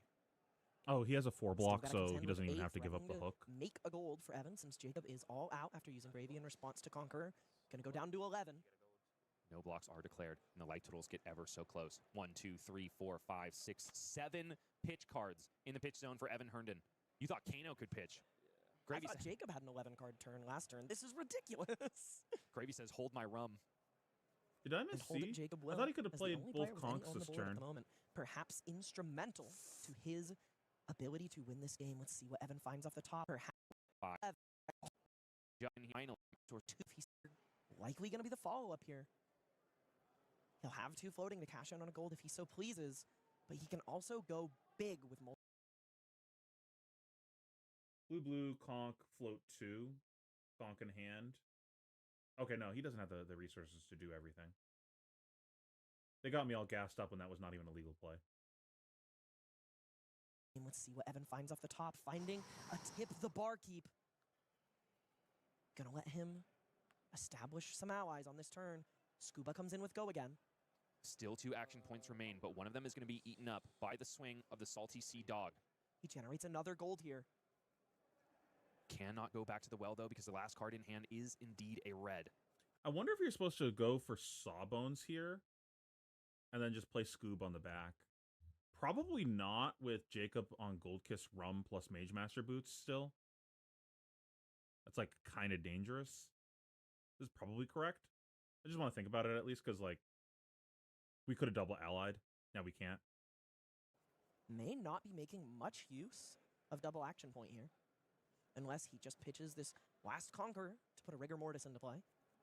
He is laying the stage here for a hostile takeover of the board state. Scuba Salty Sea Dog is currently has an effect on the stack, Jacob Clemens is wanting to see if he I can think that's respond like not before Chum completely gets turned unreasonable face to down and play generates a gold rigor token mortis for here. Evan Herndon.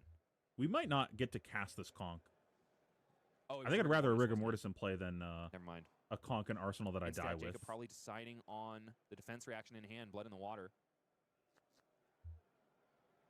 6 plays 11 here. 34 minutes in at the Calling Kansas City. And this game is reaching a fever pitch. If you have seen a lot of game actions and you think a lot of stuff has happened, I direct you to the bottom left side of your screen. It's only turn 4, ladies and gentlemen. We did say the gravy mirror was swingy. Yeah, without a doubt we did. We've seen it on display. I guess that After answers that question from earlier about In finishing this the game game. in time. 6 plays 7. Evan choosing not to use that action point at all, putting that red Conqueror of the High Seas into his graveyard as he, his arsenal as he chooses to order his pitch zone. Let's take a look, chat. Do you think we're getting back to the pitch stack here, Ellie? I mean, if you draw this many cards every turn, you will. But bereft of gold are both of these heroes of Wraith. Can we talk about the psychic damage Evan is dealing with this equipment placement? Is he dealing it to you or is it Jacob Clemens? I hope it's being dealt to Jacob because it's definitely killing me.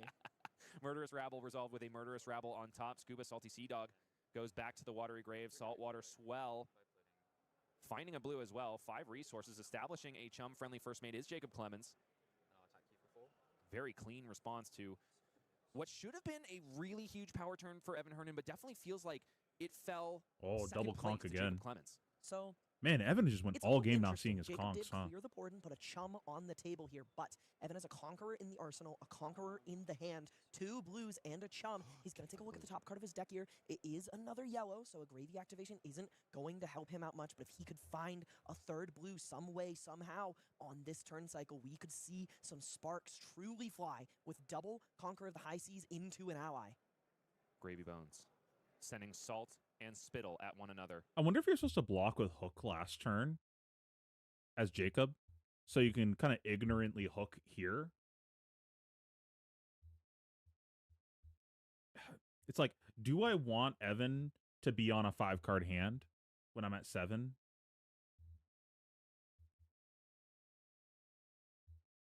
I'm not sure what the answer to that is, but if I don't want him to be on a 5-card hand, maybe I just like ignorant hook there. Over and over again. And even though this started with a bang, we have ground to a halt here. Both players still posturing this way and that. Conqueror of the High Seas. He probably feels safe, card. though, on because he's Chum got Friendly First chum Mate. plus D-react plus armor. Curious why he's chosen to block here. He's definitely capable with this current hand of sending 2 Conquerors Jacob's way. 5 plays 7. It's back over to Evan. 3 cards in hand. 1 in the arsenal, which we know is Conqueror of the High Seas. Definitely on the front foot here. Activating gold-baited hook. Sending the tipple instead of leading with the Conqueror. Finding the ally off the top. And then because he generated a gold token there, has the green light to activate Gravy Bones and see if he can find more resources to fuel this turn. I did. The draw, blind off the top, is Good gravy. Yep. Another red golden tipple tipple. with 2 resources floating. Not the ideal find. Yikes. This is a tough situation. Does Evan discard the red tipple just so he can buy more resources? He does have 2 floating. He can activate another gold here to find a card. I imagine the reason he... Oh, interesting. He's sending the tipple face. A curious choice indeed, because with those 2 floating resources, he could Are have you even supposed to gone back hook to the this well tipple? to see if he could Because find he still himself an has- ally on the because top Jacob and still then use has dead his threads to hook in play? resolve the golden tipple, thereby drawing yet I feel another like you card and weren't. generating another gold. But I think Evan is feeling pretty ally bereft in his deck. Jacob taking 3 down to 4. What I suspect from here on is that Evan will use dead threads to put Rigor Mortis on the board and use it to clear chum. But it leaves Jacob with 5 cards that he's going to use to try and slam the door. Evan not resolving that Conqueror of the High Seas could have sealed his own fate by leaving Jacob with so many cards to work with. He has a little bit of a saving grace here, finding a sunken treasure in the hand, but he has yet another ally in the grip that he has to clear with 1 gold to do so with. It's hard to think that it's going to save him here, especially when Jacob Clemens has his pick of the litter. No allies in hand and a golden tipple. But It's like a fake 5-card hand, right? Because he has a 2 D-react in tipples arsenal. hand to work with. Yellow being discarded to red, killing Rigor Mortis, drawing into a Swabby, which could be a disaster, but he's holding onto a port side exchange. Tipples copies 10, 11, and 12 to put Swabby into the bin, find another card off the top, generate some gold, and apparently draw another Swabby. Swabby The best and most fun of the crew members because he is, of course, a nihilist and a carpenter, and that is the craziest combo. How many resources? We have 2 floating, right? So yeah, if we draw a red, we don't get to cast Swabby and we pass turn. Yeah, we kind of have to compass there. The best and most fun of the crew members because he is, of course, a nihilist and a carpenter, and that is the craziest combo I've ever heard of. Dead Thread's activated here to get up to 3 resources, resolve that philosophical carpenter, and then the second of which, from the hand, is used to get him swinging. Swabby love to hit with hammer. Evan responding with a Gravy Bones activation. Gonna draw, then discard a card. Ideally, he doesn't find another ally here. Putting Rigor Mortis in the bin, and he's gonna get to block with a Sunken Treasure on this turn. But no allies in the bin for Jacob Clemens, so it's a little bit of upside for Evan Herndon in terms of the gold that it will surely generate, but not the backbreaking block card that it can be in this mirror match. I think this game is far from over. This game looks like you can go over the top of what Evan is able to do and make the game not about fatigue. Earlier just this game. Evan had an insurmountable lead. Interesting. Evan's gonna get to block. Like, I know Evan ends up winning, but he had an insurmountable lead, and he's had so many advantages all game. He still has that And he still almost lost this game. Resources to work with.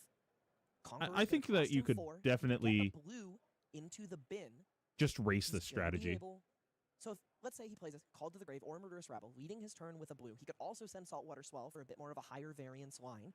But as long as he can get a blue into the bin, he's going to get to send Conqueror of the High Seas, Jacob's direction, and follow up with Rigor Mortis that likely is capable of clearing Swabby. That is 4. All right, I'm going to skip past all the thinking. Along with Sunken Treasure. If Evan saw a blue on the top of that deck after the activation of Compass of Sunken Treasure, do you think it is correct to lead with the Saltwater Swell?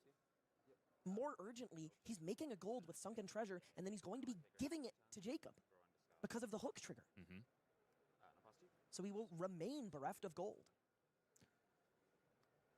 Bereft and bummed. Oh, that was a cute way of playing that hand.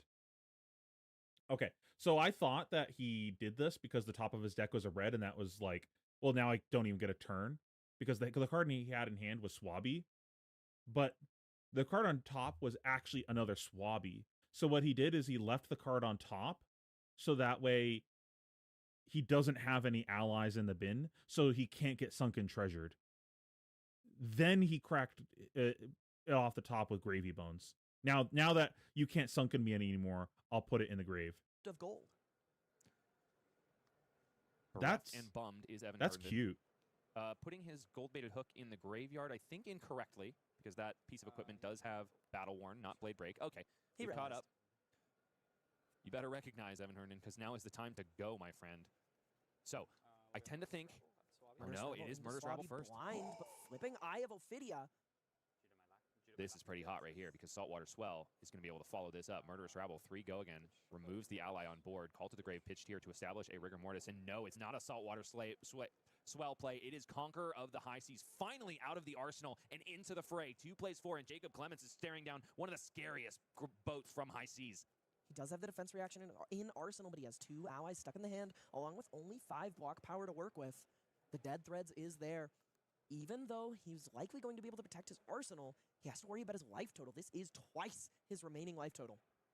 And Rigor Mortis is going to be coming in, backing up that Gravy Boat for 6. This is a big swell in damage that the Englishman has to face down here. Evan Herndon looking to defend the homeland versus the invader from the east. Across He's the just pond, dead, right? representing his queen. And her corgis. You can block 6 on this. Jacob considering Take 2. blocking, or how he'll block. He is definitely going to have to block. No ifs and or buts about it. Looks like he's planning on getting rid of He that just like doesn't have a Swell, but maybe turn before anything happens, after we'll take a look blocking at the this, top card right? of the deck with Compass and activate Graveyard Q Bones, drawing 1 card, finding a portside exchange, and putting a chum into the bin. Still 8 go again to answer here, Jacob. You can't get around that. But finding another blocking card is a good way to start.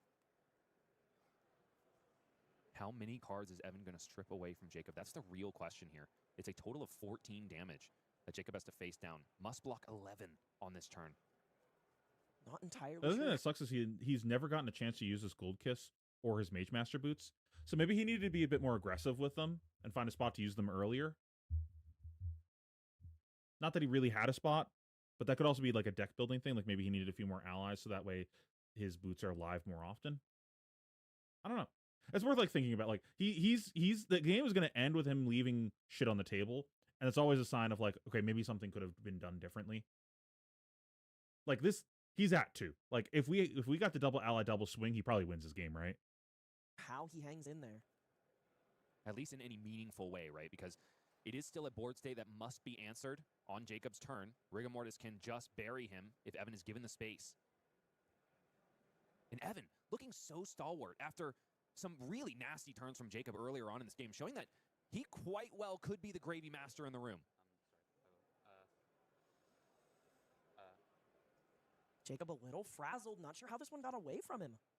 He was in such a commanding position early on in this game, but Evan has charted his course through choppy waters and found his way to a commanding position in this game of Flesh and Blood, presenting more than lethal damage with Conqueror into Rigor Mortis at the end of an incredibly long and tense exchange between 2 pirate captains.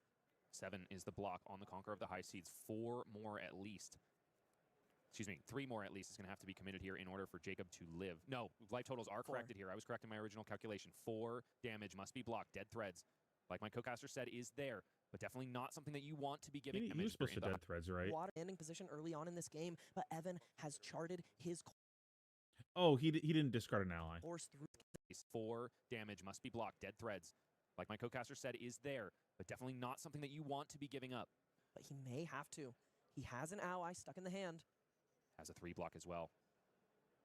Jacob in the position that he put Connor Bryan in just 1 game previous. I know what I have to do, but I know I don't want to because it is no longer playing to win. It is playing not to lose. Going to 1 here is crushing.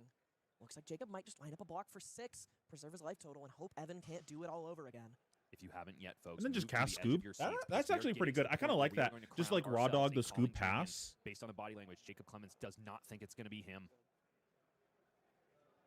And Evan's got a bunch of like do nothing cards in his deck. There's a chance that his hand doesn't convert.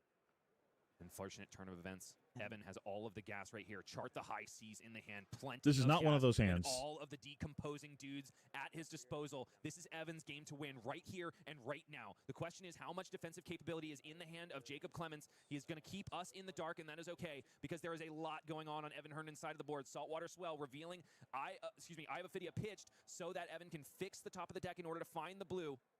Looks like he's planning on putting a Blood in the Water to the bottom and a fearless confrontation to the top and into his pitch zone. 5 resources floating, Swabby threatening a third of Jacob's life total. You're right, Swabby definitely waiting in the wings here, more than likely going to hit the table, but Evan still has 2 cards to work with. The top card of his deck is a Murderous Rabble, but he doesn't have any gold to go fishing with unless he can make use of this chart, the high seas, and hit an ally. If he hasn't found the way through, there's certainly one more way to check, and it's the Probably just play the tipple, play an ally. Evan is dripped out and set the chart for next round. The gala as he takes this game to a close in an almost certain way. Jacob Clemens, nevertheless, checking the graveyard, seeing if there is a miracle. Because we guaranteed strip the entire hand here. Inside of the board, no discard here. It's in the yellow, coming in for 2. Chart the high seas is the only card left in hand. Dead Thread's not quite yet active, so those 4 resources could just resolve Chum and swing Chum, but no. Sawbones, Dockhand, is the boy for the job. Here he comes in all of his splendor with the saw. 6 damage that Jacob must answer. 2 plays 2 here. There's a non-block in hand, but there is also a defense reaction. Blood in the Water and Tip the Barkeeper, the only blocking cards left for Jacob Clemens.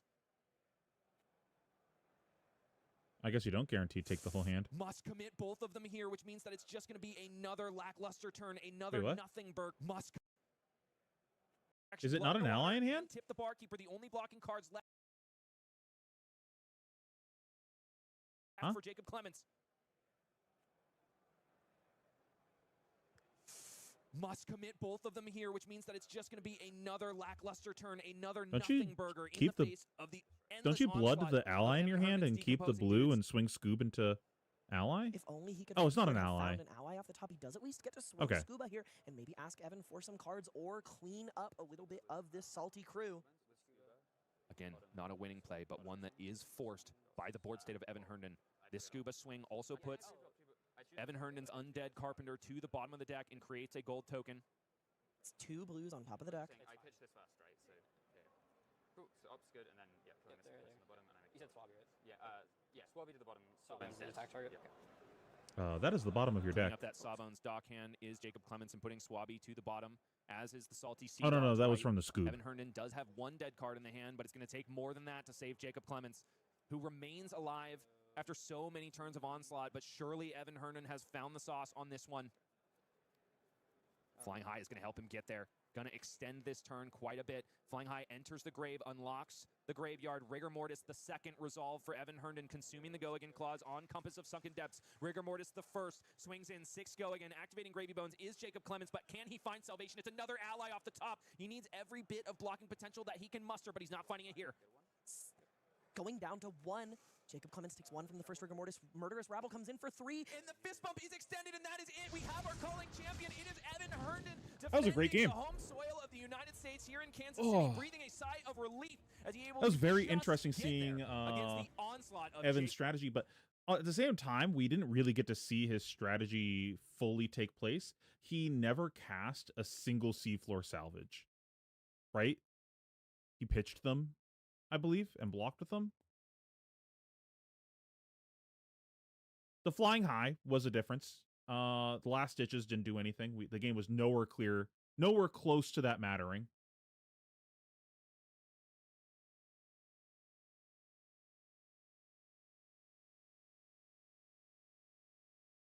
I don't think him getting lucky off of the back alley really mattered. It really seemed like it just came down if he got an early gold lead, and that kind of just like carried him to victory.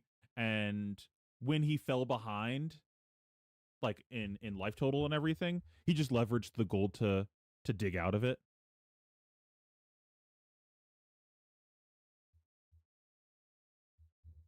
So I think in the context of this matchup, like in this like one specific game, his list like really didn't matter that much for the matchup. It was just like how the cards kind of came up, I think. You got an early lead, he maintained it. Other than the scoops. Sorry. The scoobs were incredible. I think that was probably what won him the game. He got the early gold lead off of the scoobs, and the scoobs like were extremely disruptive to his opponent.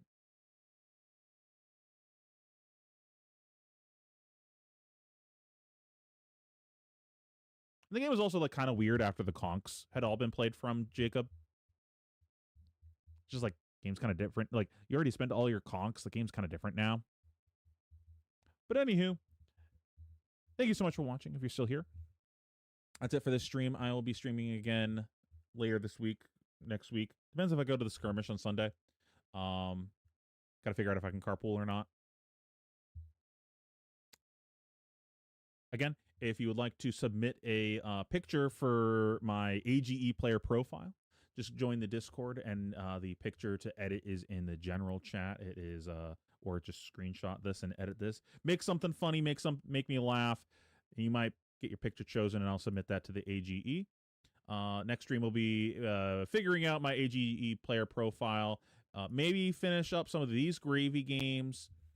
Oh, my goat Vero. Oh, okay. We might watch just this game. Actually, I think this is the only game from this day that I wanted to watch, anyways. So we'll just like watch this one game and then move on with life. I think there's another calling happening. If that one's classic constructed, maybe we'll watch some of the gravy games from that.